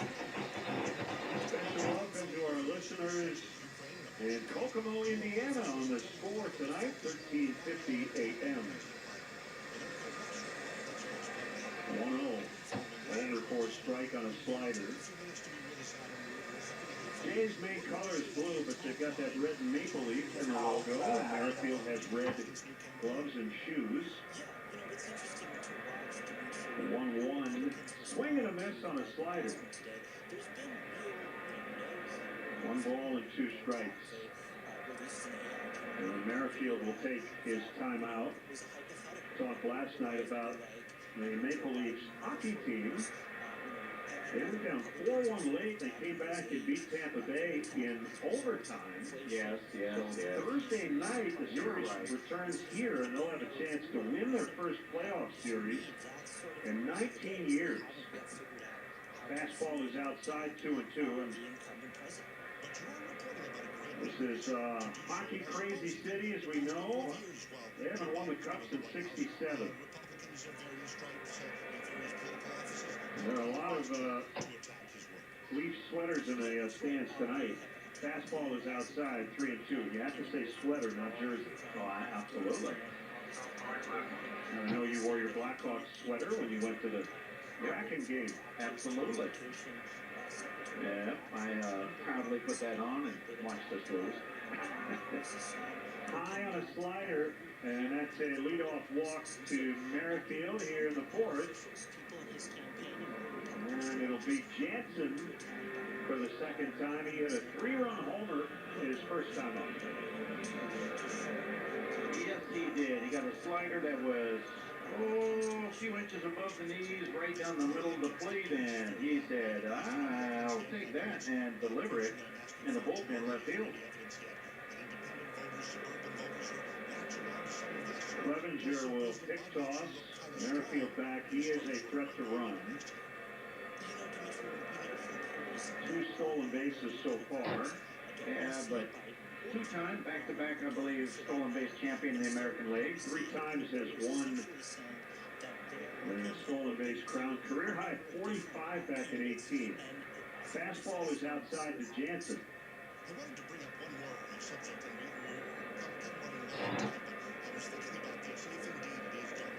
One ball, no strikes. Gonzalez at second, pretty close to the bag. The 1-0 pitch.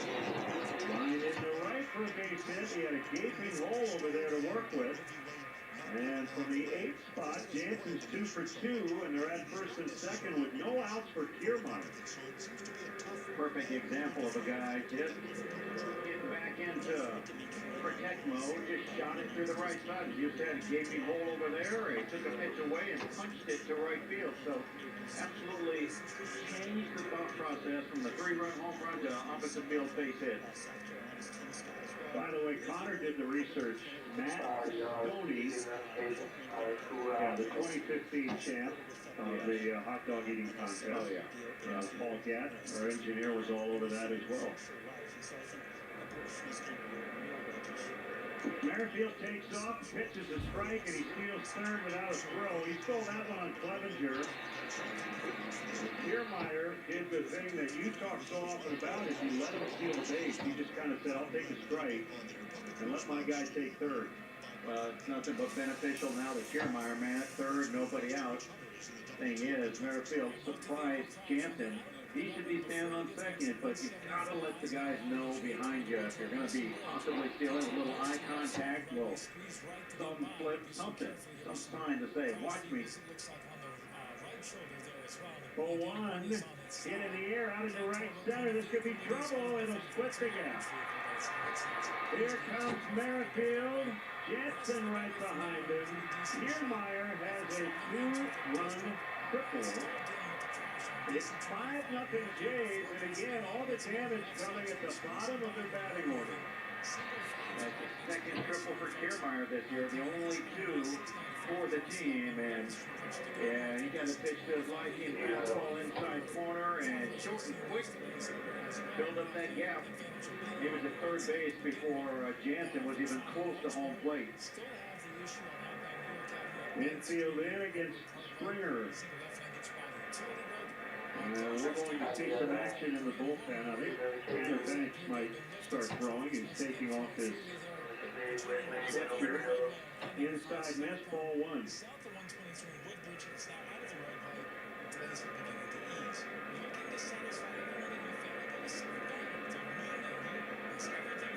Nothing Jays in the fourth.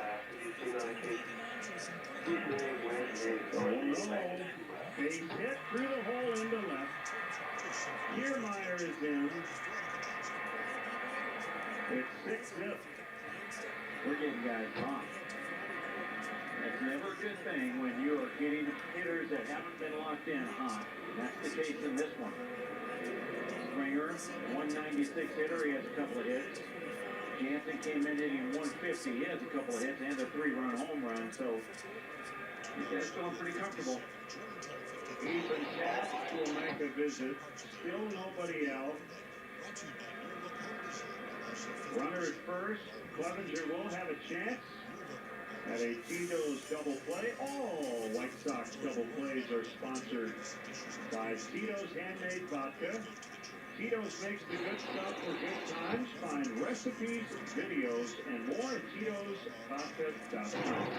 Yeah, by the way, join us for the all-new $5 Tuesdays. All fans will enjoy specially priced $5 concession menu, including 16-ounce draft beer and no demo. You get Garrett Popcorn Stadium Buttery, Vienna Beef hot dogs, or Polish sausages, Vickers pizza slices, nachos, and select Coca-Cola products. For more information, visit WhiteSox.com/Tuesdays.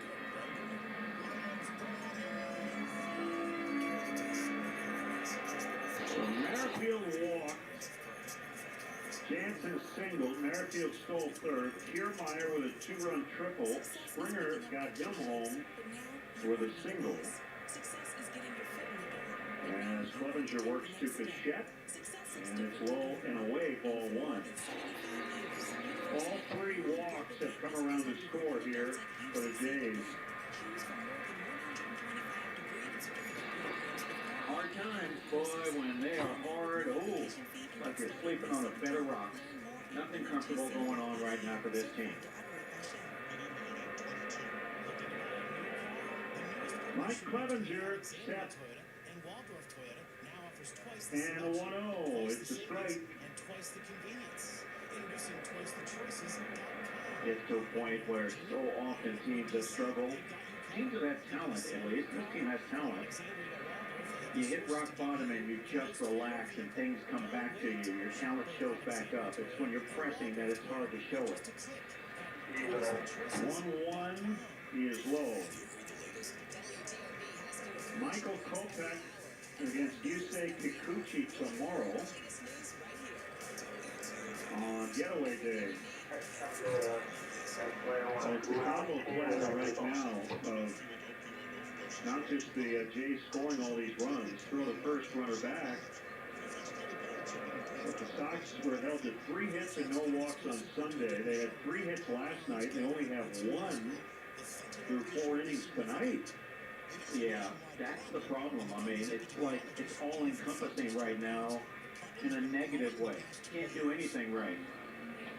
Swinging a fly ball out toward Jimenez, and it'll be Robert cutting in front of him as he was playing in right center against Bichette. And he was saying, hey, that one's right to me, and they aren't talking about it. And a little high five. Yeah, but it's going to become an issue. That's twice now Robert's taking the ball. The first one I get, they basically got it in the same area, and you're going to let Robert take that. But Eloy has to have confidence in catching a ball that's right to him. And if you're not showing that confidence to him as you're, outfielder next to him, that's a problem. He'll just stand there and say, come get the next one. Guerrero in the air out of the deep right center.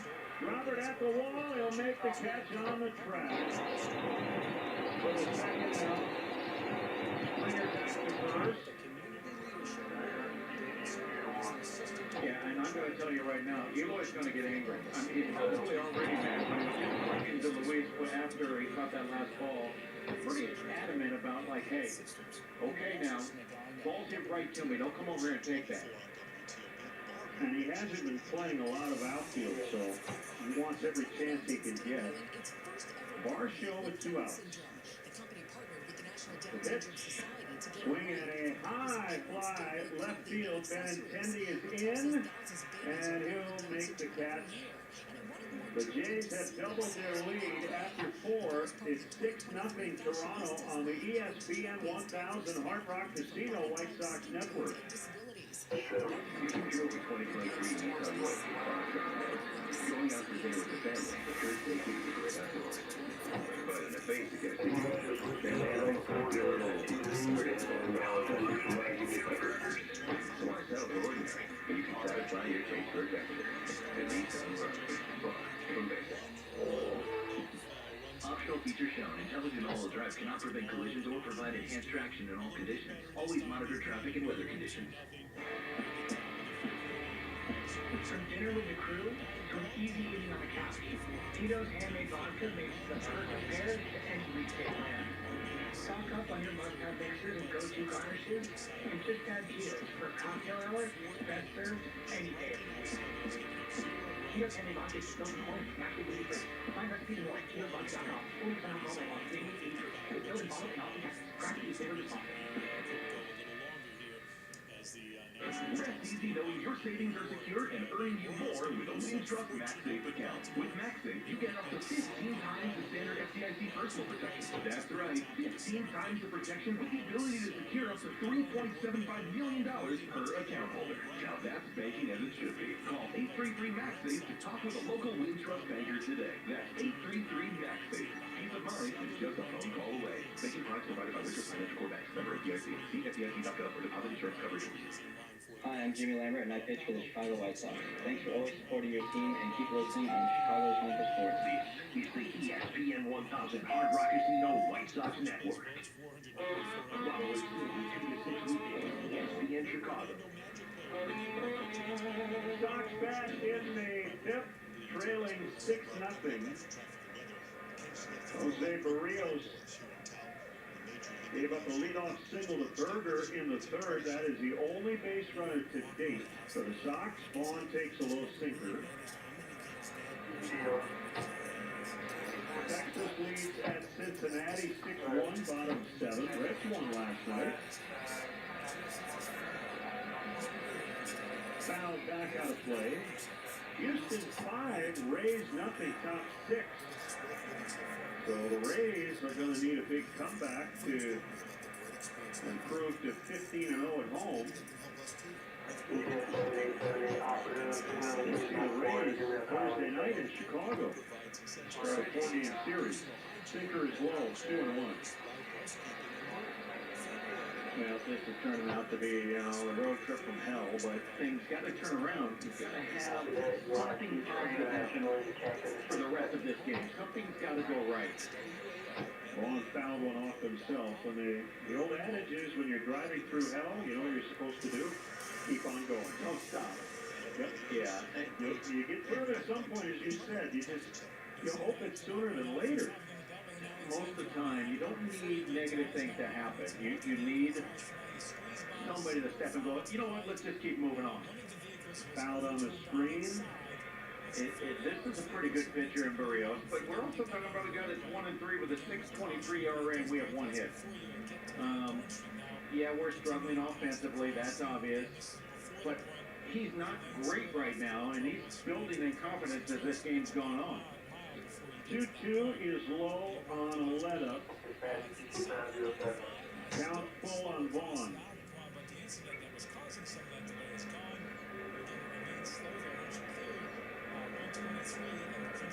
Infield back. Outfield around the right. Springer plays a shallow right. And outside ball 4. There's a start, a leadoff walk here in the 5th. Crazy, but when you see that leadoff walk, you're like, there we go, good and bad. Because what we need to see is some plate discipline. We're seeing a lot of lack of discipline, swinging and chasing, and again, we know these guys are here for early hitting, and we know that they're in the batting cages, they're focused during batting practice. At least coaching staff trying to get them focused, but it's got to sink in. Randall takes low. And look, I've always been an advocate that it doesn't matter what your coaches are telling you and what's going on. Your job is to fix you. If you and you guys' job to go out there and figure it out.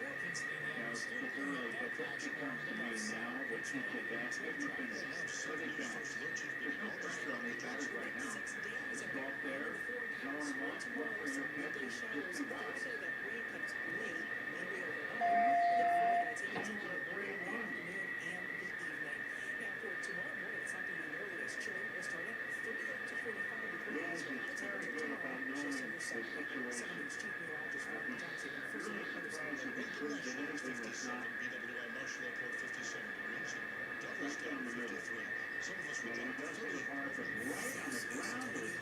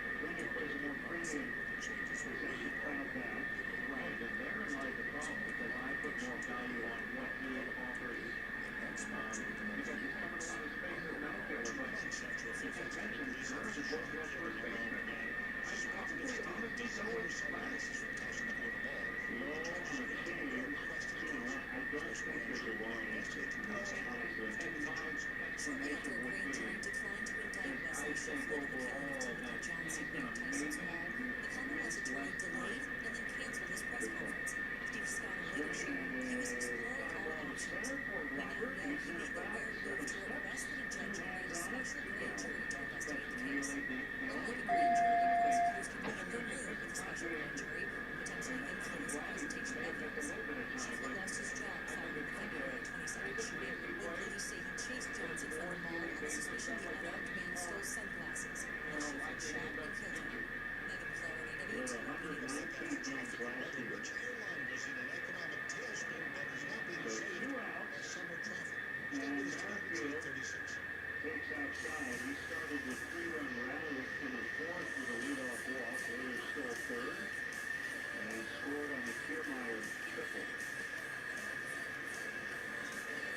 Clevenger's slider bounced in front of the plate. 2-0.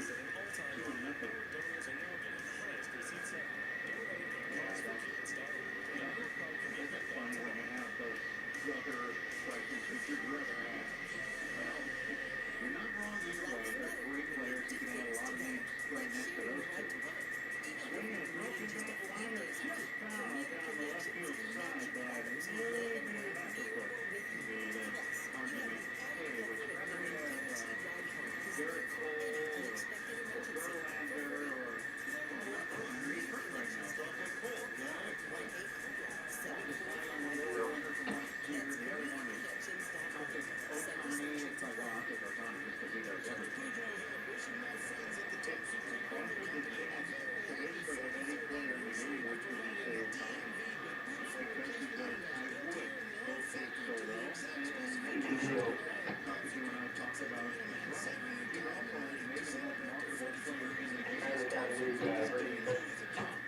But not being strong in the game right now. So if you got him to go with that talent, you don't really get by.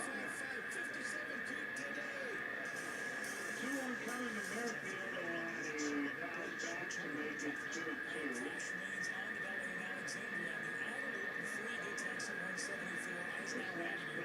Clevenger will be his 100th of the night. Now you're just starting to pile up outs. Hitting through 5 would be nice. Even though he's down 6-0. The 3-2, Merrifield serves a soft liner right to Eloy's right, and he's got it. That'll take us to the 6th. It's the Blue Jays 6 and the Sox nothing from Toronto on the ESPN 1000 Hard Rock Casino White Sox Network. One player, Jimmy Mode. A voice like with 10 minutes makes you advance to the next level. When it gets to the seasons following the whole system into the game, the responsibility is exactly to pay attention and keep the best team safe. Unlike the average moment behind the wheel, you're never in trouble. You gotta have the chemistry. And they gotta be looking for you. Not in Illinois, you got customers around the world. With America's best warranty and complimentary maintenance. Plus American Premium EAS plans to price down the highest discounts in the bank and car SUVs. Get 0% financing for 1055 plus complimentary maintenance on the incoming. Your local Chicago Ford, Indiana,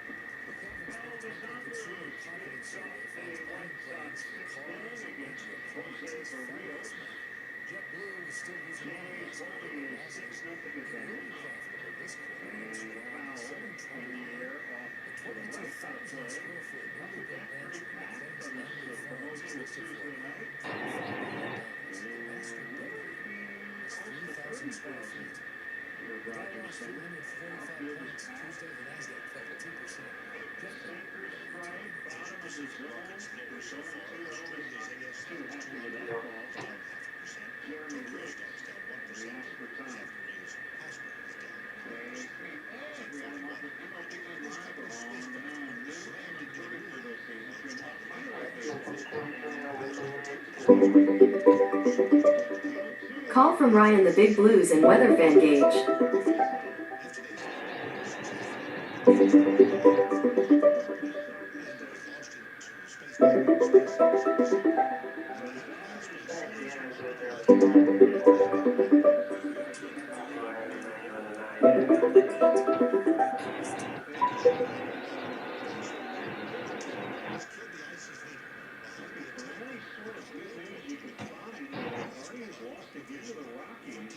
5-1 to Cleveland. Now just 11-13. Center strike on the outside corner. Twins lead the Yankees 2-1 on the bottom of the fourth. Minnesota won last time. Sonny Gray is the ERA leader in MLB at the moment. Swing and a miss, company 2. His ERA is 0.62.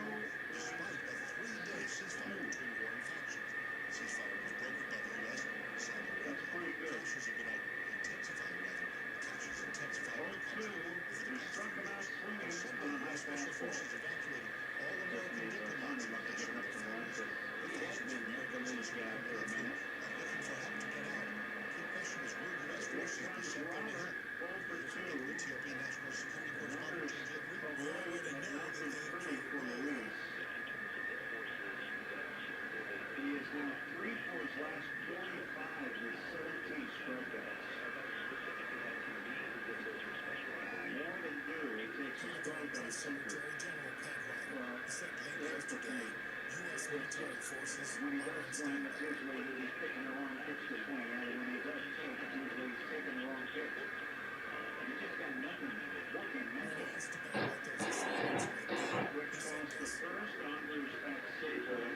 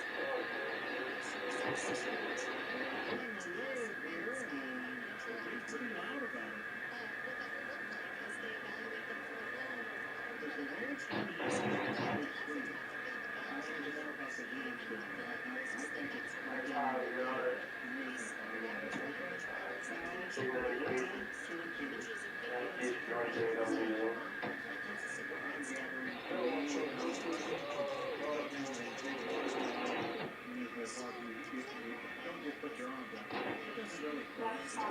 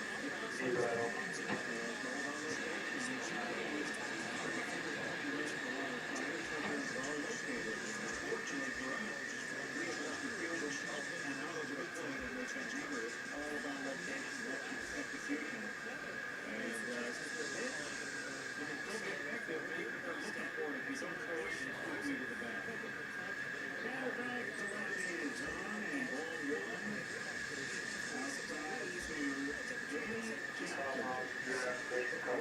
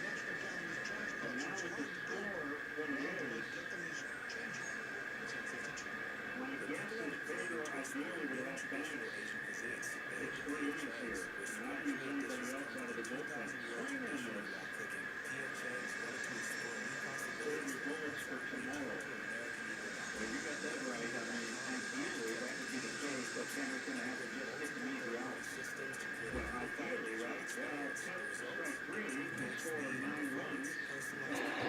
But you have to be realistic on nights like this. One down and down.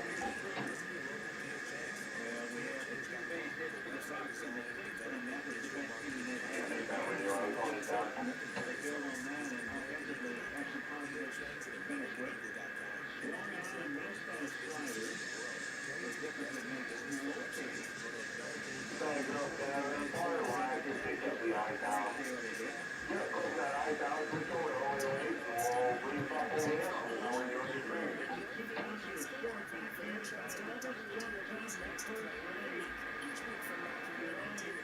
So just do that fish, they're out.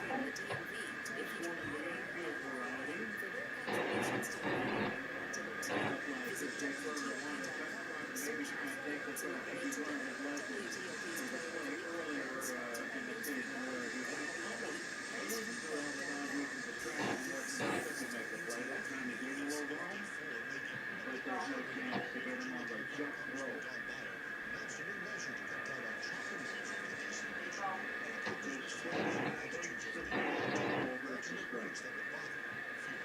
Two more.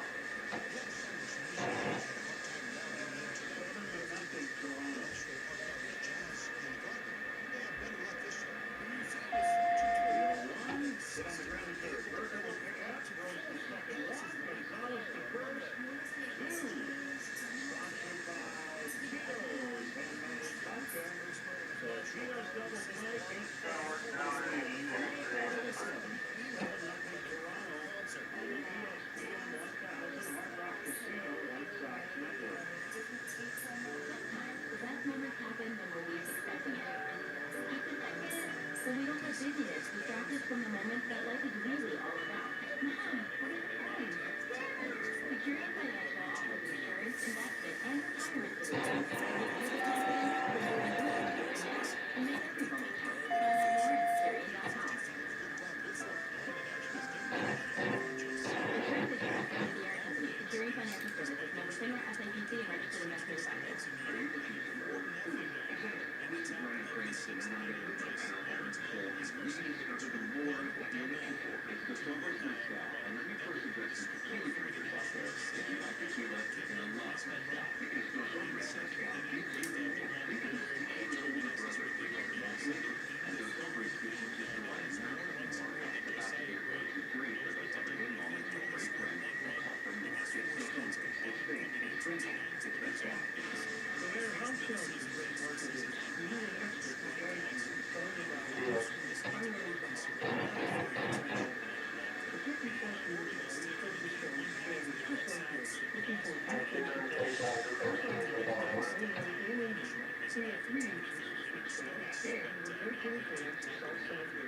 Check out the latest listings at SSPWXR.com. And let's find you the home for your team. I'm Lenny Fowler, and I go the extra mile. I'm sorry to do this. Hey, this is Joe Kelly from the Chicago White Sox. You're listening to the audio blend for every White Sox game all season long. ESPN 1000 Hard Rock Casino White Sox Network. Here's what bottles know about ESPN. The White Sox Radio Network is brought to you in part by Chicago Northwest Indiana Nissan dealers at Nissan Today Cars and Grills. Grill for yourself today. Shop NissanUSA.com. Back to Len and DJ. Thank you, Connor. Outside miss on a breaking ball. Barrios to Sheets. Here in the 7th inning. Sox have been dealt with just 3 hits. Change up is low and outside. 2-0. Both bullpens are quiet.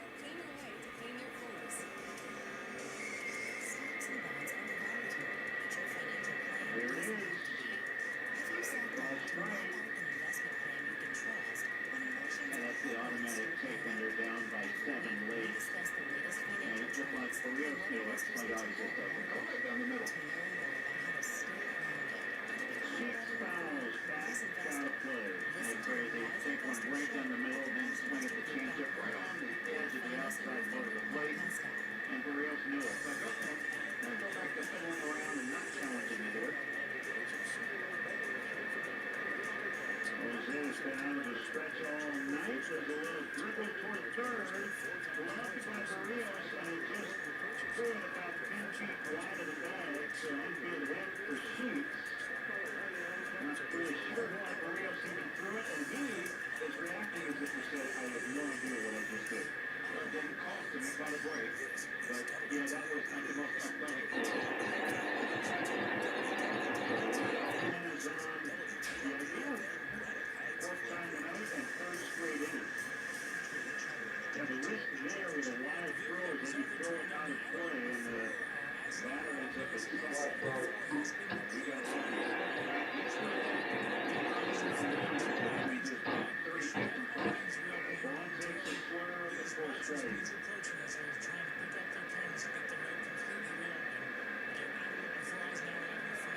Fourth hit to the White Sox.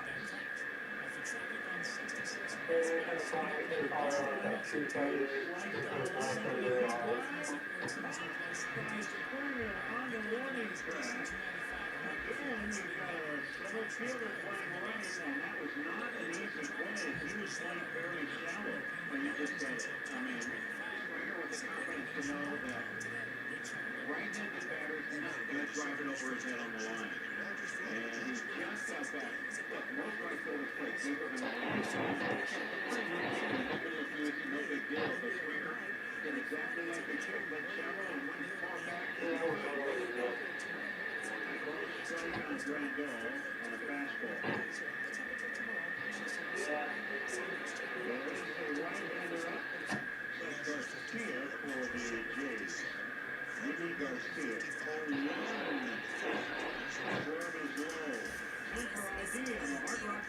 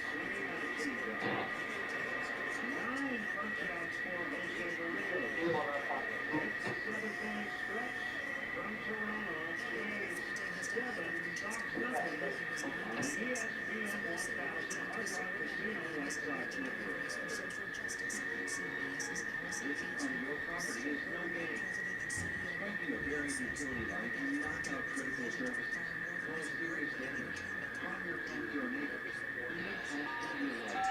Don't play with your safety. Contact you before you do to request utilities locate their underground lines for free. Every project, every step, make safely, and everyone wins.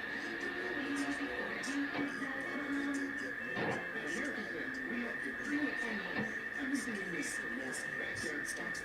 You'll choose from a large selection of pools, the largest selection of patio sets, hot tubs, grills, everything for your summer fun. Right now, you can save up to 50%. Even pay your service. Plus, get 0% financing and our lowest price guarantee. Come see us or visit us online. American Savings. Bring the fun home. Hey, no.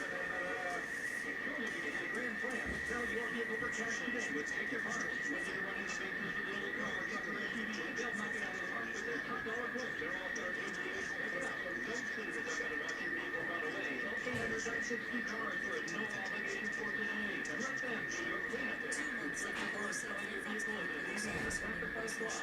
860 cars. That's 862-2277. And let their representatives be your partner today.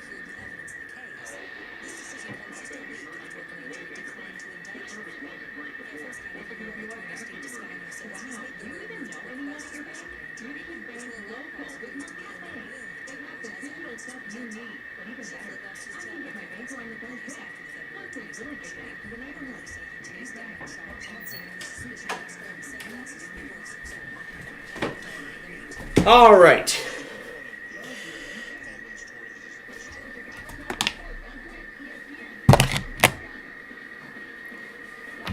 All right.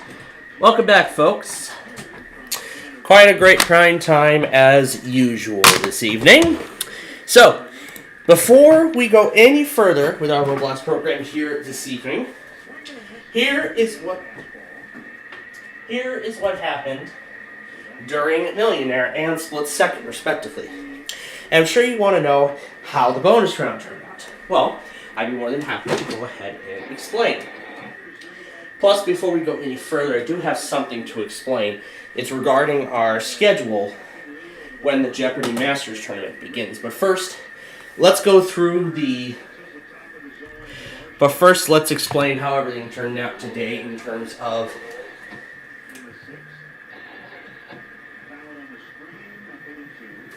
okay. Alright, so let me explain everything. Well, I'll keep that away, so. Let me explain everything. So, how did the bonus round turn out? Well, one of the puzzle was actually flipping a fray, which honestly, that was a puzzle I was really stumped on myself, personally, just by thinking about it. I mean, I was stumped on that puzzle too, now that I think about it. So, she unfortunately missed out on $45,000 in the bonus round, but at least she did win a whole lot of cash from the upfront game so far tonight. Now, what happened on Split Second? Well, Natalia and Aaron were both tied for like 2 in the countdown round, and there were so many easy questions. Like a lot of them on Split Second, I could easily find out. Now, remember David Fight from last night, from last night's Millionaire? Well, we ended last night with $1,000, and he was going to go for $2,000. But guess what? He walked away with $500,000. He was stumped on the $1 million question. You know, he was so close to becoming another millionaire on the program. It's insane how close he had got. The contestant after that got the question wrong. It was actually about the capital of Australia. He guessed Sydney. Like, I was thinking of that too, but it was actually Canberra. He asked the audience, in which the majority of them said Sydney, and they were actually wrong. Well, I mean, let's face it. On Millionaire, the audience is not always right. So, I mean, just see what the audience think You don't have to go with them because you know because they're not always right. I mean, just keep that in mind. Like, I gotta keep that in mind the next time I play Millionaire, if I ever get a chance to. But yeah. So then, where are we at right now? Jeff, what is it called? Jeff Wilfie? I can't remember. But anyway, right now he is at $2,000. He is going to be going for $4,000 when we continue Millionaire tomorrow.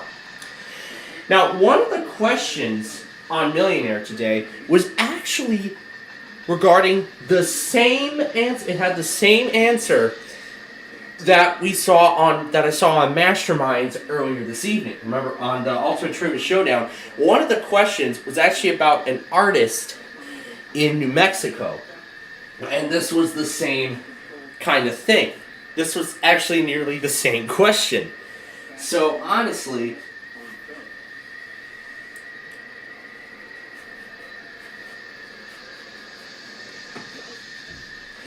and another question that came up too was actually about the Pac-Man arcade game from the 1980s. It was actually about the 4 ghosts. That question appeared on Split Second, and eventually it appeared again. Let me recall. Did it appear? It did appear on Split Second. Yeah, if I can recall. Not sure if it appeared on Switch or it appeared on... It did appear on Split... Yeah, it appeared on Split Second. And of course it came again on Millionaire. So, 2 different questions from 2 different GSN shows making their way onto Millionaire on the same night. Now, honestly, I don't think I've seen that happen before. 2 different questions from 2 different shows from the Game Show Network coming on to Millionaire when we watch that recording on the same night. It's incredible. I have not seen that kind of thing happen. Now, what have we not done yet? We have not watched Amtrak 3. So why don't we go back and take a look at that right now? When did it come through? That's the question. Well, I'll have to take a look.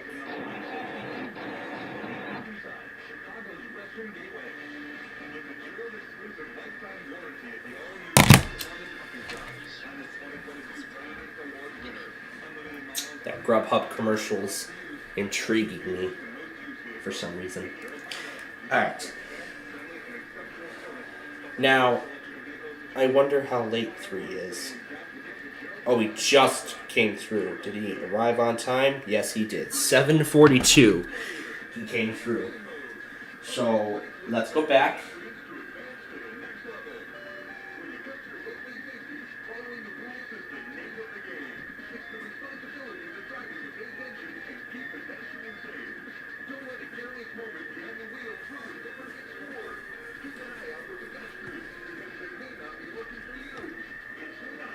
That's right, it's not a game. They've been doing these promos for a while now, and these people should know. Well, tonight's 3 had 39 and 127. Is there anything special at the end of that? I see there was a meet. Then there was nothing special other than a car. Okay. Alright, so that's what 3 had. Now let's now we're gonna play Super Golf next. Now before we get to that though, oh, don't tell me Roblox locked up on me. Okay. While we wait, while we wait, here is what is going to be happening with our shows when this Jeopardy Masters tournament begins. So, they did say that the tournament will begin on May 8th, which is actually in 2 weeks. So, in about 2 weeks, the Jeopardy's Masters tournament is going to begin. So we have one more free week with the current schedule that we have right now, and then the week after, this is where some serious changes are going to be made. So, here is what is going to be happening to our programming starting at this time. Now, I don't know about the exact commercial breaks yet because this is new. I'm assuming the commercial breaks are at least like 3 minutes. So, here is what's going to be happening with our programs starting May 8th and continuing until when the tournament ends, which is, I don't know when. So, Thursdays, Wednesdays are not going to have too much of an effect. However, Mondays, Tuesdays, and Fridays are going to be the days where we're going to be affected the most.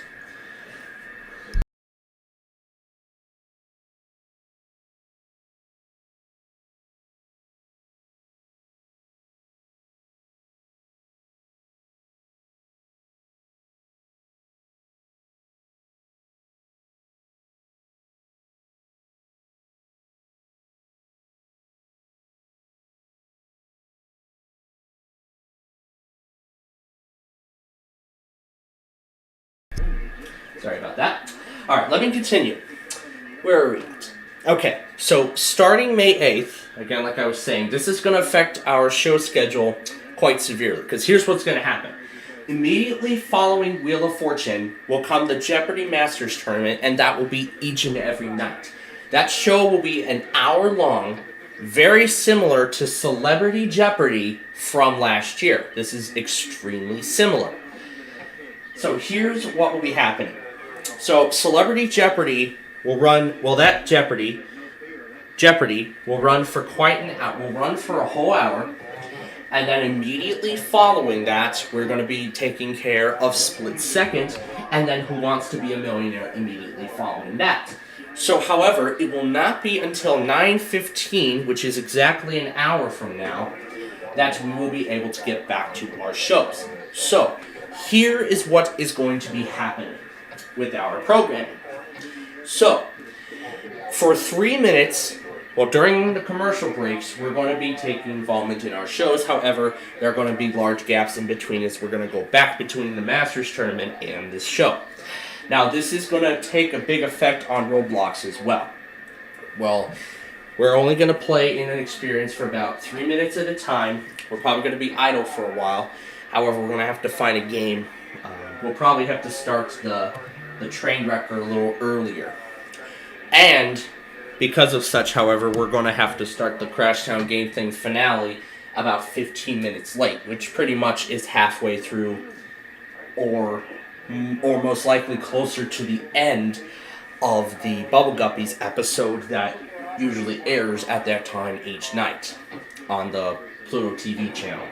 So, what's going to be happening is we're probably going to have to take that part out entirely from the finale for the time being.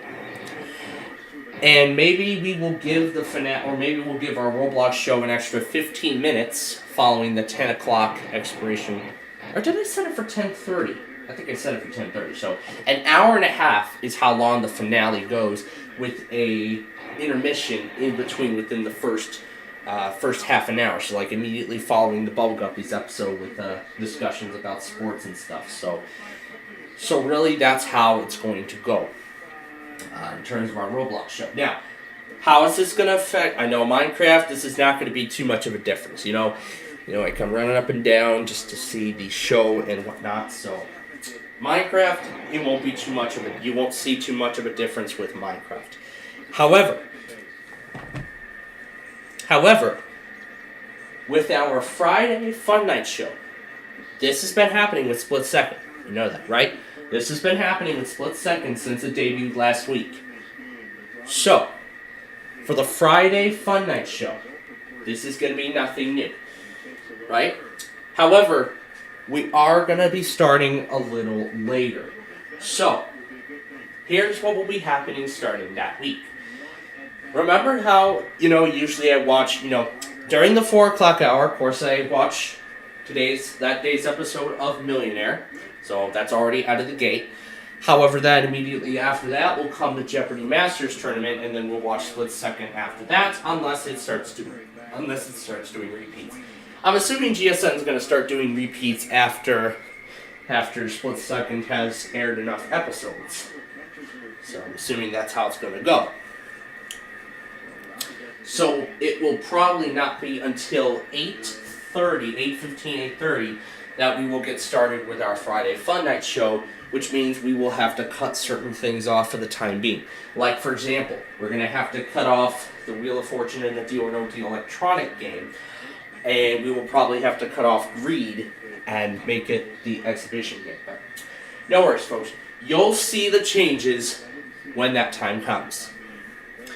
Alright, we're going to continue with Roblox in just a moment, but I'm going to have to take care of something first.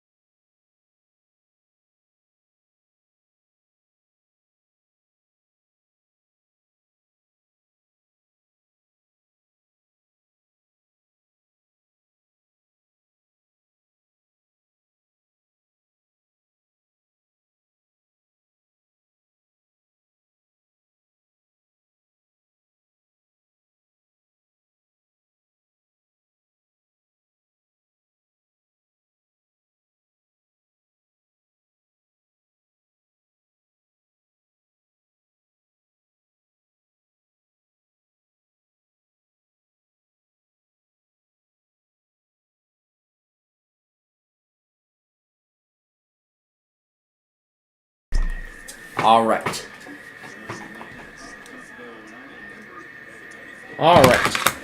Now, with that said and done,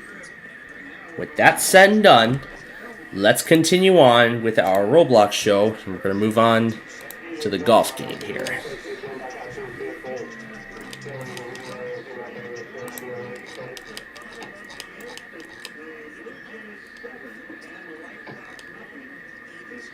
NWW.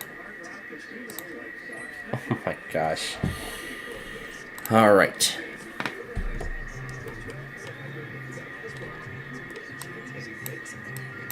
Apparently it came in a little too late because the next hole is already starting. I mean, it came in just in time too, because we are gonna have to make this quick because Millionaire took up a lot of our time, so because of how much time Millionaire took up, yeah, we're gonna have to play this quickly here. So we are gonna have to play this. We are gonna have to get through this game quickly here in a short amount of time. So.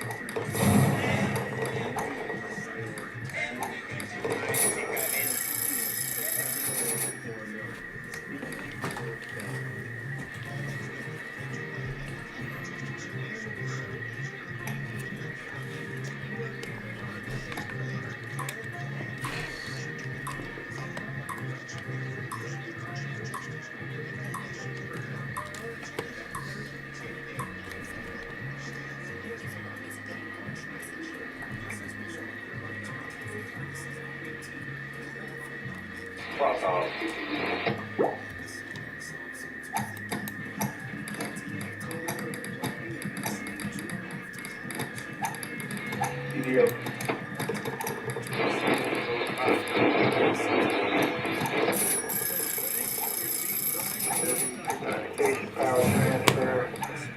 It's in 1-to-1.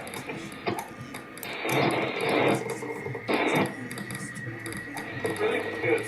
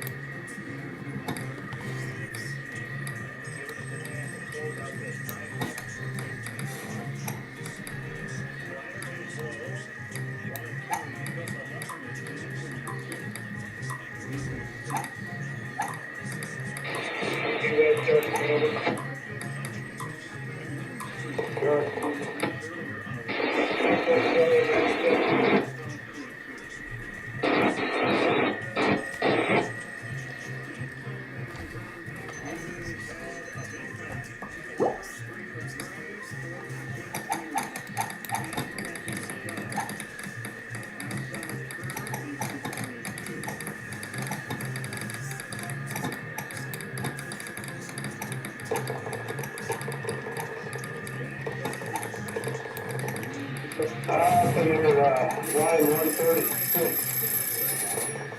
We're on line 136, which is the X21 power, taking over 279.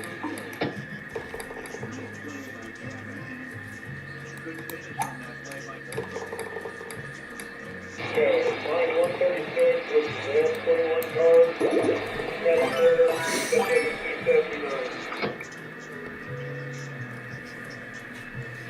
That's correct. Once you get pulled up there, you stop at yard area with the cat. Let me know and I'll make sure we're in the clear.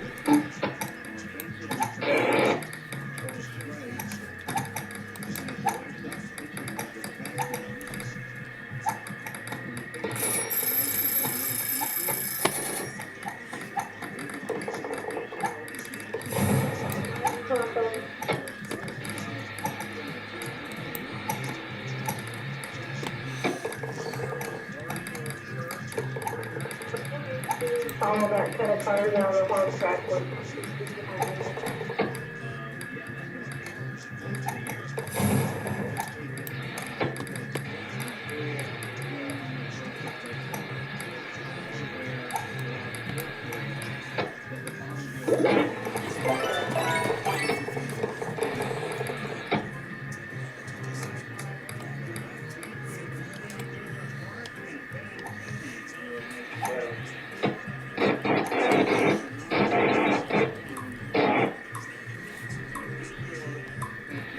Occasional entering north areas.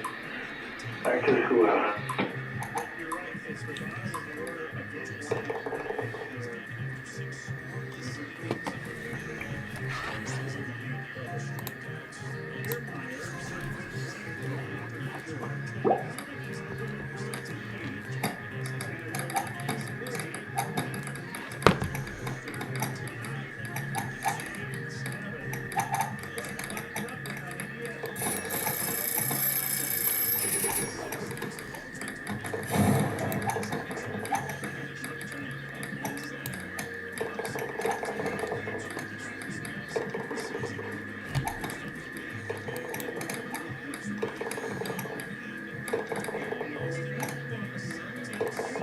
West Cerri 7420 West.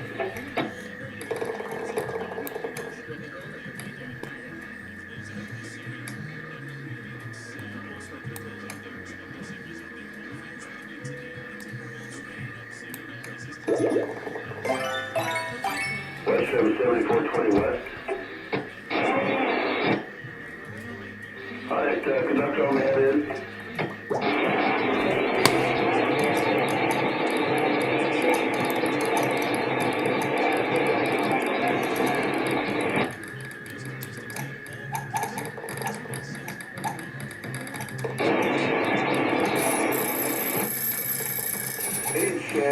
I got power that's going to be coming over the hill. Any chance I can get you a pole and try to clear up the bottom of the hill that you work on that new road?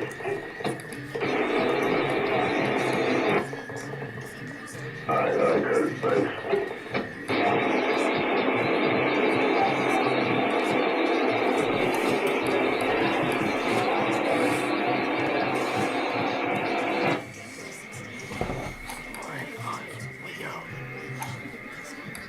Alright, I appreciate it. Thank you.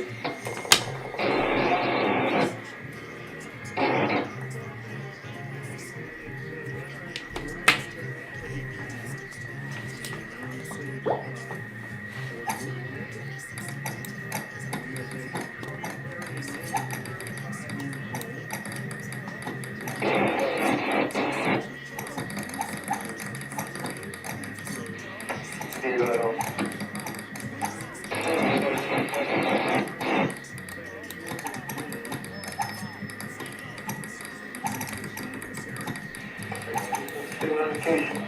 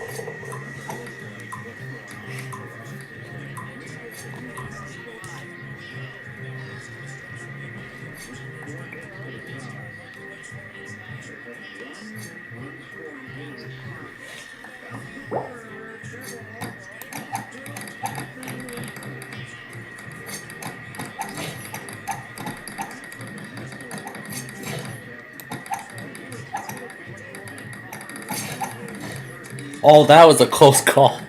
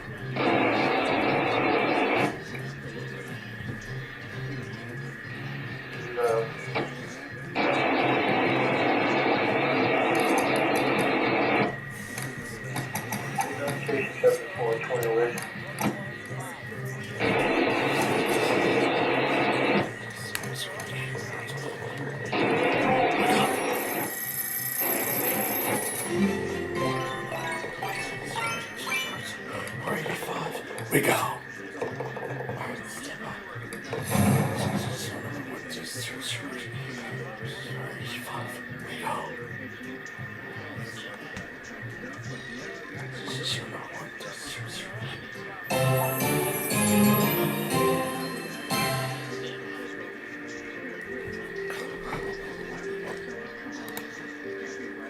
All right.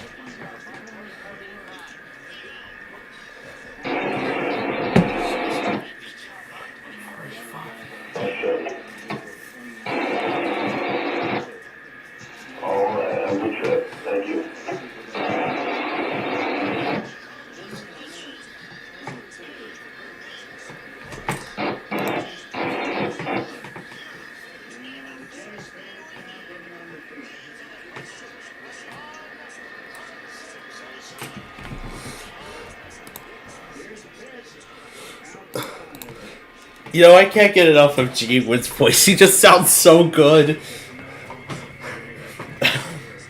Situation show number 1, that's 008 VTR 2024-85. We go! Alright, stand by. I love that thing. I just love G's voice. And even the transcript. Let's read the transcript. And here's the intro. Can you decode this puzzle? May the horse be which you. May the force be with you. These are the puzzles we play on Concentration. Starring Carson Ding. Featuring the theme which would make it... Oh! Oh my god. That was close. That was a close one. Oh my god. That was great. Now let me tell you. Now that episode... Now, through Wink Martindale's vault, there was actually... now that intro was actually to... And it's actually to a kind of a concept test for an NBC revival of Concentration. You know, the original one, the first one, ended in 1973. 1974 brought it back. And then this one that was taped in 1985, that was a supposed concept test for a reboot, for a third reboot of for a second reboot of Concentration. That was for a second reboot of Concentration. So, in this idea of Concentration, what players do is they, rather than matching prizes, in fact, they would actually connect like people, places, and things to something else. That's the kind of way they would make a match in that game. They're playing for cash, not prizes. Now, I think that concept did not work out so well during those initial tapings. So that concept did not work out well. And eventually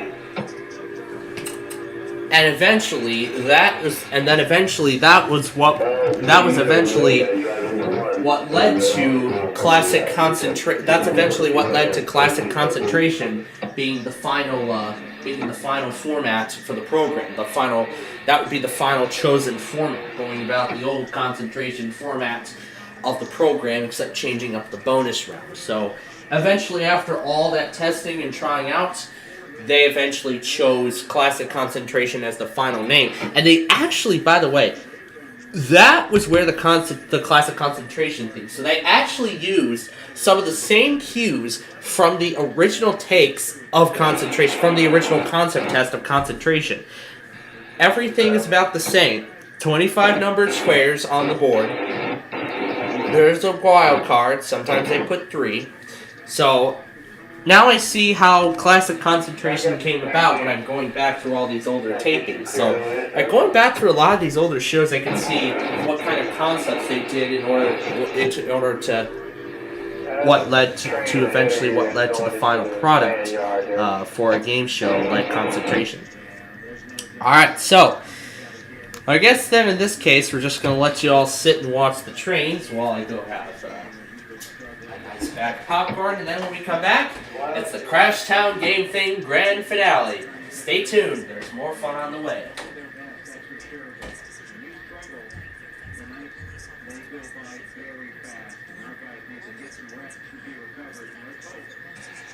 That's your cake.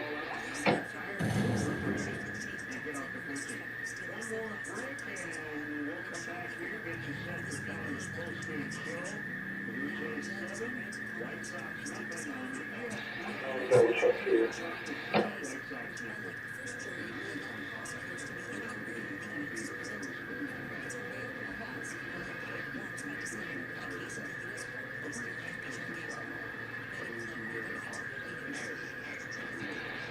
Nah, you're not so clear there in San Diego. You don't know if you are there.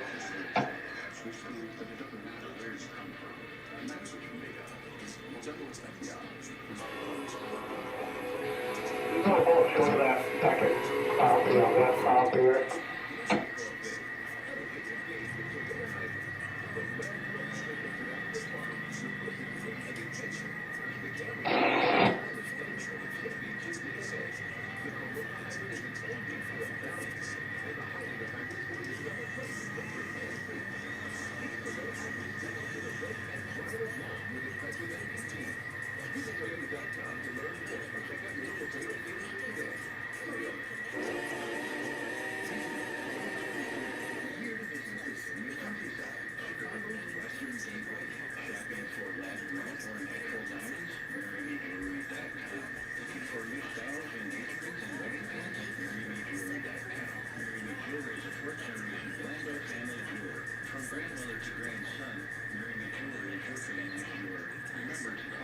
SPCSuperMarioEAS. Looking for a new home base? This is a country club.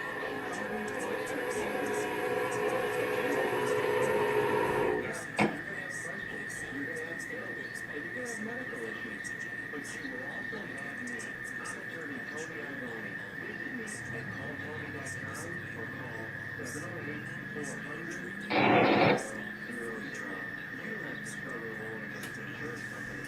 I'm calltony.com or call me at 708-400. You deserve better.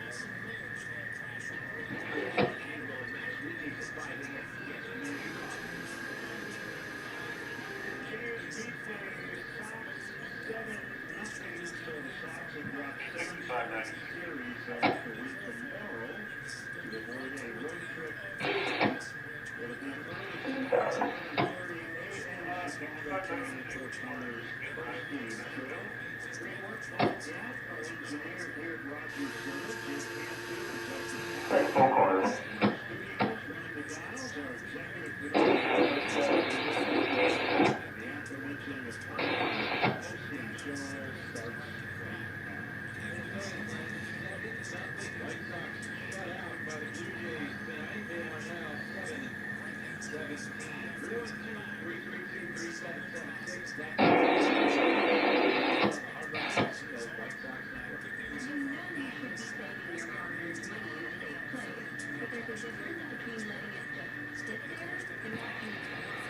Yeah, I'm going to clean it up for me.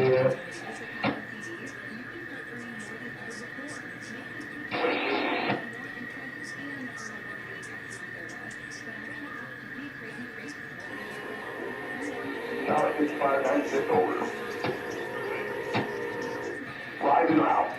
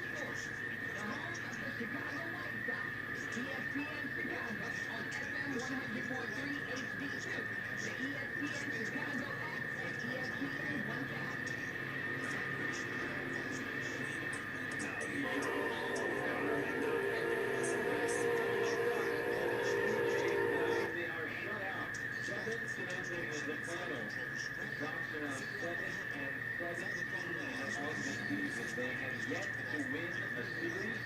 They've dropped 7 straight of those. The losing streak is now at 6 for the White Sox. One more against the Blue Jays. 8-1 Blue Jays tomorrow afternoon. And the White Sox come back home to start a homestand on the Mid against the Tampa Bay Rays. 4 games coming up there. The Rays actually did lose at home tonight, so their home win streak ends at 14. 312-223-3776. That's the phone number. This is the post-game show on the Hard Rock Casino White Sox Network. This game tonight was almost the same as the game the night before, to be quite honest with you. It has been a rough run for the White Sox offense, having gone 6 for 61 in 2 games prior to tonight. 4 hits tonight, root to a shutout, 5 left on base, 0 for 2 with runners in scoring position. The White Sox are facing Jose Barrios, who was not off to a great start this year, that's for sure. The Blue Jays are pitching a lot better over the last week or so than they had at the start of the season, but Barrios came into the game with 21 2/3 innings pitched and a 6.23 ERA. He has spent over the hits on that offense, just 1. He has walked a lot of batters, just 4 of those, but he gives up a whole bunch of hits, 22. That's more than a hit per inning pitch for Jose Barrios.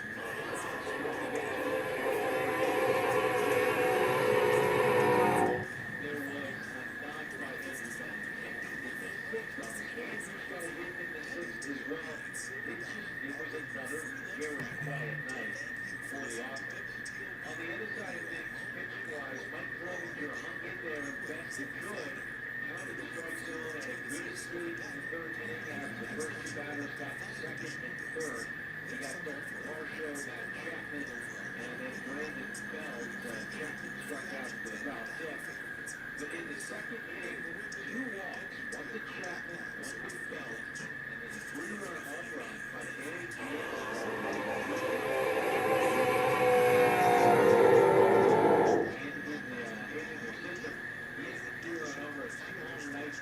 Danny Jansen, the other one was on Tanner Banks. He came in for 3 innings relief for the White Sox.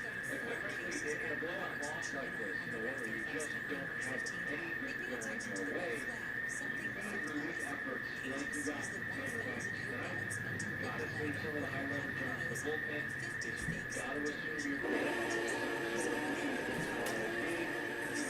throw your any-level relievers, guys like Ronaldo Lopez, guys like Campbell Graveman, guys like Joe Kelly, who's on the list, back into a tight ball game tomorrow. Also, Clevenger, 5 innings, 7 hits, 6 runs, 3 walks, 5 strikeouts, 1 home run.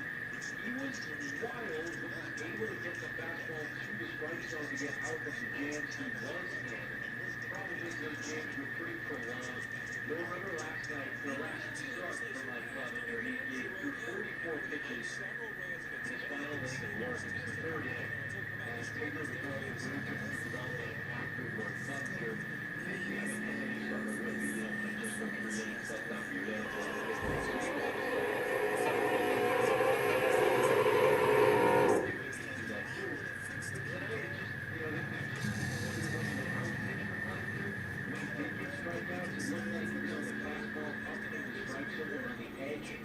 There as well, he did get a few strikeouts, 5 in total, with the walk. All 3 of them came around the score. He led off the 4th inning with a walk to Whit Barrowfield, Danny Jansen, single, Kevin Kiermaier, tripled, absolutely ripped one in the right center field gap and scored 2. And then Jordan Springer brought home the other run with that inning. Another 3-run frame for the Blue Jays, 3 in the 2nd and 3 in the 4th. And Cerri immediately gets back on the solo top. Danny Jansen in the 6th as well. So for Clevenger, now he got the win, but he was certainly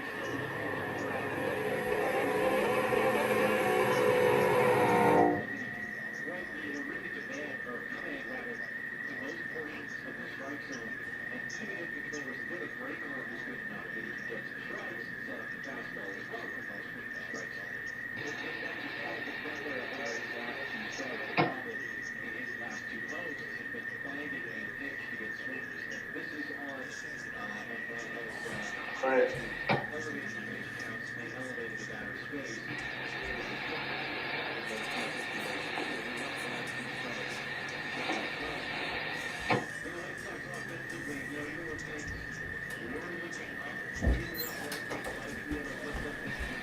Power to the barn.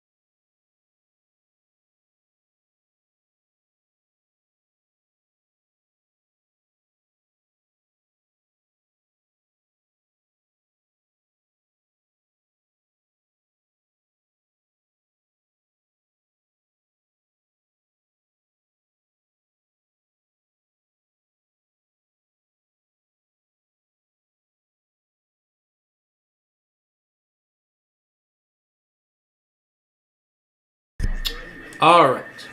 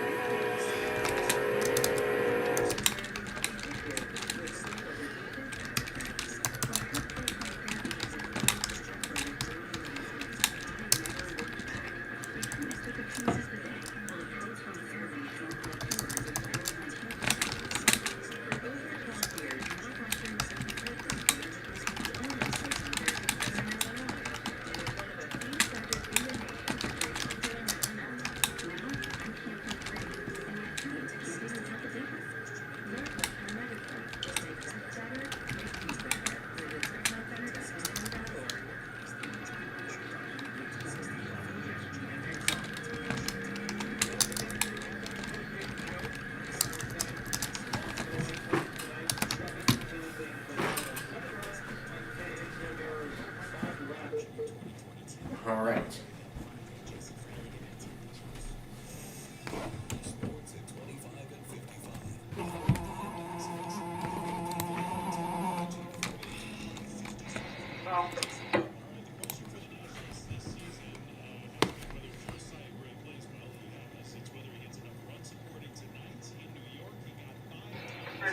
I got a cross off, I'm gonna show 30 cars outside of one, so hang out there and board. I'll get you going.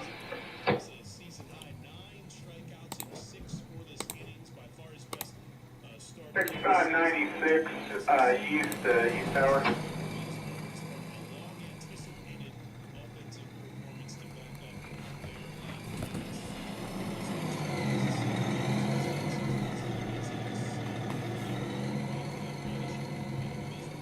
Left up.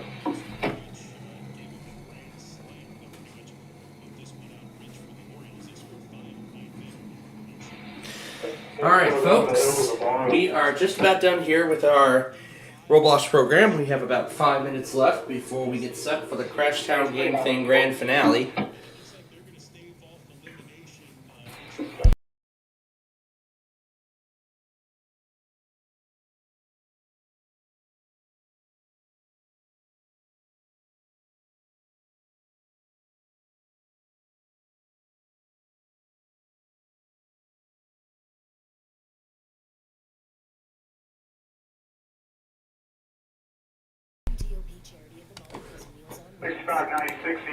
North TDD over.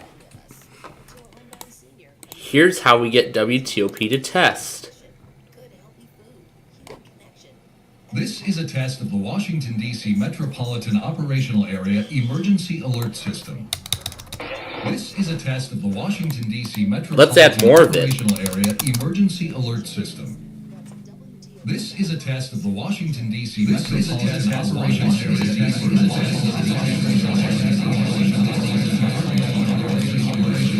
Emergency Alert System.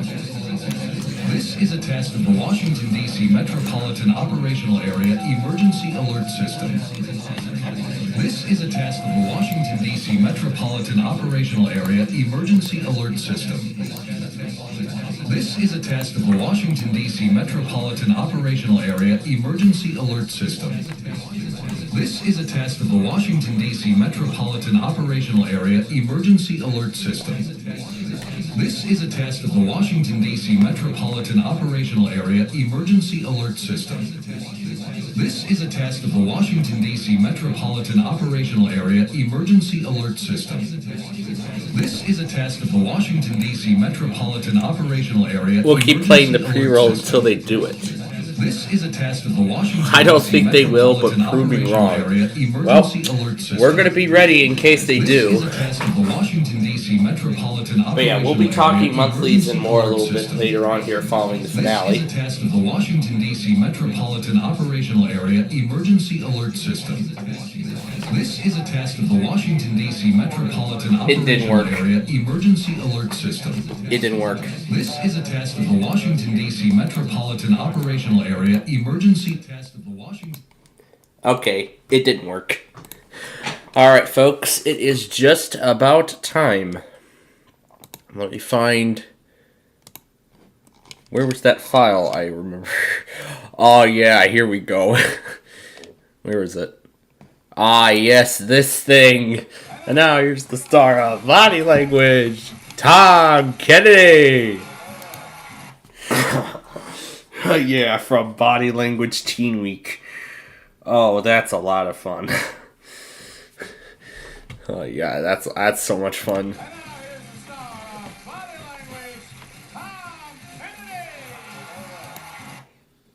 That's just so much fun to watch.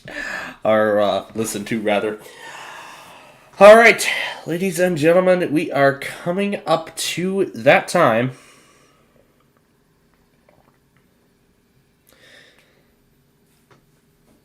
I mean, there's a lot of important stuff for college, and I still have yet to find all that time, but therefore I did get everything ready for it, like prior to us getting on the air this evening. All right, and now, ladies and gentlemen, it is time for the moment you have all been waiting for all evening. And this is my favorite part, too, because now it's time for the Crashtown Game Thing Grand Finale. Oh, yeah, we're going to have so much fun with this. Why don't we have this play in the background, too? Oh, yeah, this thing.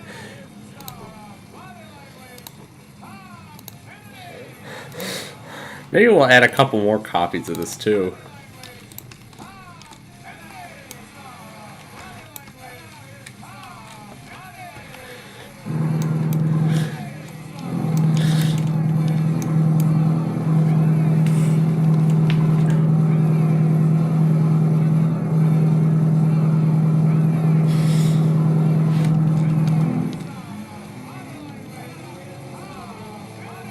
Alright, and off we go.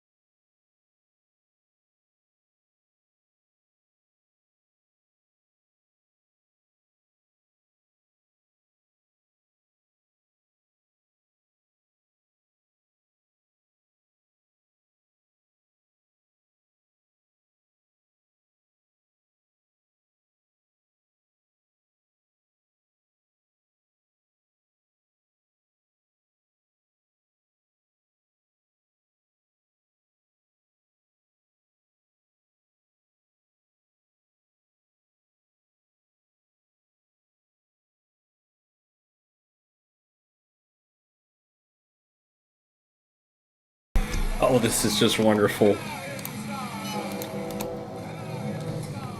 The start of body language.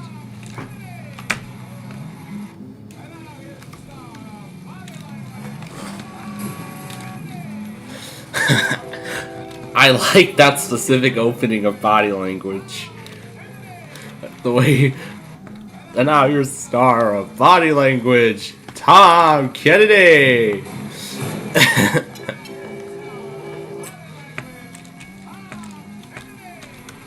That's just really good.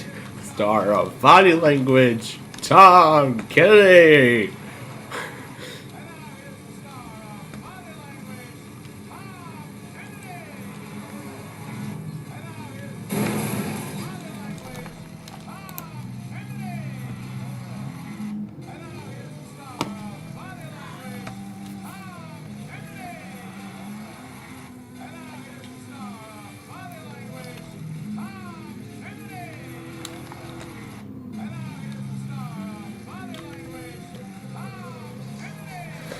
That's just so much fun.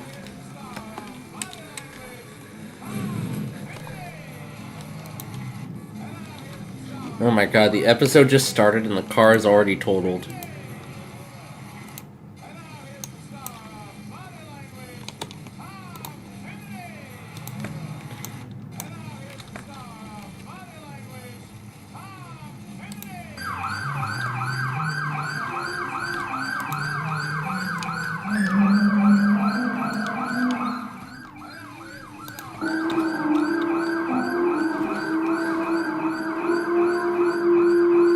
Now we're driving a police car!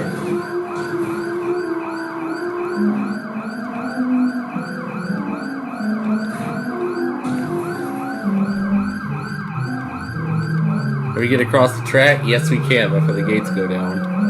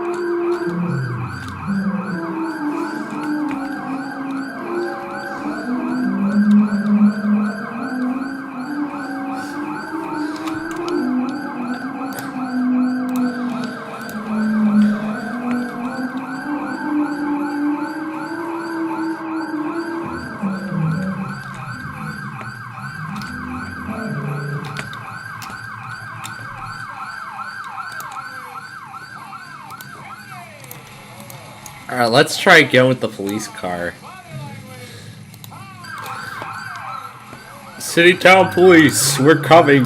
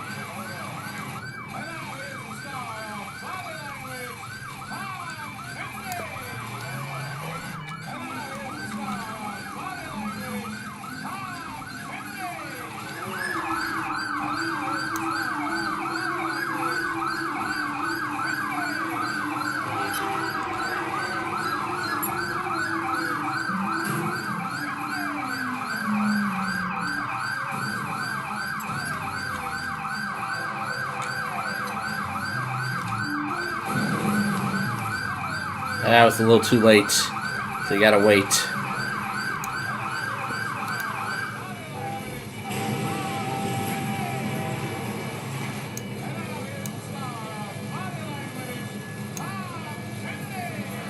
Oh my god. I could go around the gate for the most part. And knock this gate down. Not possible.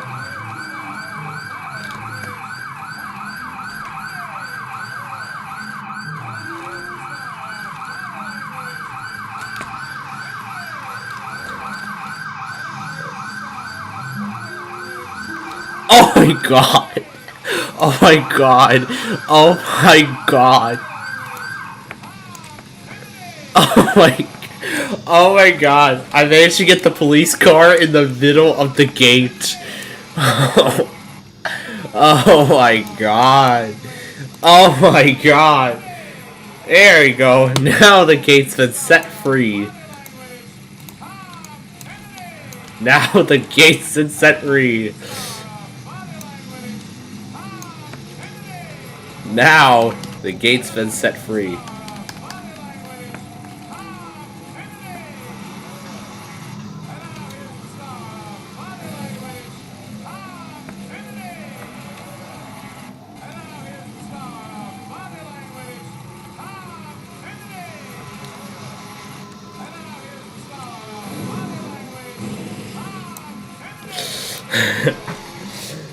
It's tow truck versus train tracks.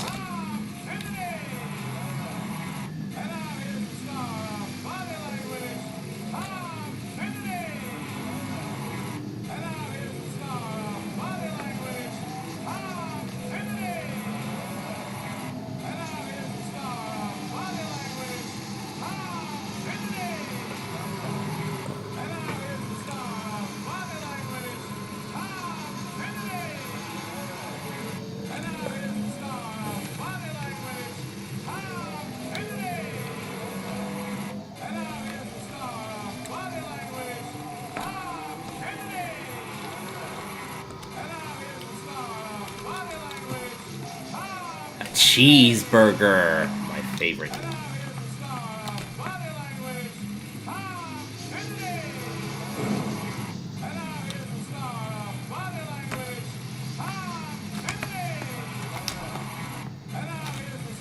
I know what else is unbelievable.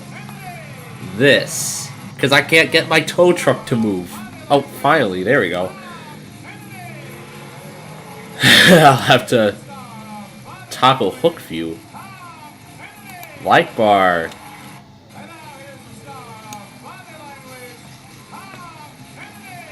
Oh my god, a lot of the lights were already knocked down.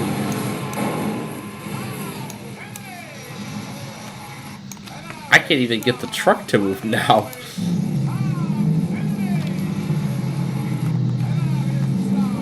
There we go, got it. See if I can get all the way around without doing any of the damage. Probably not.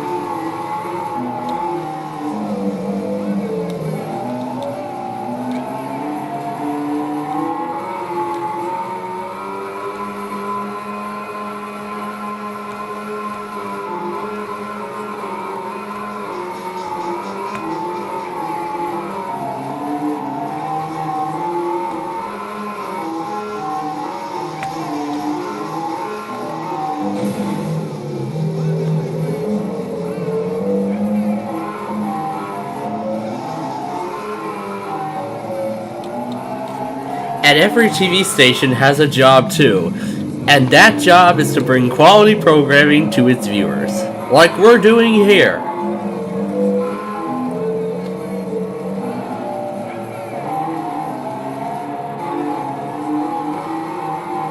Alright, it's time for the freeway, let's do this. Here we go, we're taking the freeway.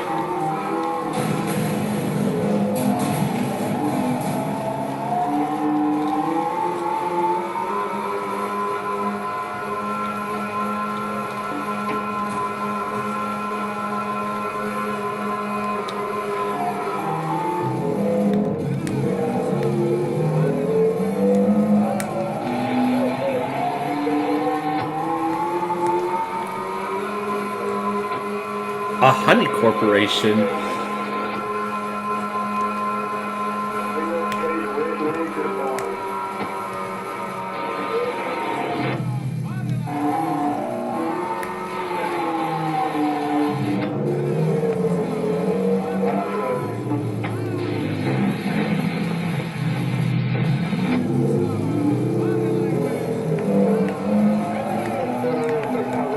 Oh, at the end of this episode, it is going to be a sticky situation.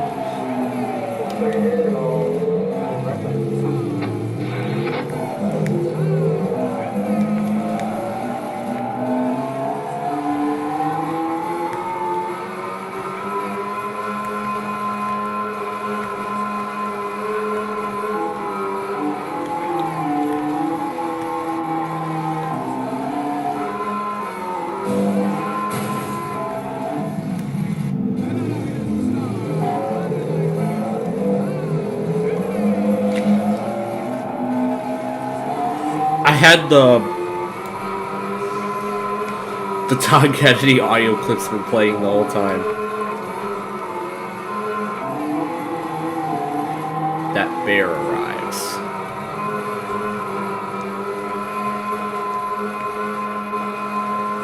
And cross the tracks.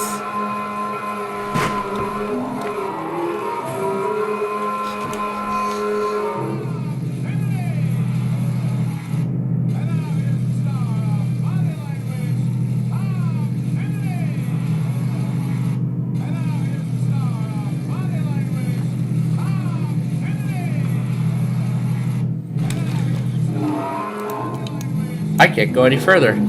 Okay, now I can.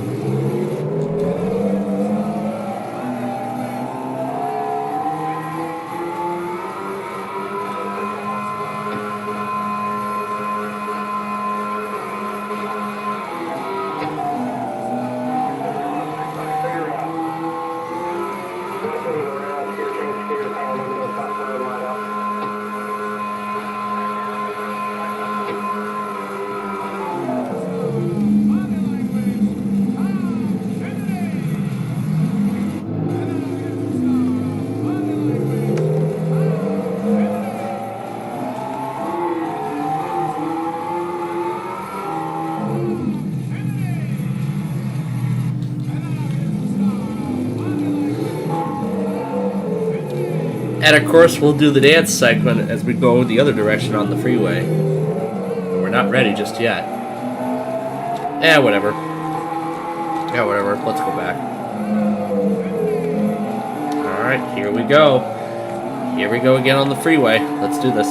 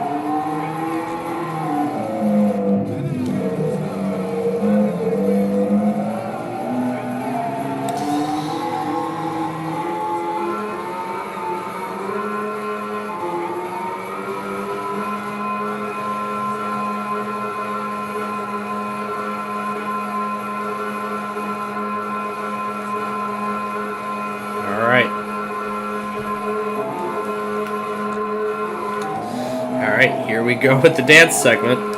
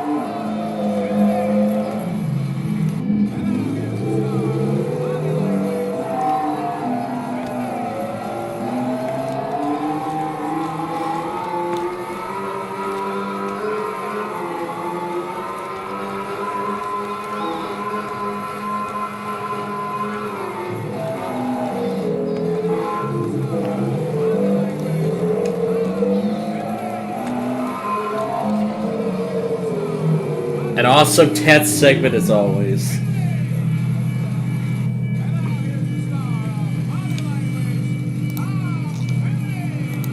Oh, we're not done yet. DC! This is how we get TOP to test. Why don't we add a few other pre-rolls? Like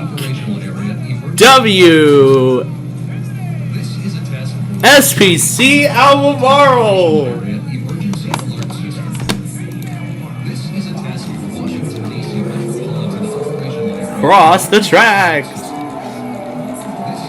We're doing this race right here. I have an independent clip of this part already. Welcome, worker bees and drones, to the Emergency's Bumblebee Athlon. Team Bumblebee will face an unbelievable challenge. Like honey for Her Majesty, the Queen Bee.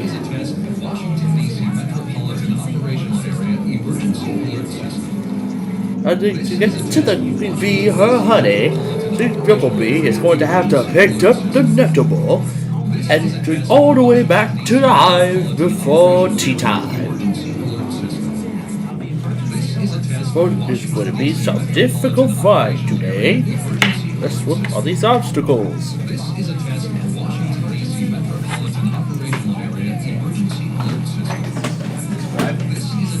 Alright, here we go.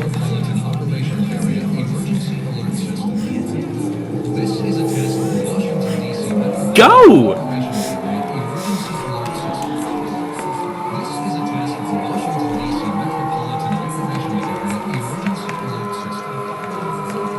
Without getting knocked down into the honey pool.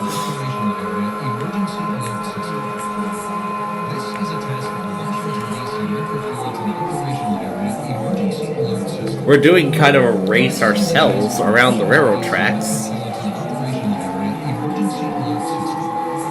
It's just nectar ball.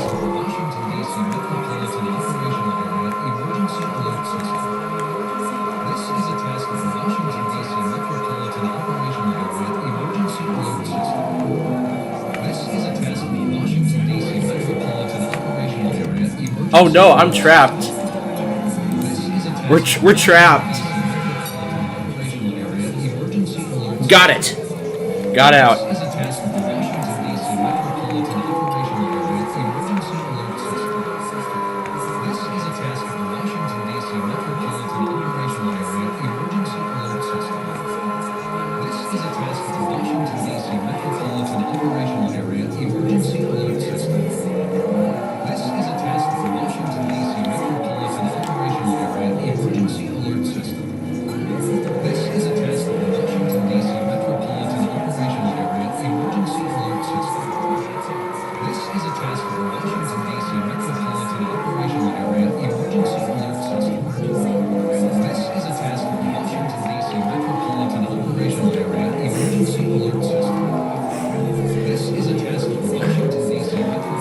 Got WSTC, Albemarle, all this stuff, and everything.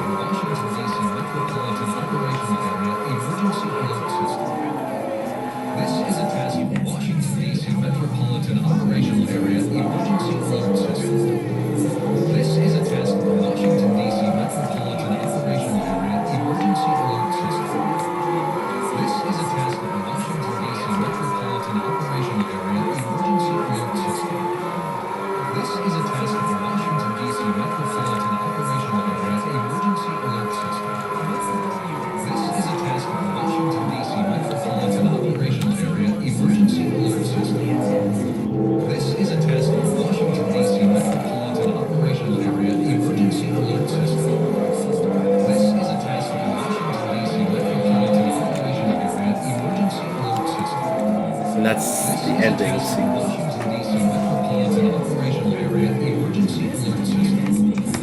This is a task of Washington, D.C. Metropolitan Operational Area Emergency Alert System. This is a task of Washington, D.C. Metropolitan Operational Area Emergency Alert System. This is a task of Washington, D.C. Metropolitan Operational Area Emergency Alert System. This is a task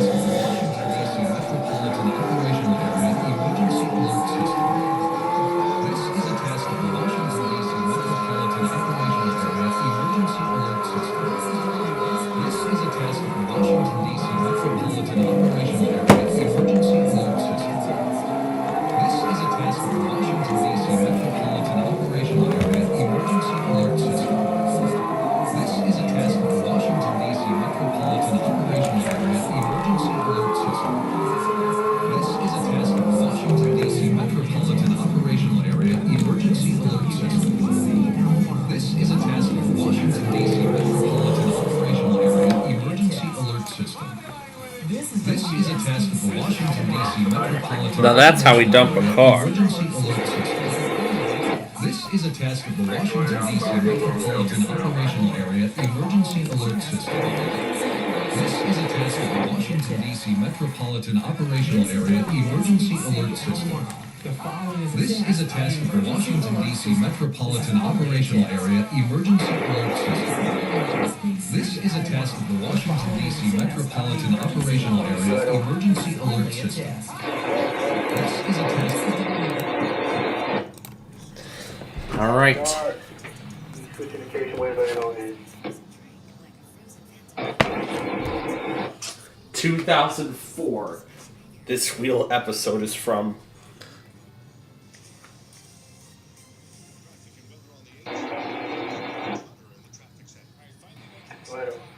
They even aired a wheel episode from 2002. No.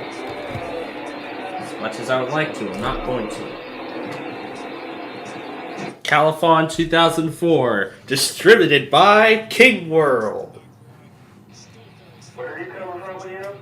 And a good Sony logo at the end.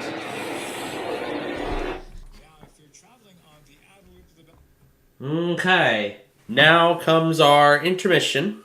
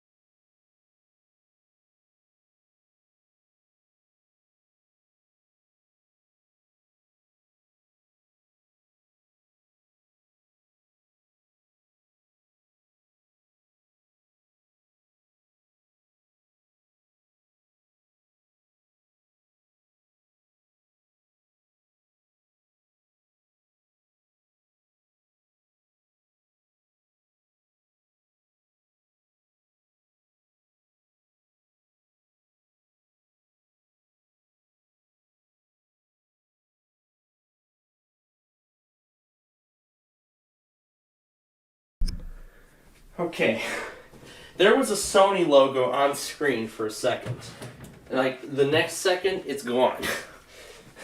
Like, no trace of Sony Pictures Television is anywhere on screen.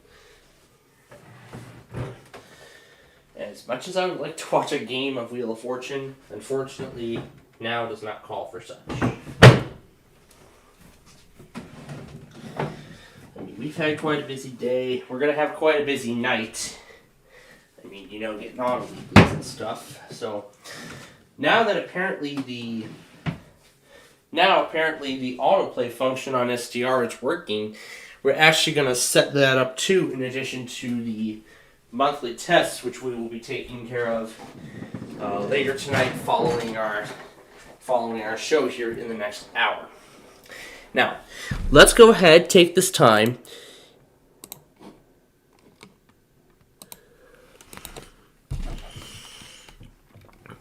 Now, let's take this time and talk White Sox baseball and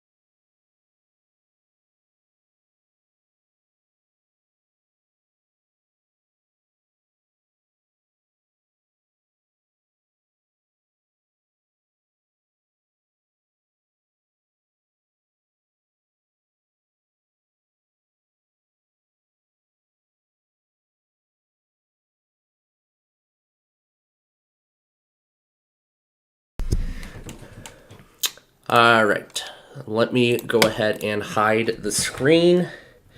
Sorry, Pluto, you gotta go. Oh, that was quite a great marathon, I gotta say. That was quite a marathon, I gotta say. Now, let's talk sports here. As I have to send a important email for something. Oh yeah, I still have a lot of stuff to clear. Wow, the Sox have been defeated big time by a final score of 7-0 against the Blue Jays. It's incredible how badly we've been defeated today. So, the Blue Jays have won the series 2-0, and tomorrow at noon, they will have a chance to clinch it, to take the third and final game and win the series. We will see how that plays out tomorrow.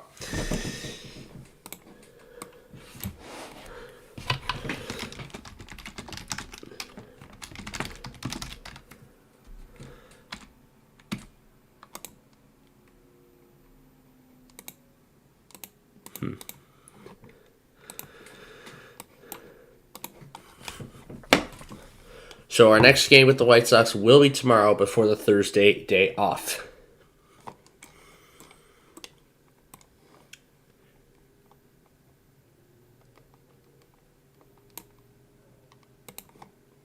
All right, let's see.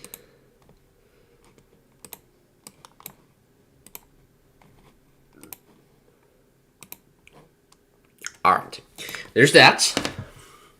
So that's in terms of the White Sox. Now let's talk the NHL. Okay, now let's talk the NHL playoffs. So, as of right now, we are going to go back to TOP for another check in a little bit. The Bruins are leading the series again 3-1. They will have a chance to win the series tomorrow night at 6 p.m. when they go against the Panthers to try and take Game 5 and win the series. The Maple Leafs, that was yesterday. These were all yesterday. The Islanders have taken the series, well, so far. The Islanders are back in the game. The Hurricanes still lead the series 3-2.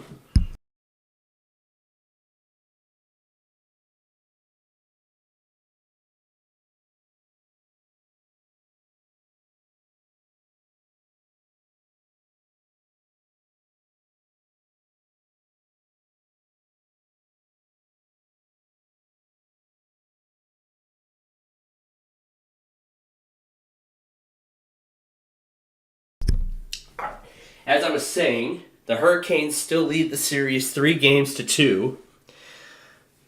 As the Islanders win it 3-2 in overtime. They're still in the game. We will have Game 6 of that at the end of this week. So that's in terms of the Eastern Conference. As for the Western Conference, right now the Oilers lead 3-2 against the LA Kings as the first period is pretty much done. The Stars are leading 3-0 against the Wild with only less than 5 minutes to go in the third period.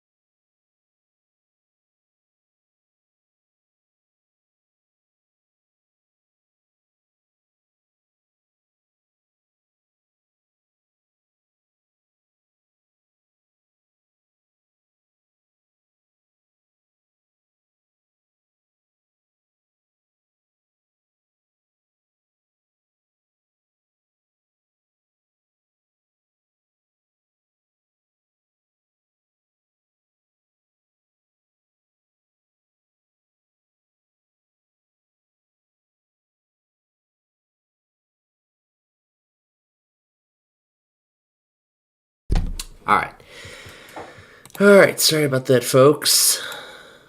We just had some important business to take care of. Well, at least it's good that we got it in tonight, so we don't have to worry about it tomorrow. Now, for the most part, that is. I mean, at least that was actually the thought that was kind of going through my mind.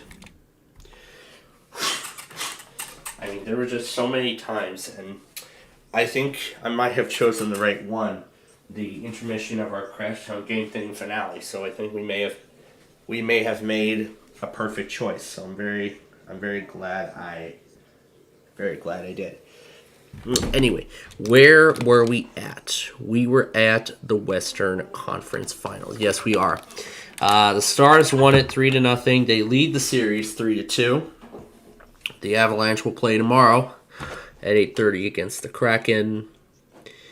And that is really all in the world of sports. So that is really everything in the world of sports.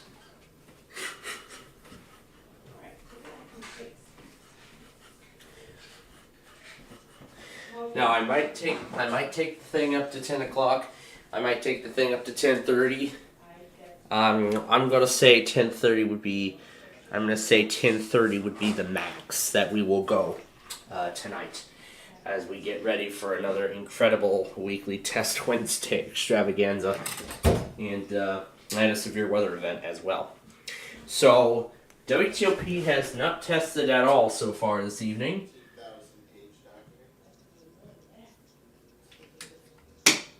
Alright, so, well, anyway, we will see if WTOP will do their test.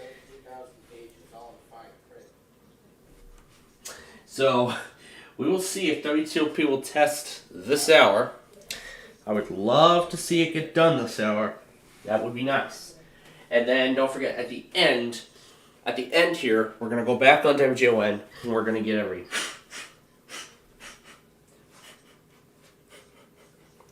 And don't forget here, at the end here, we're going to go back on WGON, we're going to get everything, then we're going to officially conclude the Tuesday test compilation, and then the Sioux Falls Monthly will officially commence the Wednesday test compilation, which again goes all the way up to WCKA. You know, I think the whole thing can best be visualized by the rail cam schedule. I can best visualize everything by our programming schedule and our railcam schedule. I can pretty much visualize everything by that. So here's what I mean. Like when we do Kearney, Nebraska on Tuesday and Thursday, that means we're literally in between the weekly Test Wednesday extravaganza. The Roblox live show that we're doing is before, and then with no other show on Thursday other than letting Back Air Baseball go, that's like the after product. So I can kind of easily make that comparison based on the two. So tomorrow KFAV should get their weekly in.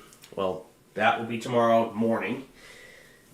Oh boy, that's going to make Weekly Test Wednesday even more fun.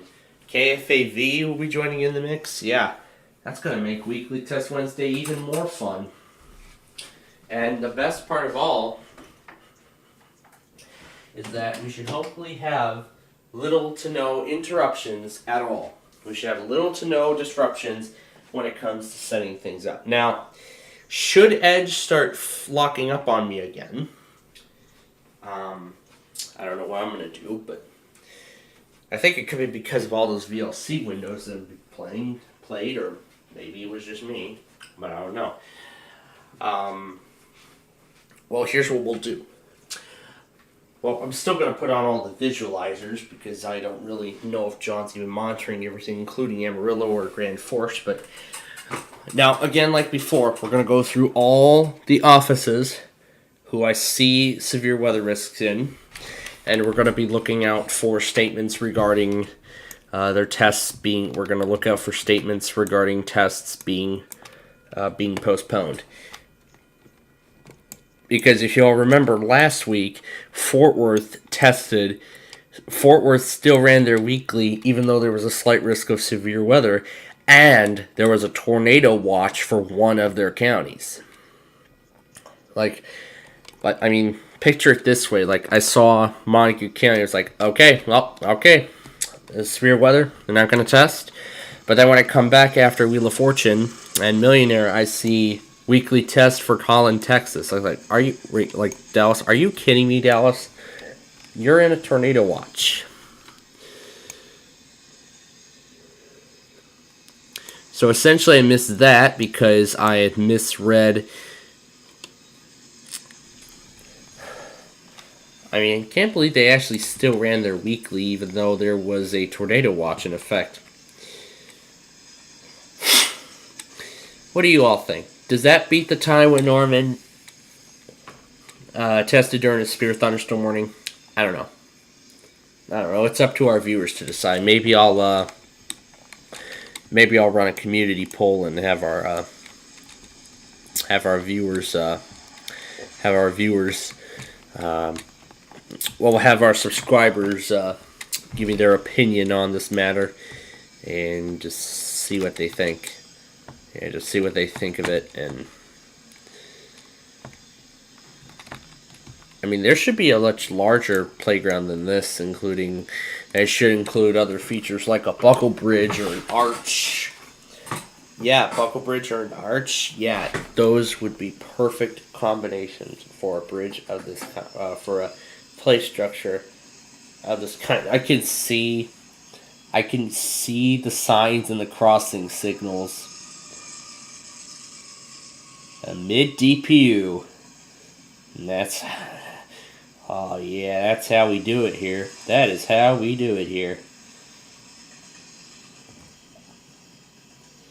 I can see the crossing. I can see the crossing signal. I can see the car that's in front of it.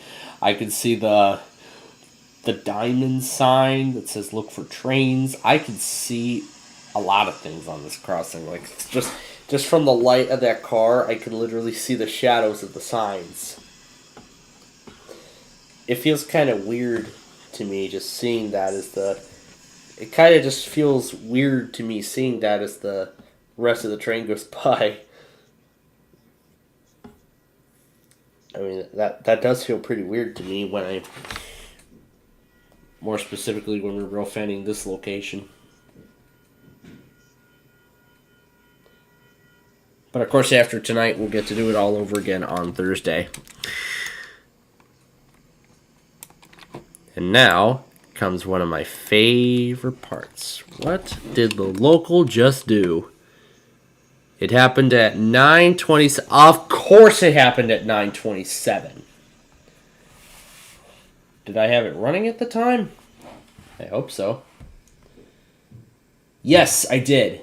Yes, I did. Well, I am very happy.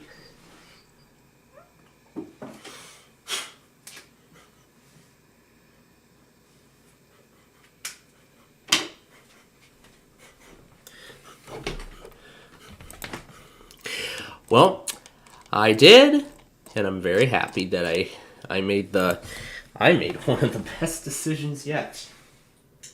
Alright, now let me go over and get rid of Yankton. And I'm going to go ahead and move TOP to Monday the 1st. Because that is when we will start again. And with that being the first work week, we will be having a Hawaii monthly test that day. So in that case, all the WTOP automations are being moved forward.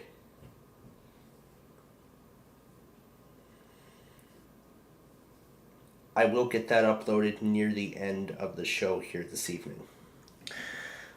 Alright, so the Stars and Wild game, that's about done. ZHF did not go today. So now that is 3. So now, ladies and gentlemen, that is 3 out of 14 done for this week. we are done. We are like halfway through the week, and so far only 3 stations on that list have tested. Here we go. And so far only 3 stations have tested on this list. So far, YCT, LXC, and TOP have run their tests today. And I expect more. I do expect more tomorrow. And I'm assuming...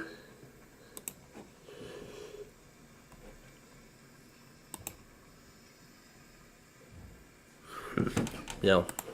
We'll see. Alright. I don't know what that's about. And I'm sure I'm not supposed to be part of the scene.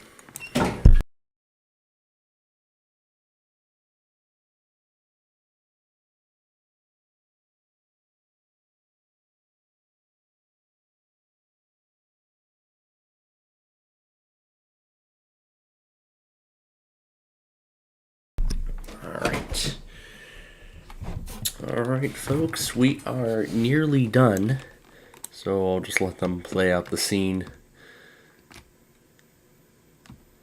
I'll just let them sit right there and play out the scene as we go ahead and continue on with our show. We're about done here. I mean, we only have just a little bit of time left. So we're going to go ahead. So I guess this actually worked after all. And I'm happy. And I don't think we're quite enough yet. You know what? Let's go for it. Remember the, I'm going to turn this down because, well, we're on the air and there's a good reason as to why. So, let me find that file again. Oh, yeah, this was fun. This was actually the most amount of fun. I don't know what kind of ever we're going to get out of this, but let's recreate what we did this morning, what happened this morning, like what I was doing earlier this afternoon, prior to us getting on the air here.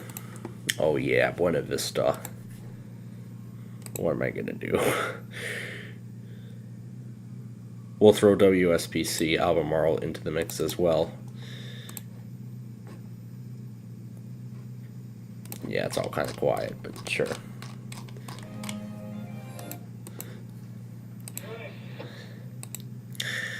And there's a lot of things we can add into the mix here. Let's do the Having Fun song that we used for our last Street View video. In fact, the one that we actually just made. So let's do that one.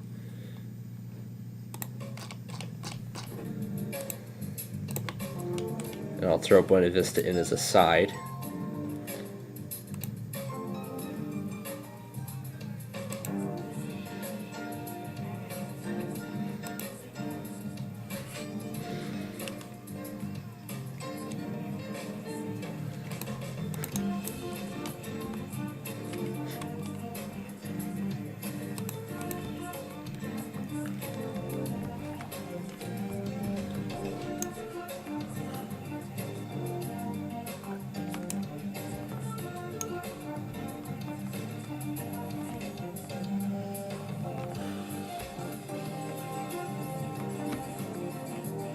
What the heck?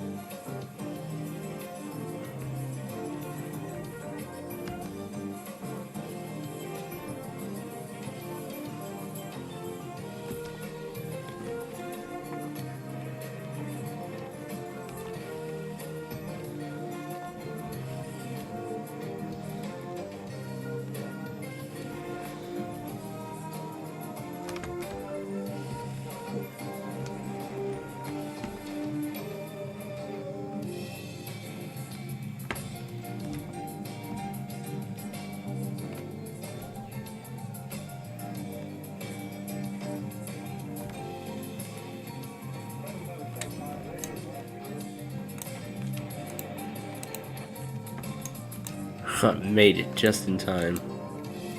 Let's take the grain train.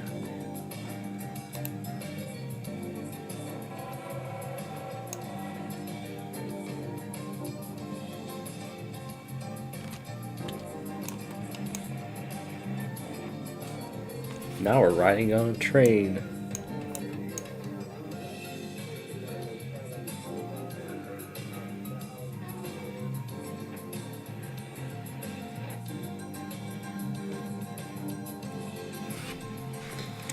You're abandoning me? Don't abandon me. Just let me go.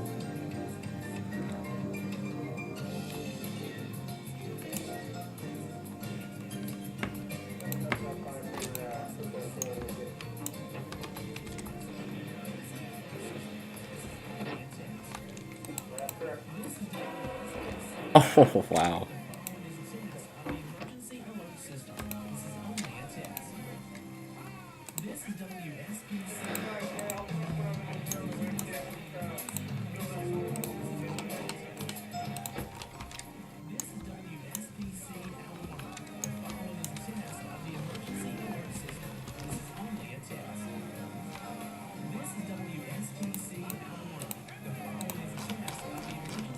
System. This is only a test. This is WSPC Albemarle. The following is a test of the emergency alert system. This is only a test. This is WSPC Albemarle. The following is a test of the emergency alert system. This is only a test. This is WSPC Albemarle. The following is a test of the emergency alert system. This is only a test. This is WSPC Albemarle. The following is a test of the emergency alert system. This is only a test.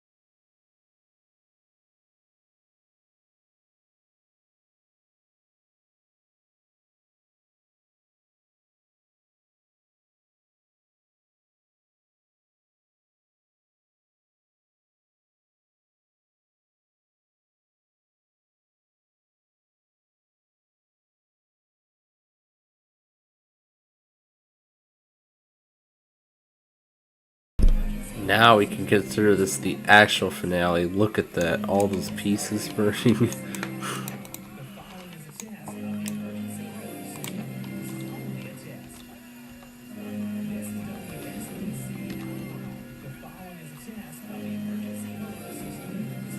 Oh, that was a close call.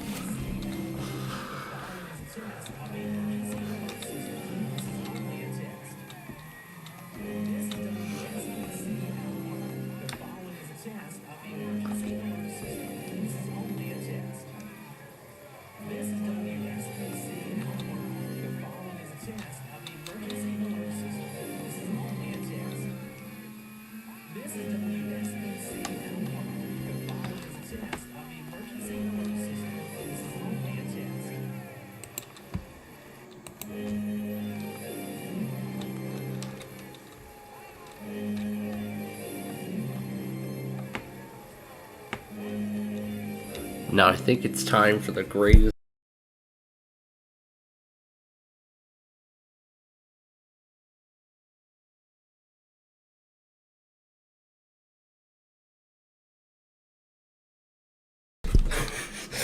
I cannot seem to get enough of that fast-paced file.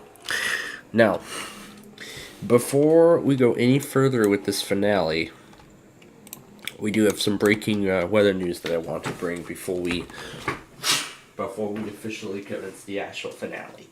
So,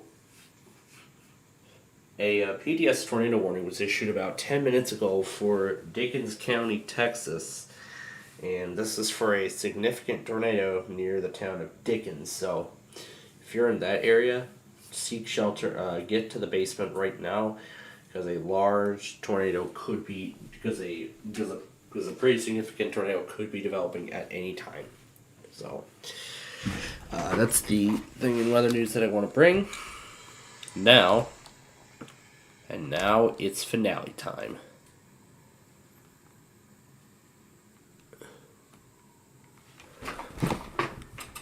Let's go up close and personal.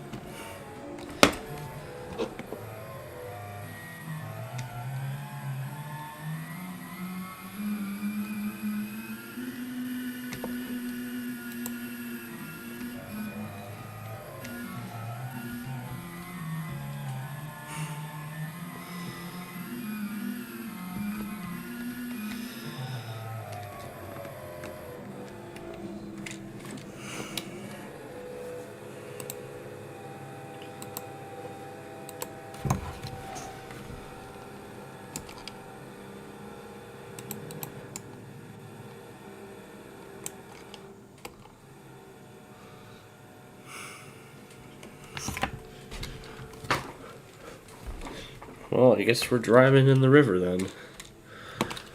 There's really nowhere else we can go.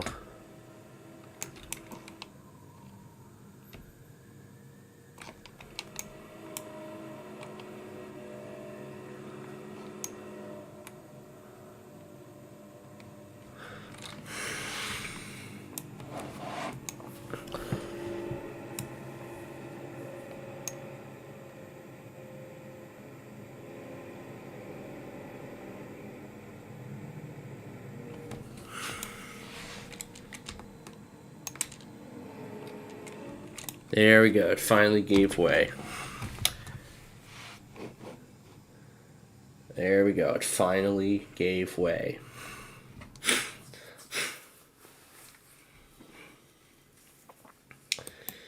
Well, I guess that's how it works, folks. Alright, so... Okay. So, just like, oh, that PDS is still active, and that potentially significant tornado is still developing. Yikes. Alright, so here we are. So let's go ahead and start right here. There isn't too much left to go through at this point in terms of the Tuesday tests. All I need to do is go back here on WTOP, upload it, and then be done with it. Find it. I thought the right thing. In-game nuggets out of one which worked double best of the. Stay with.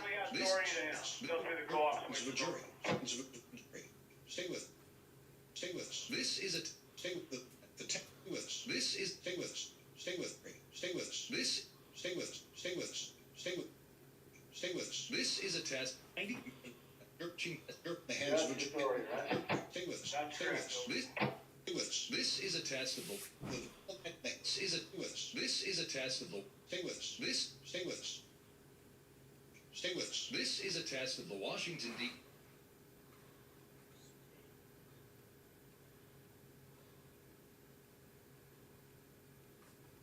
Stay with us. This is a test of the Washington, D.C. Metropolitan Operate.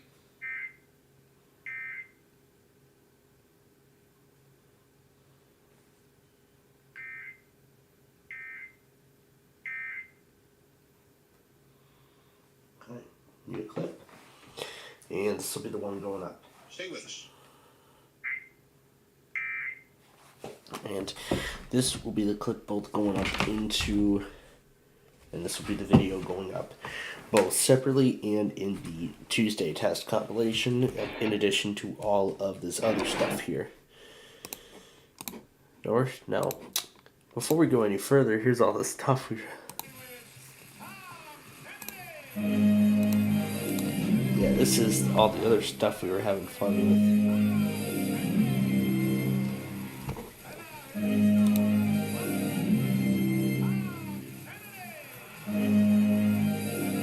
5 times throughout my life.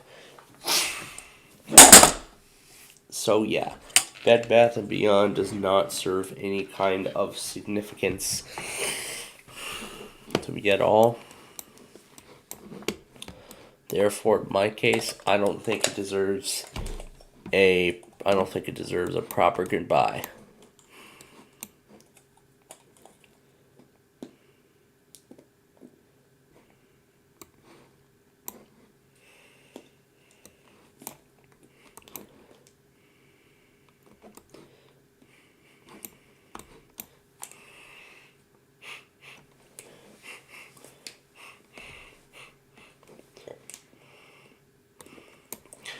And right there you can see those ugly new towers. Yeah, I call it that. And there's Kirkland, which has everything as a subsidiary to Costco. So a lot of retailers are falling under. A lot of retailers are falling under because of the post-pandemic. Yeah, the post-pandemic era and with the incredible inflation.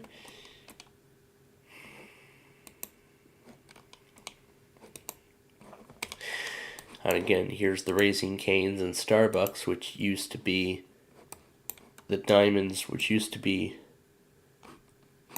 Diamonds Restaurant. Used to be Diamonds Restaurant and Pier 1 before the Diamonds closed and the Pier 1 went out of business. So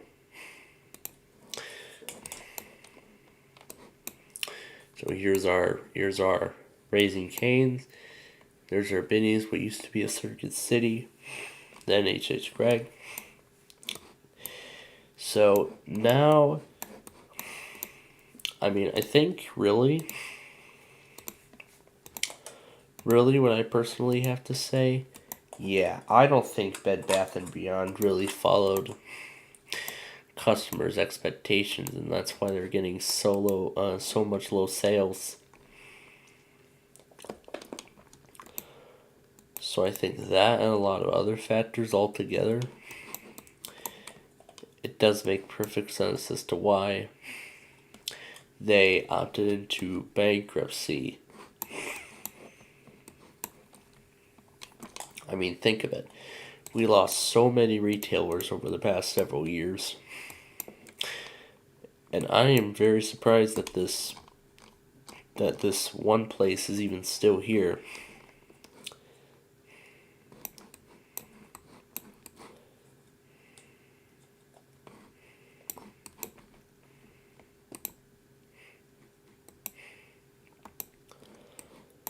The Great Escape.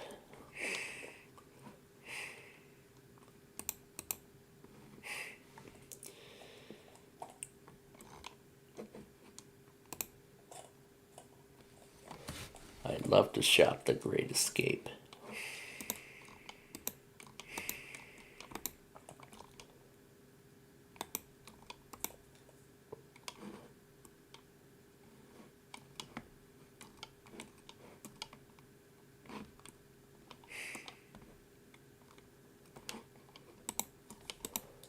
Here's just a look at some of the products they sell.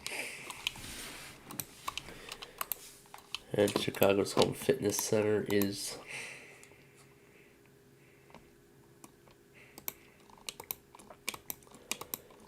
in this facility as well.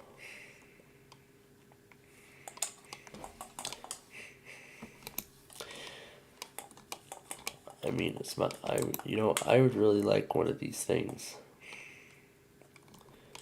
Particularly a hot tub would be nice for the backyard, but yeah, I think a hot tub or a pool would be a really nice addition here. Probably a hot tub, because then I could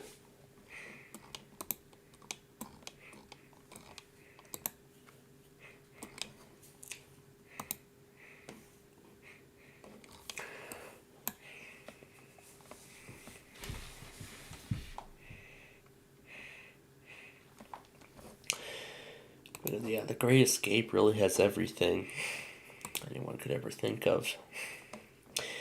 Now, I wonder what our Chuck E. Cheese looked like after it was remodeled. I did see they redid the front, they redid everything. So I'll have to see what the latest photos are. Oh yes, May of 2018, that's what it used to look like. Here's some of the latest photos from the place. That's it. I like how it keeps your recents. That's the thing I like. Let's go ahead and zoom out here. A lot of other Bed Bath & Beyond stores are still open.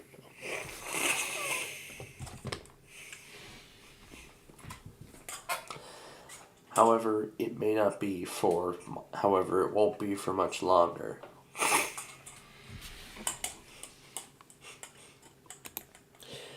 However, it won't be for much longer because so far our Bed Bath & Beyond and the Oswego Bed Bath & Beyond, both of those so far have closed. Both of those Bed Bath & Beyond locations have so far closed. Now, I'm not sure about the Chicago Ridge location because I think I saw it permanently closed, because I think I heard the Chicago Ridge location was closing too. Here we go. South Ridgeland Avenue. Yep, this Bed Bath & Beyond closed along with ours.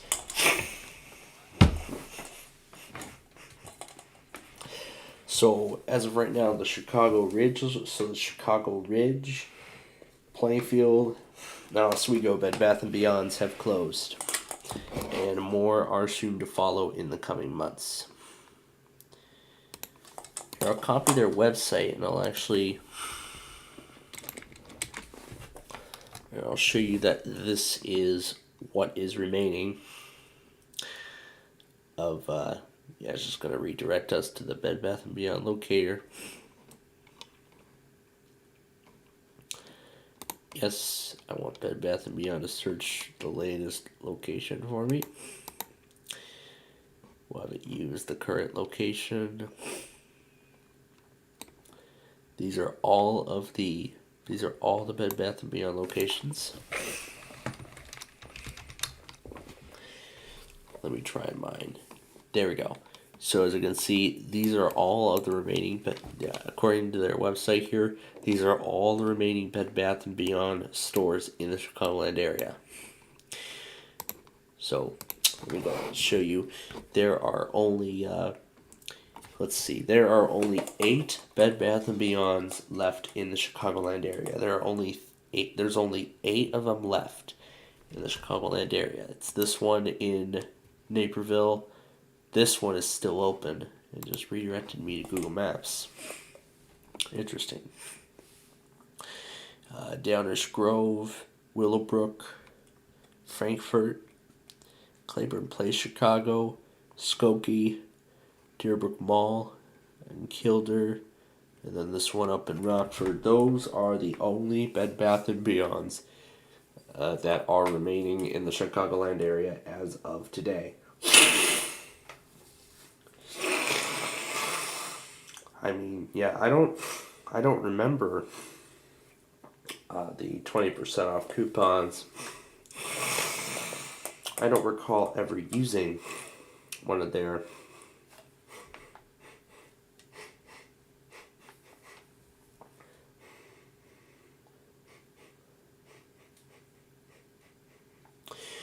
many of their iconic 20% off coupons. Yeah, you know, I think that's really why many people wanted to come back to Bed Bath & Beyond. It was because of those 20% off coupons that you could use to get 20% off your purchase. Well, this is pretty much the last day of that at this point, so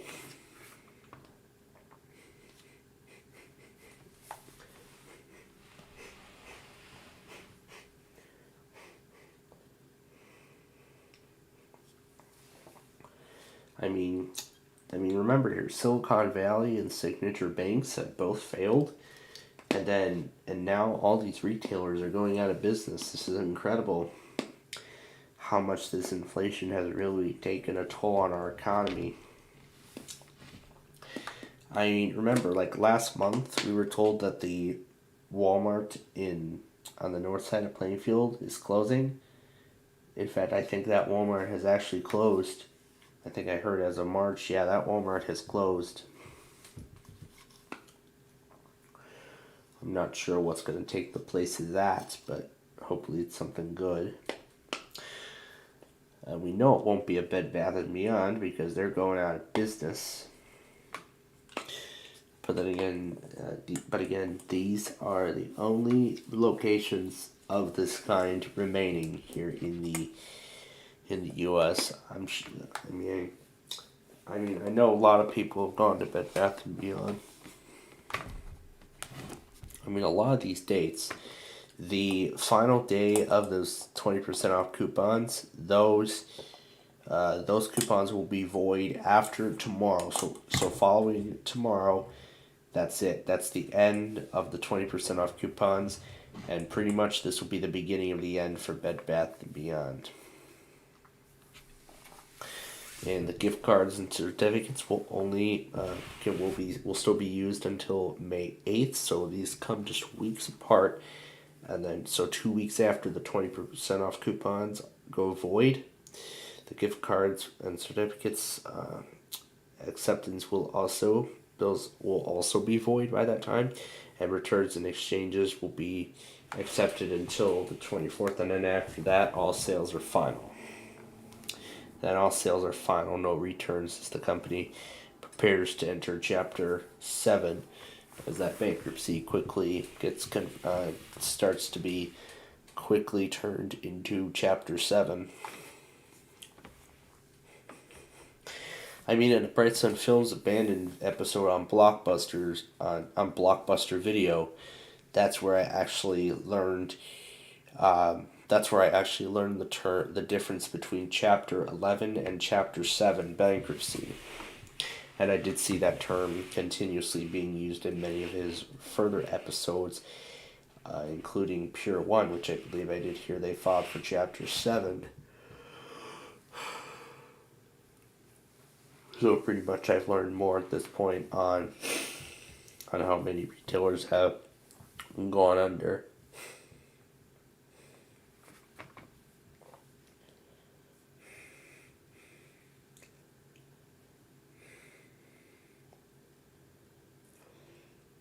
So yeah, that's pretty much what it is.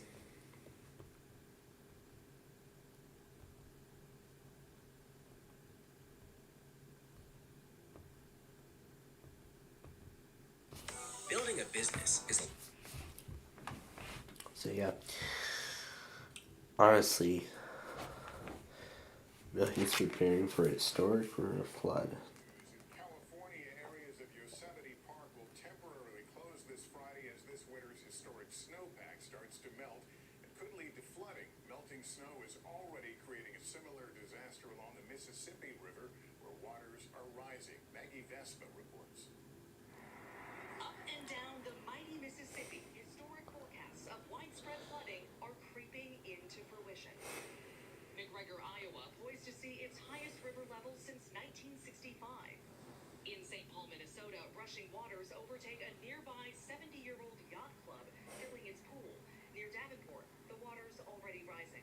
Typically, we see it slowly start to rise, and so you're moving things here and there. It just moved a lot quicker this time around. The Dennis family now forced to boat to and from home. You'll notice here in eastern Iowa, the river is flooding and streets are submerged amid a mostly dry forecast. Scientists say this looming flood event isn't so much about falling rain as it is about melting snow. 6 to 18 inches of snowpack, scientists say, are rapidly melting in North Dakota and northern Minnesota, feeding the Mississippi's headwaters. The National Weather Service predicts river levels in Minnesota will crest by mid to late week. Parts of Iowa and Illinois could rise until early next week. Stay away from that water. Note this. See more comment.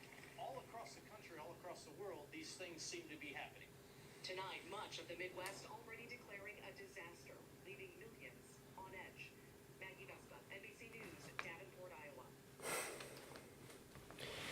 Yeah, it's incredible how that snow just quickly turned everything around.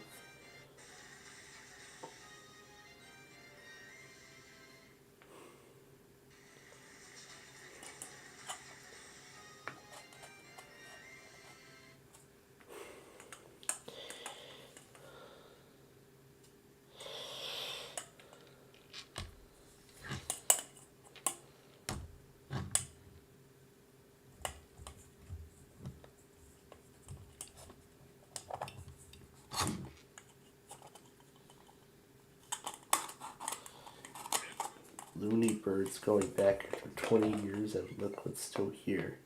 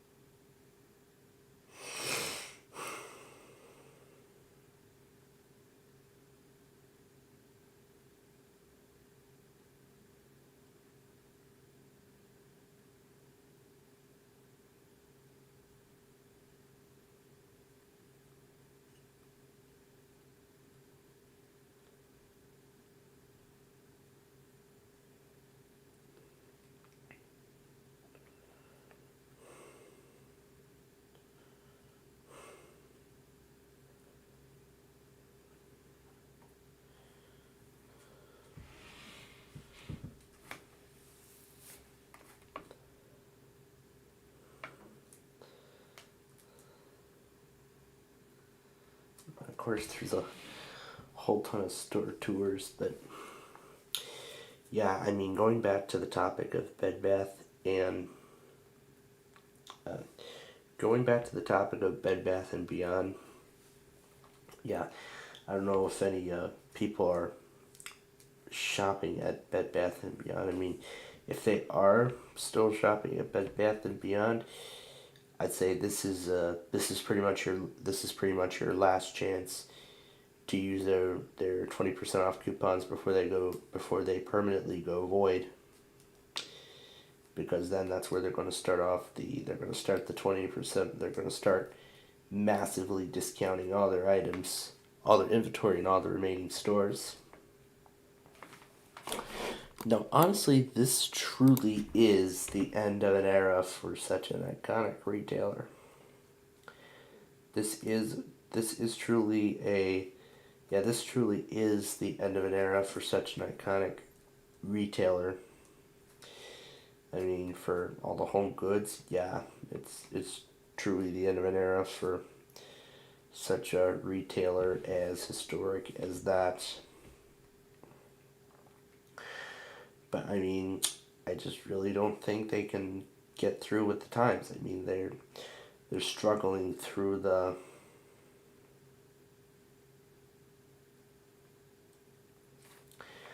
I mean they're really struggling.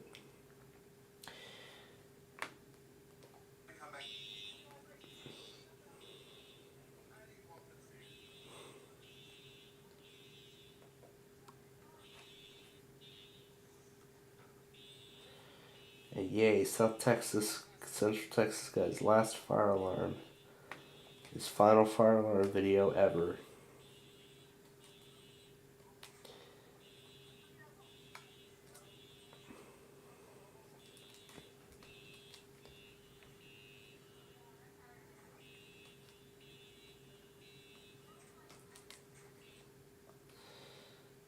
Now that's a great way to end the thing. Right there.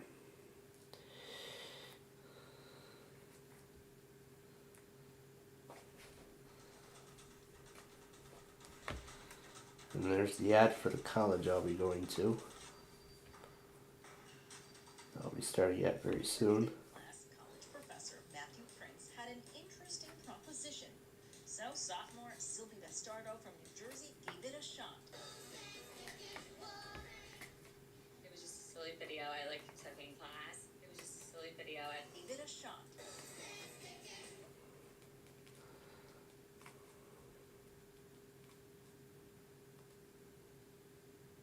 If you win, the final is canceled.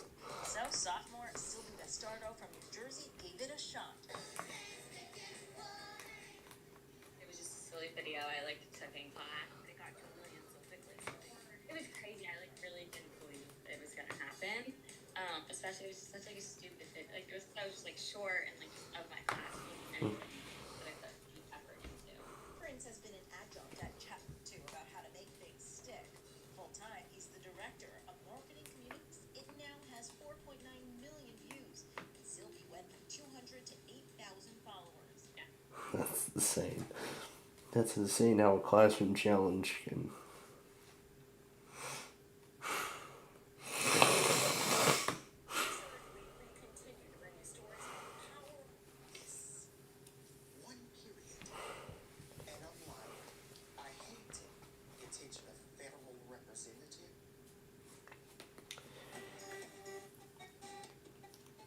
And Savage shows us some more hand dryers he found.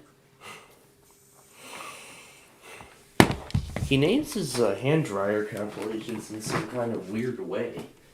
In a way that I don't think makes any sense to me, but yeah.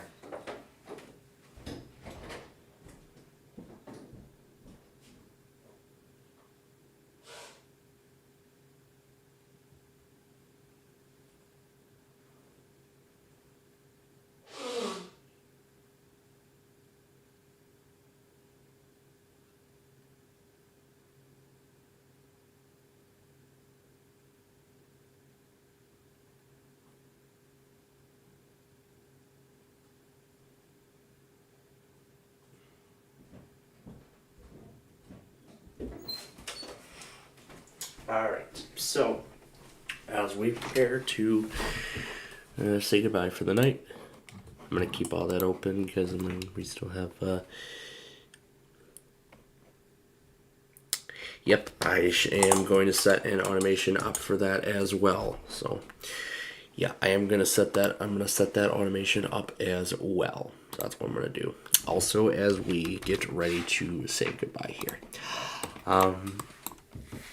And I'm going to pull up the untitled document that I need. Alright.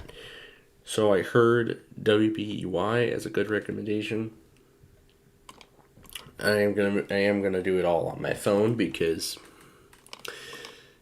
And before we do go any further, however, I'm gonna restart the device. That way it'll actually save the full thing and not part of it again. But, okay. Alright, so here's what is remaining at this point. We have Sioux Falls, and then Maryland, and then Nevada. So, for Maryland, we are going to follow through with with the recommendation. We're going to do WBEY, Maryland. Alright, here we go.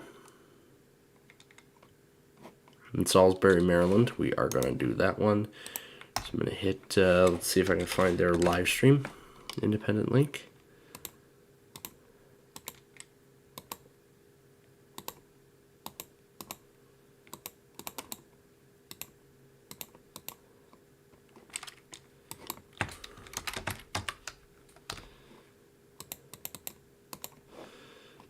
Maybe we won't find it here, but we'll find it here. And then when we click here, we should be able to find it. And if we look at it, there it is. There is BEY, and this is what we are going to do. So let's go back here. Should make the color consistent. There we go. BEY. And that's what we will use for WBEY. That's from Maryland. Now for Nevada.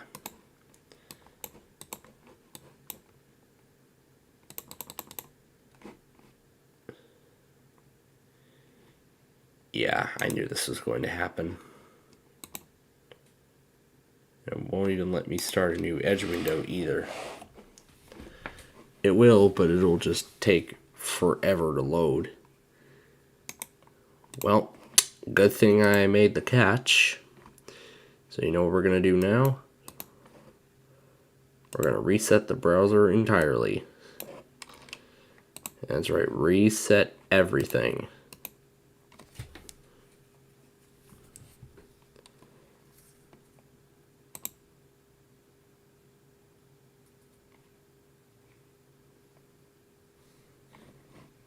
Now that does mean that I will have to sign into everything again,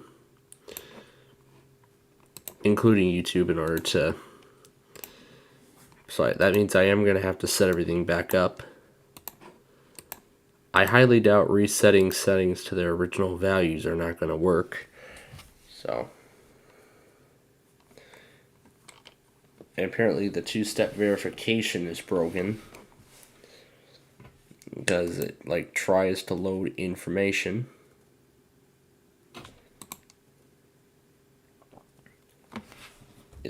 It seems to have worked, but in reality it does not. So let's see if resetting the browser does anything. Hopefully something. Alright. Can I bring it all back? I said I wanted to bring it all back. I think I may have already hit the X, but yeah, I think I might have already hit the X, so yeah, I might have already hit the X on the prompt, so it's gonna be a little bit, but I will eventually soon have everything reset. And of course it logged me out of everything. So I just need to get everything set back up. And that's as far as I'll go for right now. I'll leave IM blank. Now let me go back to where we just were a moment ago. The untitled document. Now, what were we trying to do? Alright. Hopefully that helps. And I'm going to go back in here. Re-enable all the extensions. Alright, there we are. Alright. Let's go through here to see what we can do.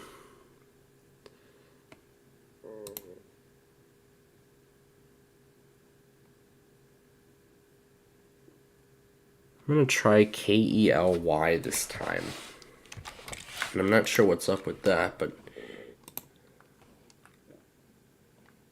thousands of Michelin tires were recalled. Well, that's not good. Or maybe we can try... You know what? Let's give KNPR a try. I don't know if they stream it, but, well, let's try it. Listeners and readers are... I don't know if KNPR streams alerts, but you know what? Let's give it a try. Well, you know what? Let's give KNPR a try. See what happens. Okay, so we'll give that a try. We'll see how it goes. I don't know how well it'll go, but we will see. And then, as LEAS has confirmed, KLOS is a new test. This is the smell of the leftover tuna fish sandwich you left in your lunchbox over the weekend in a wimpy trash bag. Wimpy, wimpy, wimpy. Blech. And this is the smell of... Pre-stream ad? Yeah, it sometimes does pre-stream. Okay, so I'm going to set everything up accordingly as we go through here. No, I'm not gonna wait at 1, and we're not gonna do all that at 1 o'clock at night, because I mean we're already out of time at this point. So now this is pretty much the time for us to prepare. So let's go ahead and make our final choices. So I'm gonna do BEY and HCP respectively. We'll see if they do it on time or they do it late. I don't know, but we're going to see. Oh, wait. Weren't we supposed to do all the other tests? Oh, yeah, I forgot. Yeah. You know what? It's all right.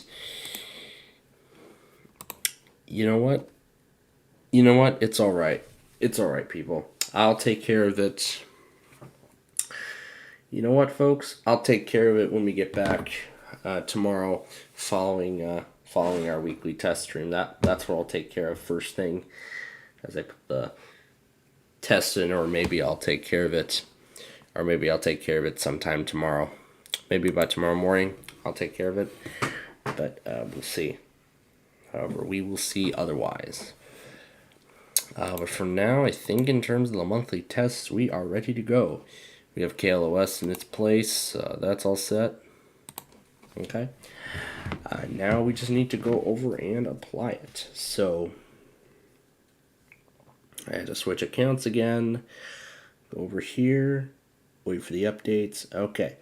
So there's BEY, which we will use for the monthly test tonight for Maryland. And I do have an alternate plan in case this does not go, if this does not go according as we had expected. So I will take care of setting up all the tests tomorrow. So that's what I'm going to do. All right. So 11 p.m. No. 1 a.m. on Wednesday. That's when it's going to start up. So open at 1 a.m. on Wednesday. That's when it'll open up, and it'll stay running for the whole time.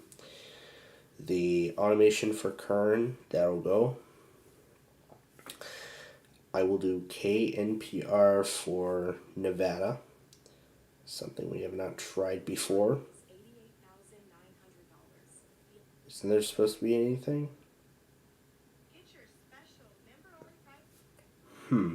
Okay, I guess it's just a black screen. Well, we'll see what happens. Okay, now I'm actually going to start this one. Oh, yikes. Okay, yeah, we still have that one test. Yeah, we still have to see. You know what? I think YND is already done, so I don't think it really matters what happens now. So I don't think it really matters what happens now. So I think YND might already be done, but like I still monitor them anyway just to see if they're going to test again or not. Well, just to see. But anyway, here is what we are going to do. We're going to do KNPR for, I'm going to close the remote desktop or else it's going to crash on me. And make sure that the automation, However, I do actually want to go over here for a moment or so. I'm actually going to turn the sound off because for some reason it actually seems to work now. So here is what now remember WPRO, we actually used to have that test, but now in fact we are actually going to be bringing it to our collection because apparently now it seems that they have fixed, it seems that Apple has added the autoplay option to SDR, which is really, really nice. That's awesome. That is great news. So I can go over here to the weekly test patterns and I'm going to add everything. And you know what else is awesome? We can actually get that one station in Delaware again. So I'm actually very happy for this move as well. We're going to start right up here for WPRO 630 in Rhode Island. Alright, so I'm going to let that run. So at 3:48, I will let that start. And I'm going to let that run all the way to 3:52. Yep, that's when it should run until. 3:58 on Thursday should also be nothing new. I'm going to go ahead and turn the sound automations off. I'm going to turn the sound automations off on that one. And then I'm going to go over here to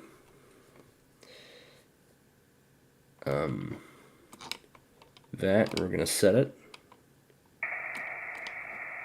for KSOP, which is 1370. All right. And then at 12:58 Wednesday, this should open up that receiver, which we'll use for 1300. No, that's 1300 the bet. 1380.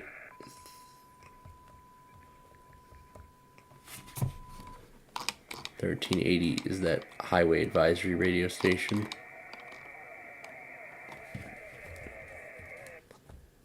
No. Okay. Alright, we're going to enable that again. And I'm going to actually add Wednesday to this list as well. So, okay.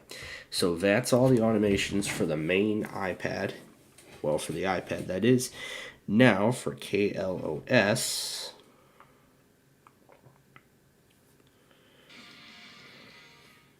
Now this automation is going to start at the same time. So now I'm going to have to be careful with this part because this is going to interrupt the Flutter realm if I don't react to it quickly. May have to set a second one just to be ready. Alright, so KLOS will be introduced to the lineup. Alright, so in terms of tests, we are ready to go. We will see how everything progresses tonight. So in that case then, we will see how everything, we're going to see how everything progresses this evening as we get ready to say goodbye.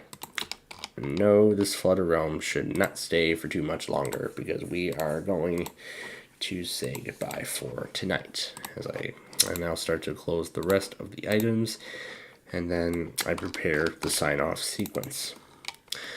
So, what am I going to do for the monthly test? Well, I am actually going to, I'm going to give Casey the entire hour, but before I start it, I do want to give Carney a proper goodbye before we actually go. And before we go here on Playfield TV, of course, we have to give our viewers a proper goodbye as well, as we now conclude our Roblox show for this evening and for this week. And we also thank you for joining us tonight for our programming this evening. And we hope that you will join us again tomorrow night as we bring you all of the Wednesday tests. Now, since it's saving everything perfectly, I'm glad for that. Now I'm just going to go ahead and put the sequences, and no, it doesn't deserve them. Nah, it doesn't deserve any of the sequences. I'll just leave them as it is. Yeah, it doesn't deserve any intro sequences at all. It'll just stay as it is, and we will render it as it is. So, very low. We should be able to get done by the time it reaches 10%, and then I'll let it upload, and then we'll see how that goes. So, with that said, folks, we thank you very much for watching us here tonight, and we hope that you will join us again tomorrow as we bring you another exciting day of programming here at Plainfield TV. And of course, tomorrow we have the Weekly Test Wednesday extravaganza, which you all don't want to miss.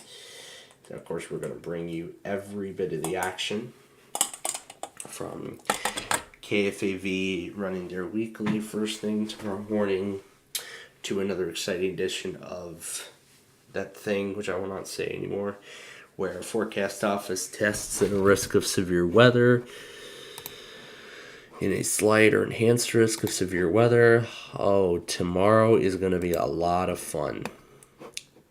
And of course, other reasons. And of course, other reasons as well. But, I mean, there is one good reason, so.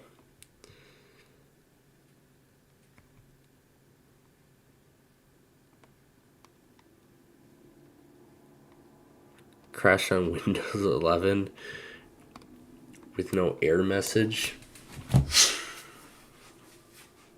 Yeah. I mean, as soon as Flash was cut off for support, as soon as Flash support was cut, I pretty much stopped using the Big John's games effectively on Windows 10. That's why I've moved them all over to Windows Vista, and I'm using them on there from here on out. Because that's literally like one of the only operating systems that still has Adobe on it. And that's really the only way I can run those games. You can't run it on newer OSs because that has the Flash kill switch, which really cuts off any use of Adobe Flash. So, because we're all moving into a world of HTML5 and everything like that. And I kind of went off topic there. Yes. I can't wait to see what kind of fun our weekly test extravaganza will have in store for us. Maybe something good, maybe something bad, but who knows? We'll see. But anyway, up until then, we are going to go for the night. But before we do, I must first tell you that Plainfield TV is owned and operated by the SPC Plainfield Media Corporation, and if any other enthusiast videos are in here, they have accepted our request for their airtime for their content on our program. And then, of course, if any and all alerts were broadcasted today during our programming, including any videos on my channel or any programs on the network, of course, you may re-upload them for archival only. However, with permission, if you do re-upload them without my permission, then I would find the video and take it down. It's that easy, folks. It's been done once. I don't want to do it again for a second time because you know how bad I feel when I see something like that happen. But anyway, with that said, ladies and gentlemen, that is going to do it for us here tonight. So now it's time for me to... So now from the staff and management here at Plainfield TV, we thank you for watching. And we hope you'll join us tomorrow for another day of programming. And so, of course, yes, it is time to get set for the weekly and make it all well rested for the weekly Test Wednesday extravaganza that comes before us.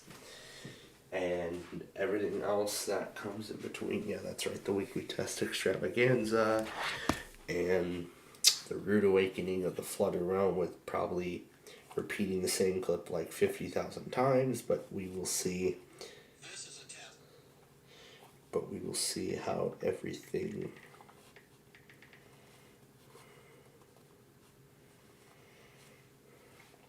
we'll see how everything goes. Alright, uploading the Tuesday test now. And with that, that is it. So, thank you very much for watching, and have a great rest of your evening. Oh, wait, we're not supposed to use... Okay, hold on. We're not supposed to use that sign-off clip. We are not supposed to use that sign-off clip yet. I just realized I put in the wrong one. That's the one we're supposed to use. Yeah, I picked the wrong one. Alright, well, let's try this again, but this time with the correct clip. So, thank you very much again for watching, and we hope you have a great rest of your evening.